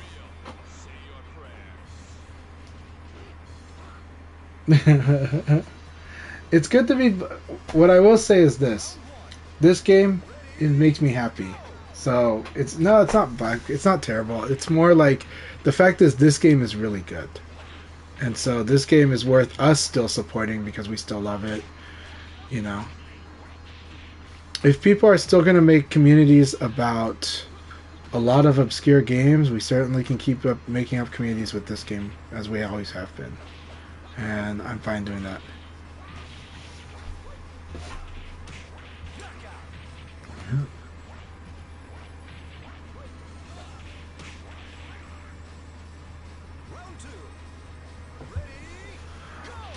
Well, the thing is, look, a lot of people say that they want Virtua Fighter 4 Evolution or Final Tuned to be, like, official. And then they say they want rollback. And I really have to say, if that's how you really feel, Virtua Fighter 4 Final Tuned was not in a playable state on emulator until about a year ago. So now it is, thanks to community effort, thanks to the effort of a few people. And so we have it, and it has rollback netcode. And I think it is such a great game, people should support it. And if they have those positioned, they absolutely should really try to support that game. And that does send a message to Sega, that this is what we want, right? But for me, this game is my favorite of the series, and I'm going to play this game. And it is the official game, and I want to support more of the new people coming in. But I also think Virtua Fighter 4 Final Tuned with rollback netcode is totally worth supporting and should be supported. And I really encourage a lot of people to try it. And it is effort, though. It is effort to get into it, but it's worth it.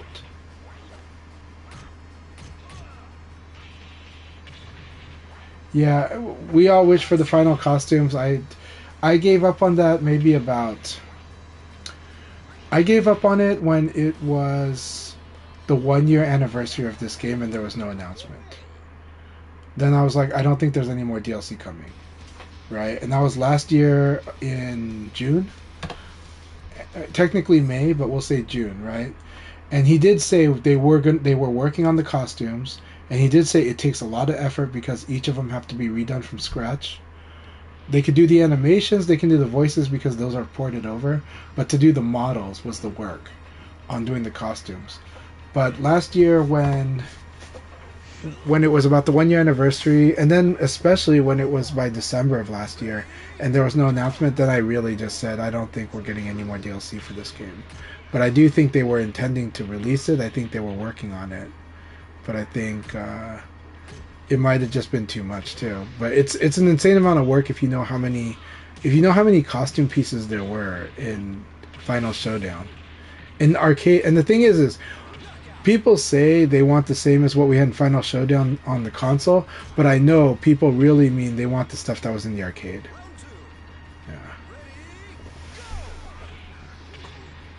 Yeah. There's so many black marks. It's like, okay. What's the next one? So, you know, like...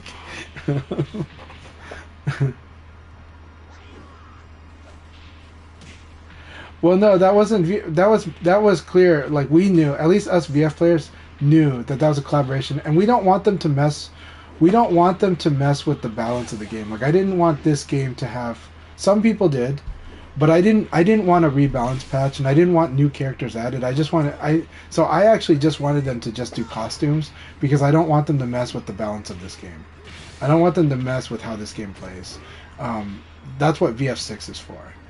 And so I didn't, so for me, some of us in the community knew that the Tekken pack was going to be like the Yakuza pack, which meant that because the Yakuza pack came, people thought that Kiryu was going to be a character. There was a long, like if you look at the character menu, there looks like there's spots for like 2 more characters. And a lot of people thought, oh, maybe they'll put Kiryu in there. There was a strong rumor, even among people in media, that they might eventually put like Kiryu from Yakuza into this game. And so I didn't want that because I don't want them to mess with, like, this game is really good. This game gives you the play diversity and a lot of characters. For like, I think a lot of VF veterans have a fear about new characters because they're like, how are they going to F this up? You know? And so, but we're happy with like 2 new characters in like the next game, right? But we'll see what they actually do. But I do have a small hope for VF characters in Tekken 8. I would like to see Go. I think Akira makes the most sense, but I would like to see Go in there. I think it'd be cool. But Go actually does kind of look like a mix of a bunch of different characters already. Alright, let's see if I crash on the replay here. But, no offense, because I think our friend here is just from, like, Sandro Farid. Maybe they're from Egypt. Maybe they're from Africa. Wouldn't surprise me. But yeah. Or maybe they're from India, you know, or Pakistan. Maybe they're from Pakistan. So, yeah.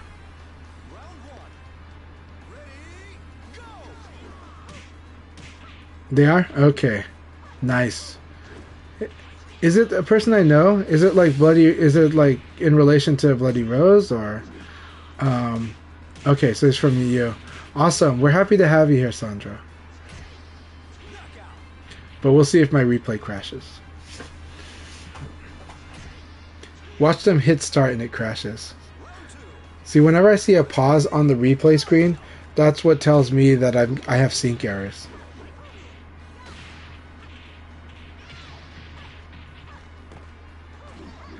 Well, so this is the thing. My personal opinion on this is a good topic.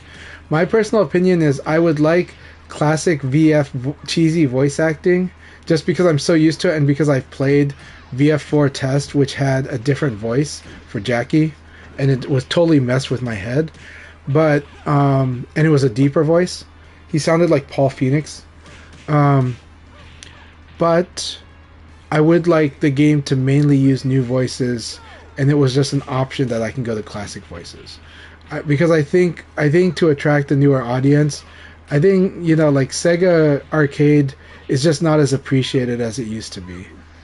You know, I think the corny voice acting from Sega Arcade games it's the signature of Sega, but I think nowadays people don't care for it, and so yeah, go ahead and give them more, like, give them voices in the native language, so Italian characters speak Italian, right? And Chinese characters speak Chinese. That would be cool, and that would help soften the blow.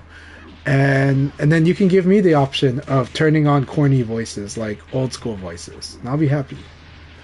So that's my view of it. And then they can hire a corny style voice actor for the new characters. I doubt they'll do that, but I think it would be cool.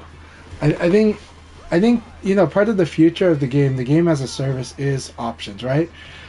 Raise your hand if you want custom, like, soundtrack. Like, you can change which stage has which soundtrack. I know you guys want that, right? Everybody wants to be able to put, oh, I want the VF2 track on this stage. I want the VF4 track on that stage. Everybody wants that, right? Yeah, everyone wants that so bad. Like, let me choose the music, right? On which stage. Yeah, and so that's like, everybody wants that. Like, the Tekken music, we like it too. Let me put Infinite Azure on some random stage, you know? And so I think we want that. I don't know anybody who doesn't want that. So, you know? And a lot of people love the VF soundtrack, but we also have now the Yakuza soundtrack, Tekken soundtrack, and being able to customize it is just so good. Yeah. But I would like the language there, the universal translator, because that's what Tekken does, right? Tekken has the characters speak their native language and pretend that they all understand each other, because they're in a world with universal translators, or, you know, universal creatures they stick in their ears. That's the babblefish, right? Babblefish came from the Hitchhiker's Guide to the Galaxy. So yeah, the babblefish, you stick it in your ear, and suddenly, like, you can hear everyone's language.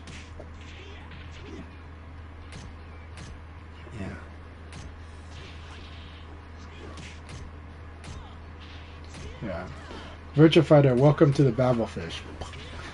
You know.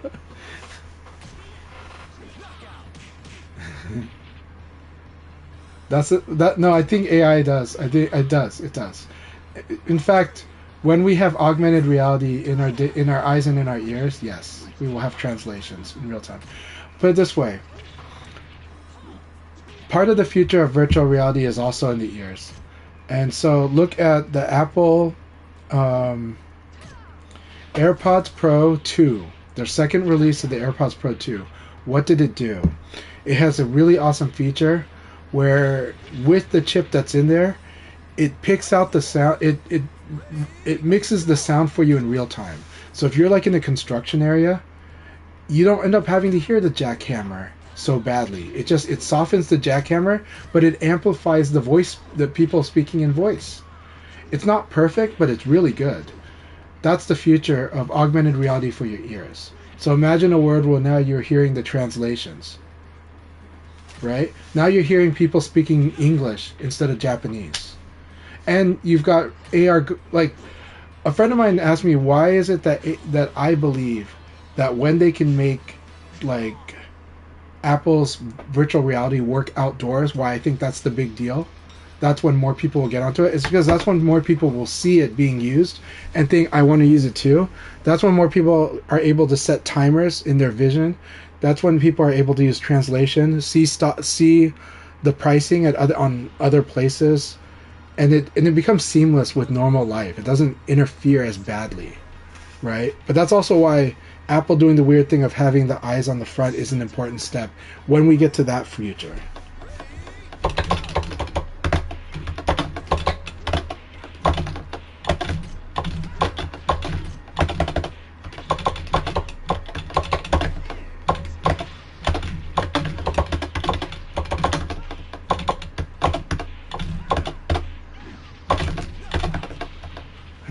Good game, Condor. Good round. I'm trying to pick each option carefully.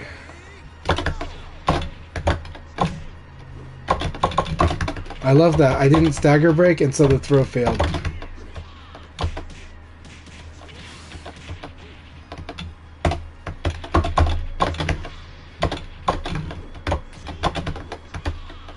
Yep, I gotta go deeper, and I can.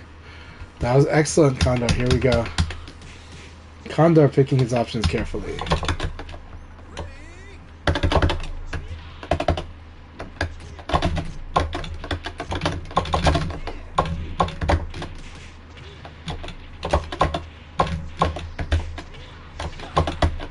That's all guaranteed. That's insane. I tried to block. All guaranteed.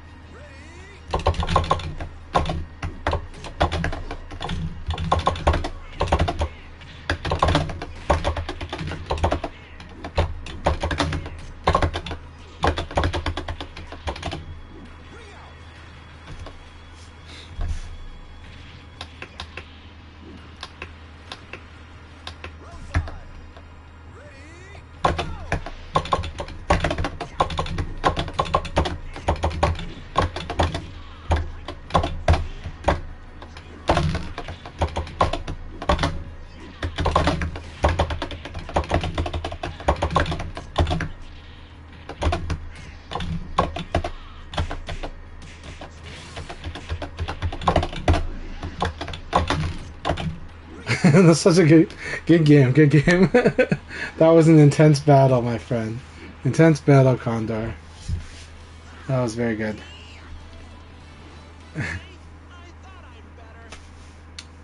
No. We had more leaks from the taco. That was a good game. Very good game. That was excellent. Way to fight that back. Oh, man.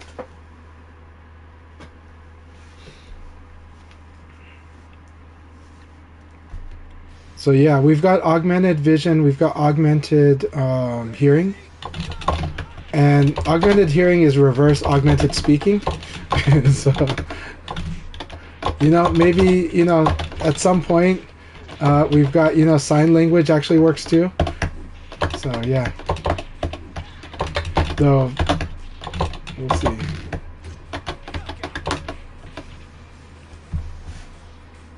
I love Leon's 11 frame jab. So 11 frame jab is awesome.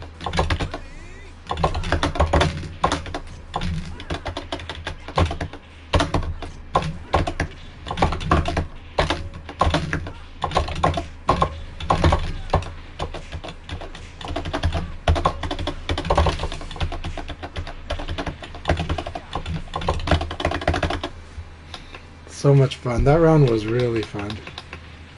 I like it. Even though I'm taking hits, it's so much fun.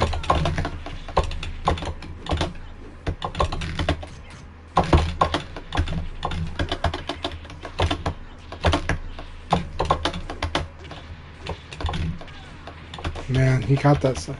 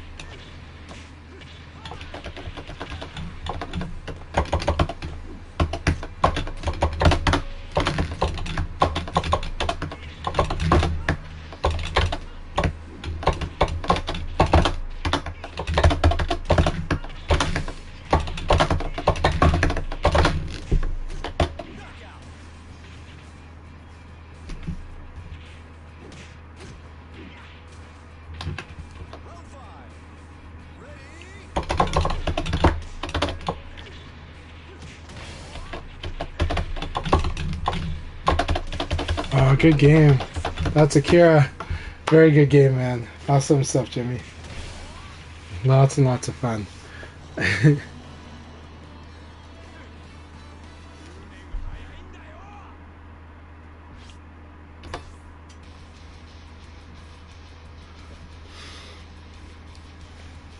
That's good. I didn't notice it, but yeah.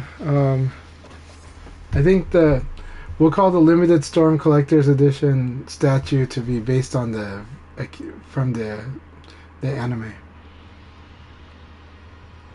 It was very tight though.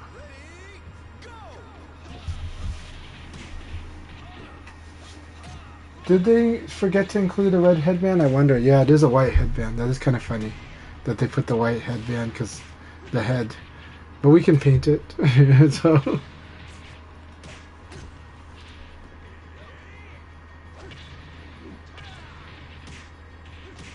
No, I've left it here in the background. It's in the box. So this is in the box, and all of the headbands are white. Yeah, they didn't bother to do the. They just changed the body, but they didn't change the. So he's got a white headband, which is pretty funny. Which is why you want to put on the Tengu mask, right? In shame for not color coordinating. So now he's like.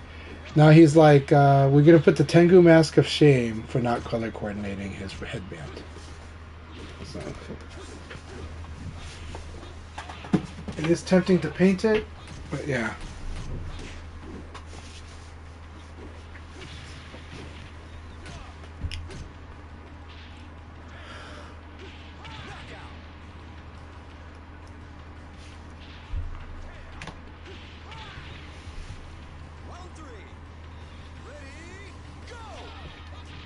Let me check on the GVN when he's streaming.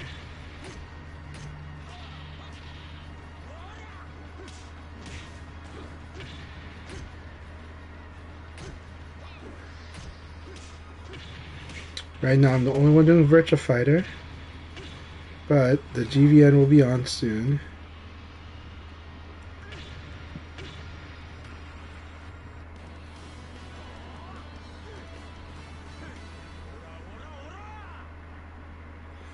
Oh, nice. C-Money's got a video with Rare Entity.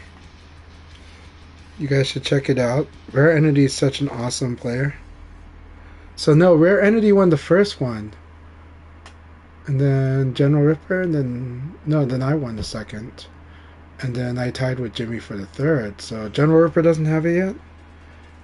Let's see. I do also want to say, I did privately tell Krita this, but I love that Krita has supported international VF since for 25 years, because 25 years ago, or 26, Krita went to Australia for their VF3 battle. And so there were players from Singapore and Japan and Australia, of course, fighting in that battle.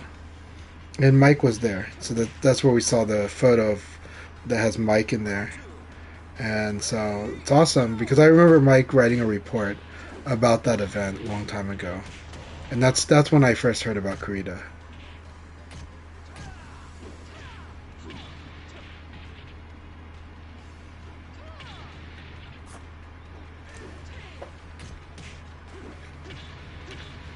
Alright, where's Fight Club Hubs?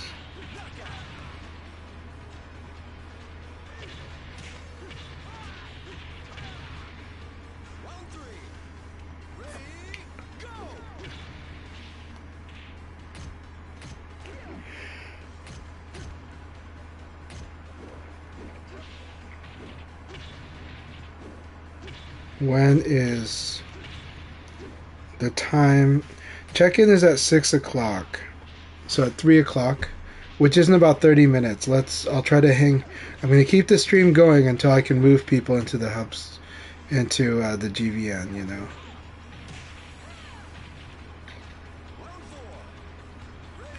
And then I'm going to encourage people to participate in that tournament. So much fun. It's free. It's everyone should participate in that tournament if you can. I can't, but you guys should. Let's see. Yeah. Hey, no problem. I'm looking forward to Thailand. You know, maybe when I'm in Thailand, I can work on some content stuff for VF. I mean, like some of the stuff in VFDC. Start posting about certain things and try to make some contribution but I think I have a full trip. Like every day I'm going out to eat something awesome, hopefully survive. Every day I'm doing a lot of cool stuff, so a lot of family to see. So we'll see, but I'm going to try to make time for certain things. Yeah, Krita hosts Thursday tournaments. He did a podcast in Japan. He's always been really an amazing community member. He is, yeah. He's a great fighting game community guy. Really is.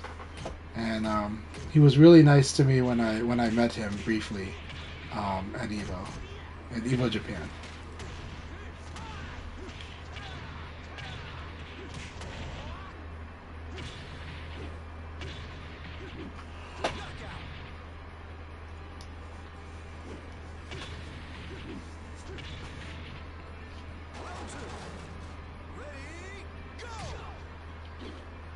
So again, advice. How to bisect mid-throw mix-ups is to understand what they work against, right? So again, if your opponent blocked your attack, just remind yourself, throwing might have worked there if it was close range. If your opponent evades your attack, almost for sure throwing would have worked there. So just remind yourself, oh, I could have thrown him. Don't beat yourself up over it. Just kind of acknowledge it so that you know it's an option. Just similarly, when you try to throw and they attack you, if you were at frame advantage, then it meant that attacking would have been the option, right? Because anytime they try to throw you, that's what will work. Again, don't beat yourself up for what you could have done. Just acknowledge what would have been the option that could have won, and sometimes that helps you figure out how to fight back. It takes a while to do this in VF, and not everyone can do this right away, but it helps you think about your options, or think about just one thing that could have worked. And sometimes with slight effort of keeping track of this, you start to build reads by chance. You start to kind of sense patterns. It just helps you be a little more mindful and a little more thinking about what's going on in the match.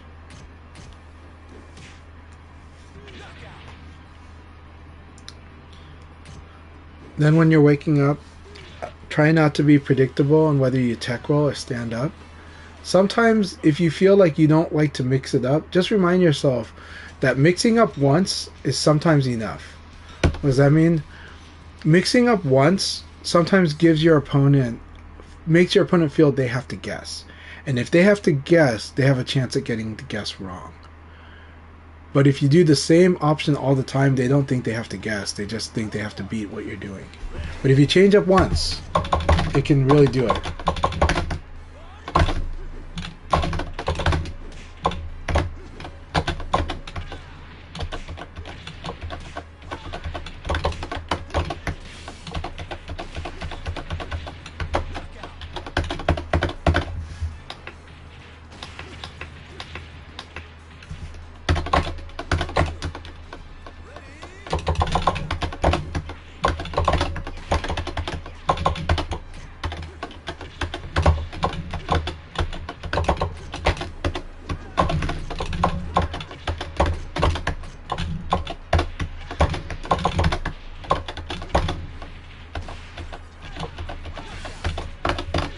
Do this.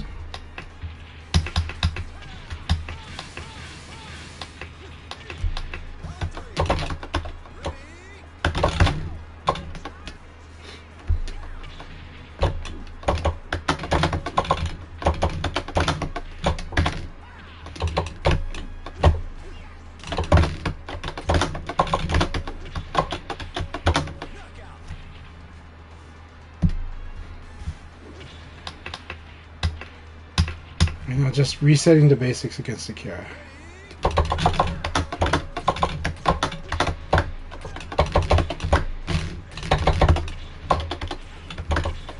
Nice options choices. The options that Jimmy chooses are really cool. Okay. But actually I need to go back to just basic attacks. It's really good. He was punishing me for trying to throw. It's really good. Good game. Good game.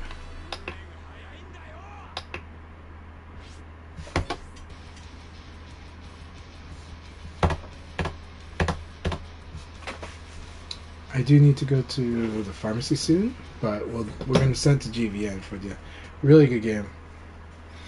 But yeah, like I said, similar to the attacks too. I should have done more attacks because he's being very aggressive and it was working, and I should make him mix it up. And Leon is able to mix up high, mid, low very well. So against Akira, it means the high mid opens up a bit if he does reversal or anything like that. But he doesn't. But works well.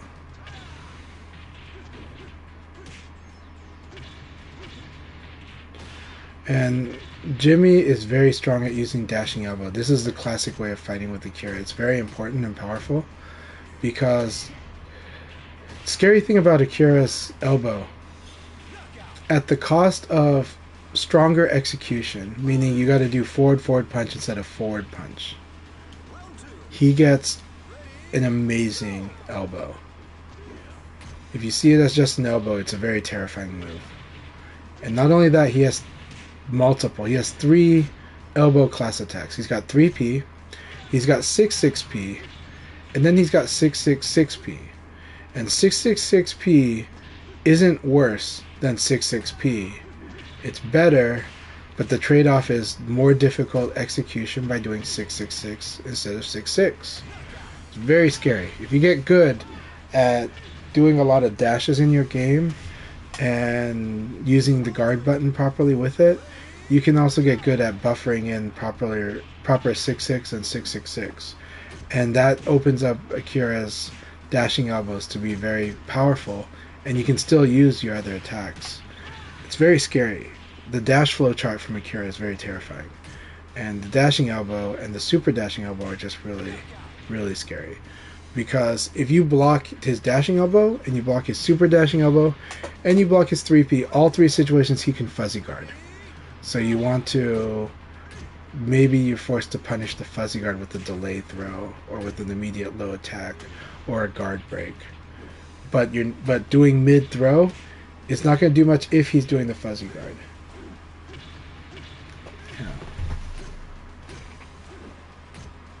Yeah, like, yeah, Akira's 3 elbows are just all ridiculously good because his 3P is a normal elbow, but his dashing elbow and super dashing elbow are super strong. They're hard to, like, you can't really punish them with an evade.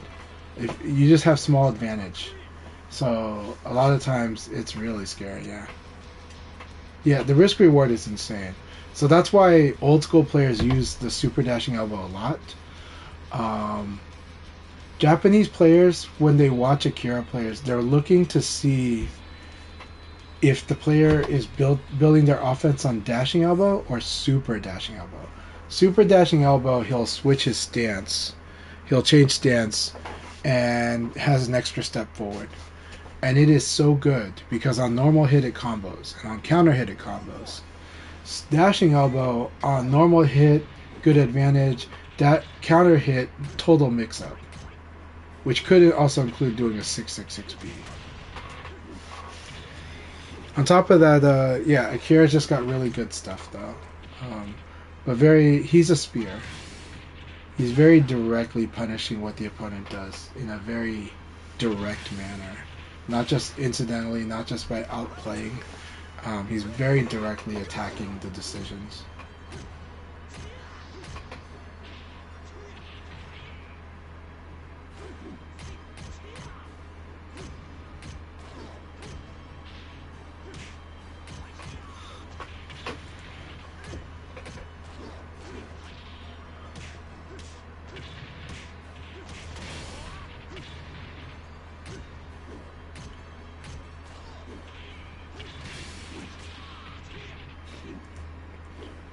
As I said, we're going to be playing about 15 more minutes, and then after that I'm going to try to direct people towards the GVN, because they're doing the bi-weekly Virtua Fighter 5 Ultimate Showdown tournament.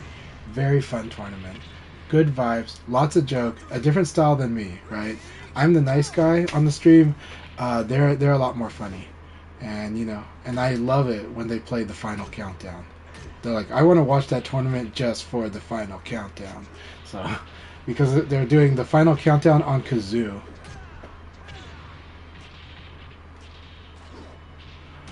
The guard break is insanely strong. You can call that cheap if you want. I don't consider it cheap. I consider it frustrating. But you also know I like to abare. So when Akira likes to do guard break, it's like, oh, my abare habit pays off. So he doesn't want to guard break when I do a bare, right? But it does suck evading it, and it's beyond sucks to block it. So if you like to block, which you usually should do, guard break is a pain in the butt. But because I like to do movement and I like to abare, guard break is you kind of want to.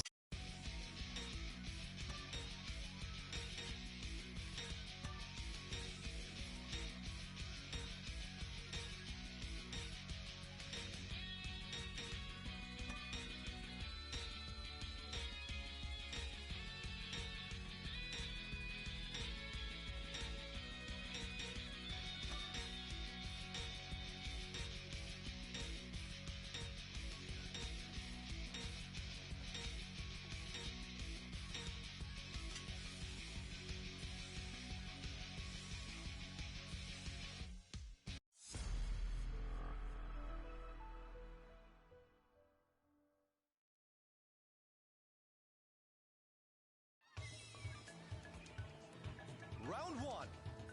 Ready, go!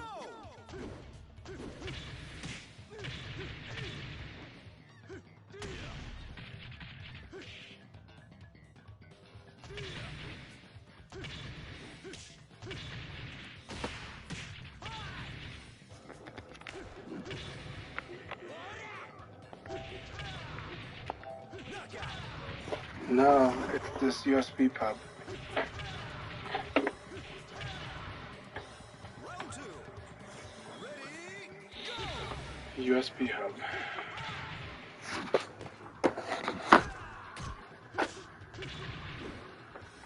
Let's take this out. I bought this today too. My son broke the first one.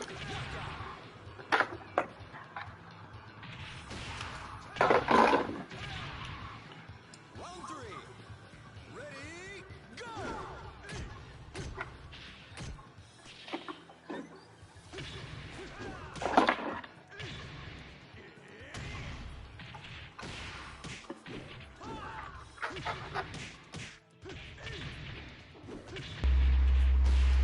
All right, you guys can probably hear me now. Nope. All right, can you guys hear me now? Pretty sure you can hear me now. Okay. Fortunately, it wasn't Victrix dying. I don't think. I think USB hub sucked. Actually, this one was brand new today. It gives you 4 USB ports on the PS5, and it is a cheap thing. And I had one break on me yesterday because my son broke it.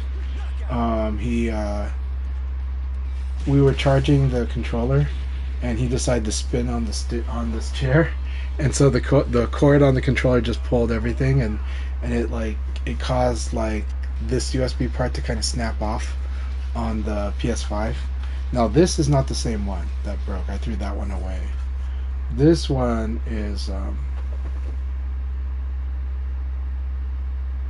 this one is a brand new one that I ordered overnight and got shipped this morning. So I got this new one this morning, but I think it just shorted. I don't know. I'll try it later. It still drew power, but it wasn't giving power to the flight stick, and it wasn't registering the mic. The microphone got light, so it was getting power, but it wasn't registering as the mic was on. So that was interesting. Let me test the mic right now.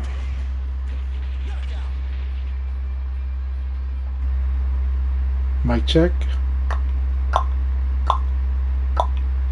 No, that's not good. Mic check. Okay, kind of good. Yeah. Mic check. Yeah, okay, you guys can hear me fine. Alright. So, really interesting stuff. That's what you get for cheap parts on Amazon. The USB hub, I think this one might have just shorted, and I'll check it out later. Maybe it'll still work, maybe not. The old one was functioning for a long time until my son broke it.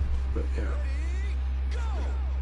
Yep, numbers. Congratulations at Evo and your run. That was awesome, and I'm glad you got home safe too. Really, really good stuff, and thanks for documenting your trip there. I think it just looked like so much fun. Looked like a wonderful time.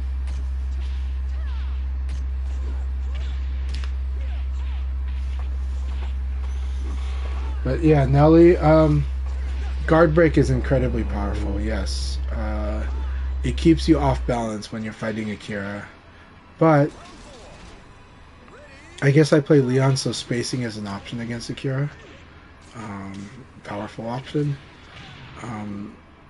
Yeah, and I like movement in Abari, so that's why maybe the guard break might not seem as cheap to me, because I don't guard enough. But yeah, but it is really frustrating, especially if guard is your thing, and well, I mean guard is everyone's thing. But yeah.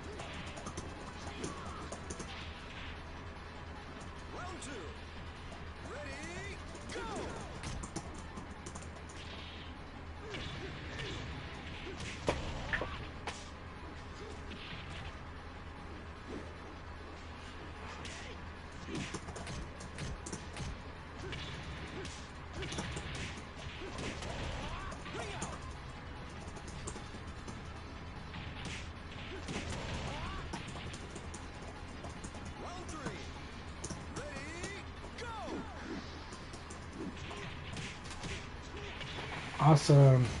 We got another awesome VF player from my local scene that's asking about the single A league. So we'll be trying to get them into the single A league.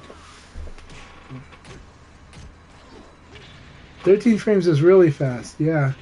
Well, again, if you're operating on reaction, it sucks. But if you're operating on guess, then it's okay. 13 frame guard break is okay if you're operating on guess. But if you're operating on reaction, oh, it's very terrifying. It's very frustrating, right? However, if we're talking about reaction and we're talking about offline play, we know that GT... Oh gosh, this is going to suck. Let's try this. Guard punch. I'm playing on a pad, but not on my config. I'm playing on guard punch kick. This is going to suck. I'll do my best. Really hard to play on this pad, though.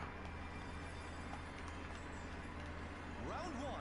It is. Ready, go!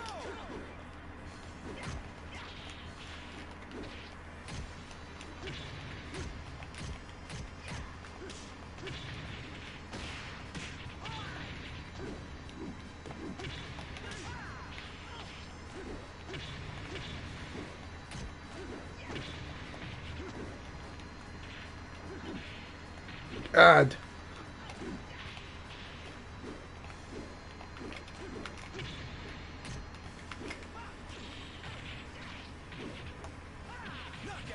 I got it with pad. So- and without my shoulder buttons too.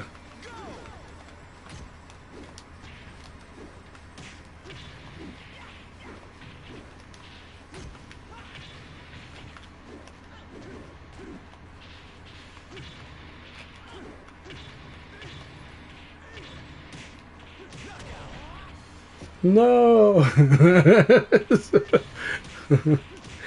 I'm used to using shoulder buttons. This is really hard without. Not as macros though, as actual buttons.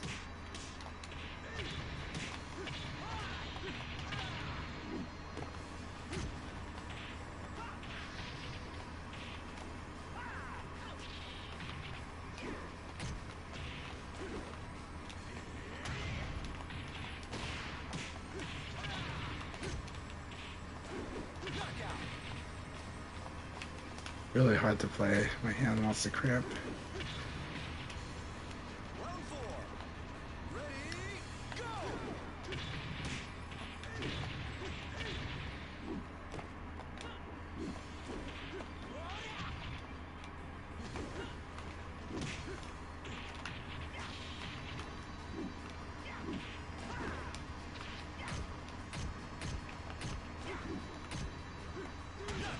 Good game. Good game, Jimmy. It was a lot of fun.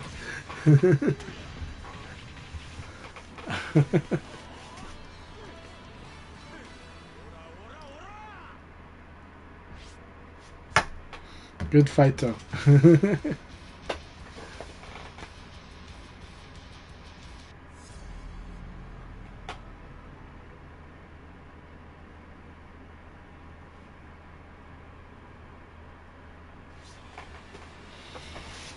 I do think so for Akira's guard break, the trade-offs they gave it, they made it a high.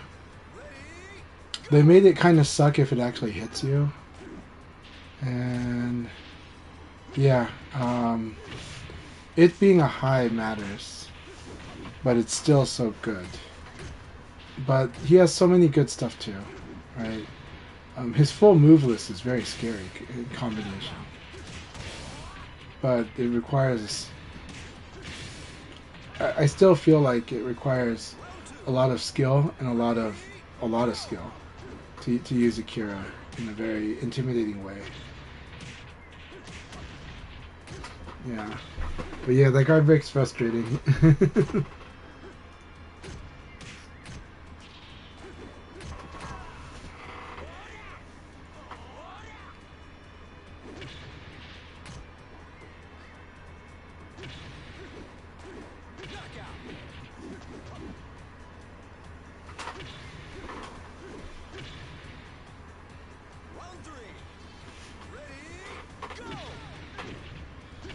Yeah, I can't wait to hear the final countdown on the kazoo.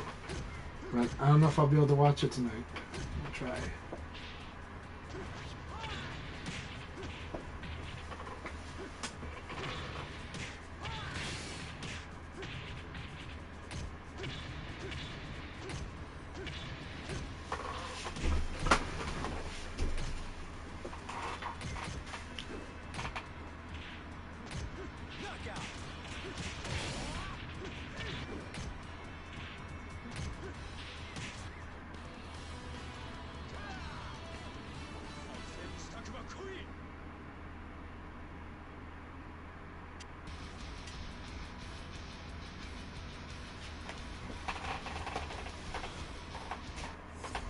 I'm gonna tell my wife I'm gonna go to Target soon. See what she feels. Round one. Ready, go!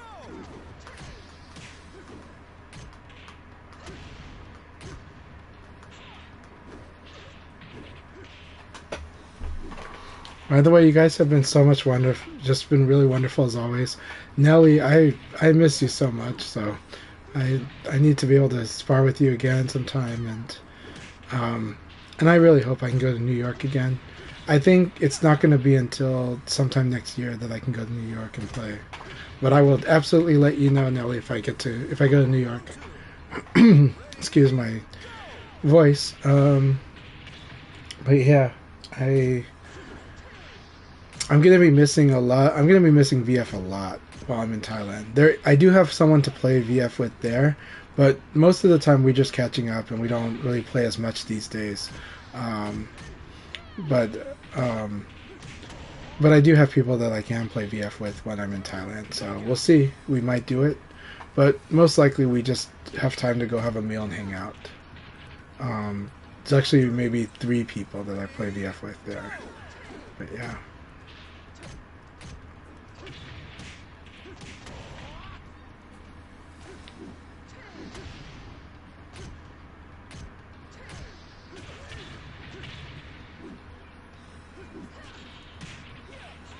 Oh man, awesome.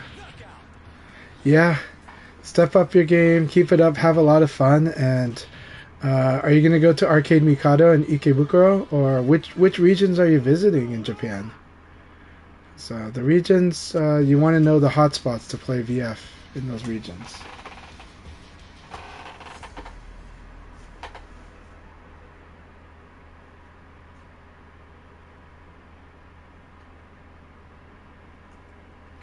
Let's see if the GVN is online. Round one. Ready, go! Nope, not yet.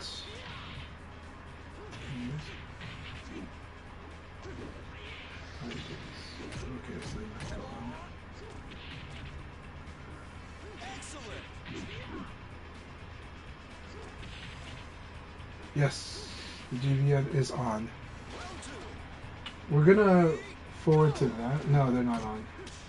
That was before. Okay.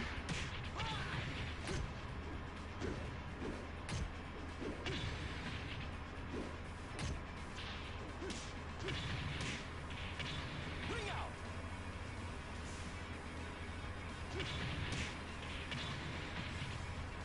Round three. Ready, go!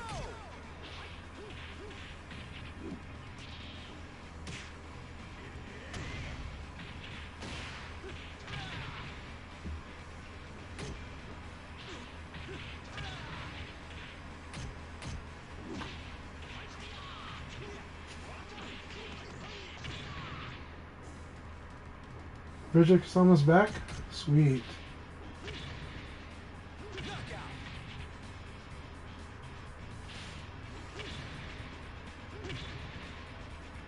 Round four. No, it resumes tomorrow. Okay. Bridget Kazama's back tomorrow, but Hub should be running it tonight, so.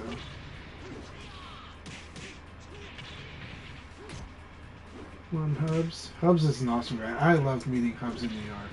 He was just so cool to me, and I really liked the guy. Wanted to chat more with him, and I should chat online more with him. So, let's see.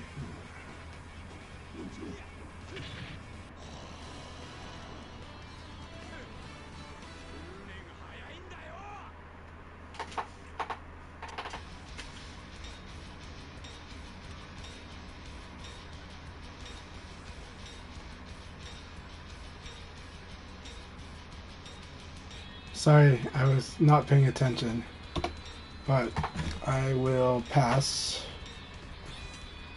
as I try to set up this.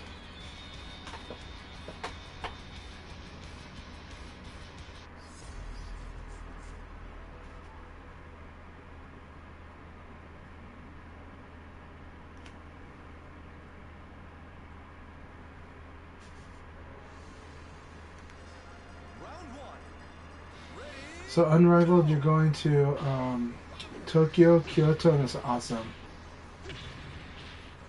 So hotspot locations, when you're in Tokyo, you want to go to Ikebukuro, and not too far from the station at Ikebukuro is the Arcade Mikado, and that one is really where you're gonna find high level players from Tokyo playing consistently.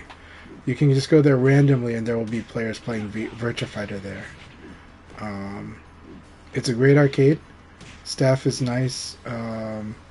But yeah, that's where you're gonna see like maybe about 5 or so cabinets of Virtua Fighter 5 Final Showdown all lined up. There is a Virtua Fighter esports machine, but sadly that machine just tends to be a little laggy, and it's kind of a multicade, so you won't always see Virtua Fighter on there. But the Virtua Fighter 5 Final Showdown machines are awesome, and you can make new. You can make an arcade card over there, and some of the players will help you with that. But and there's a vending machine right there near the Virtua Fighter machines. So yeah, they do not have controller ports right now. No, I don't know which arcades are doing that at the moment. I don't think that I don't. I assume that there isn't an arcade at Kyoto for Virtua Fighter, but there should be some place in Osaka where they play. But I didn't see it. The only arcade I went to in Osaka was either the ones that are for capsule machines and claw machines, or the Bandai Namco arcade that is like a huge building. It's a huge arcade, like 5 floors. I went to that one, but that one only has one VF esports machine, and most of the games that's played there for that's not a redemption machine is usually Capcom's actually it's Bandai Namco's game, the Gundam Versus. So Gundam Versus Maxi Boost, the latest one, that one was like probably the thing that I saw played the most. The second most played was another kind of game that I can't describe. It's almost like a Three Kingdom strategy game versus. It's really interesting, but those were like the only games I really saw being played that were like traditional video games. Most everything else, like my kids definitely want to get the capsules or do the do the claw machines. I do like the capsule stores. But the only thing I found in them was Initial D stuff that I wanted. Yeah, the Japanese scene is playing in arcades though. It's just more about they prefer to play in arcades, but definitely try to reach out. They can tell you where to play in each area, maybe. So, and yeah, it can be tricky at first. All right, have a good one. Let me see if Hubs is on yet. Are they doing it? Not yet. I might have to call it a day. I'm gonna go get my medicines, but I do want people to know that there is going to be the bi-weekly up soon, and it is an awesome tournament. It is very, very soon. I was hoping to wait for it to run now, but I don't think it's running right now.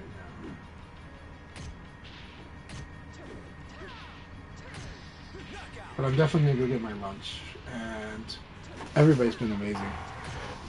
It's too bad that my USB hub seemed to short out or not work, so I'm gonna go test it out, see if it works, or get a new hub.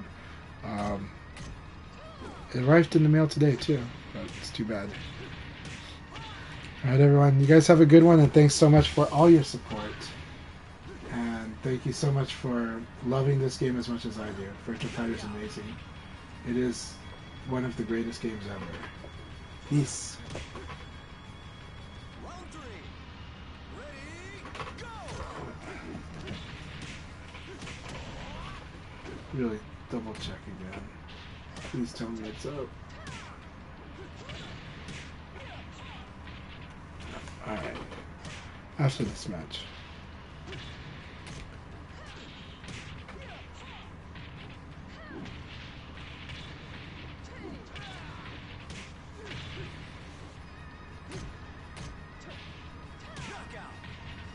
Very good. Keep it up, Quasi B. Round 4. Ready, go!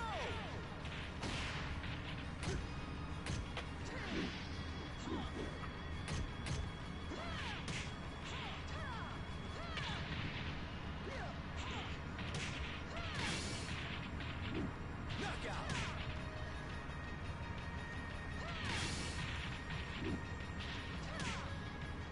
Round 5. Ready, go!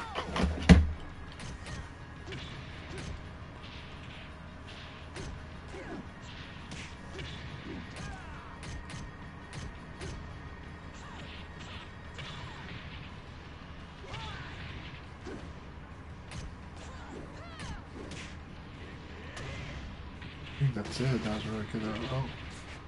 Oh, careful. So high risk. Good stuff, Jimmy. Jimmy, thank you so much. Everyone have a wonderful one. And keep playing VF. Keep playing in this room until the tournament's up.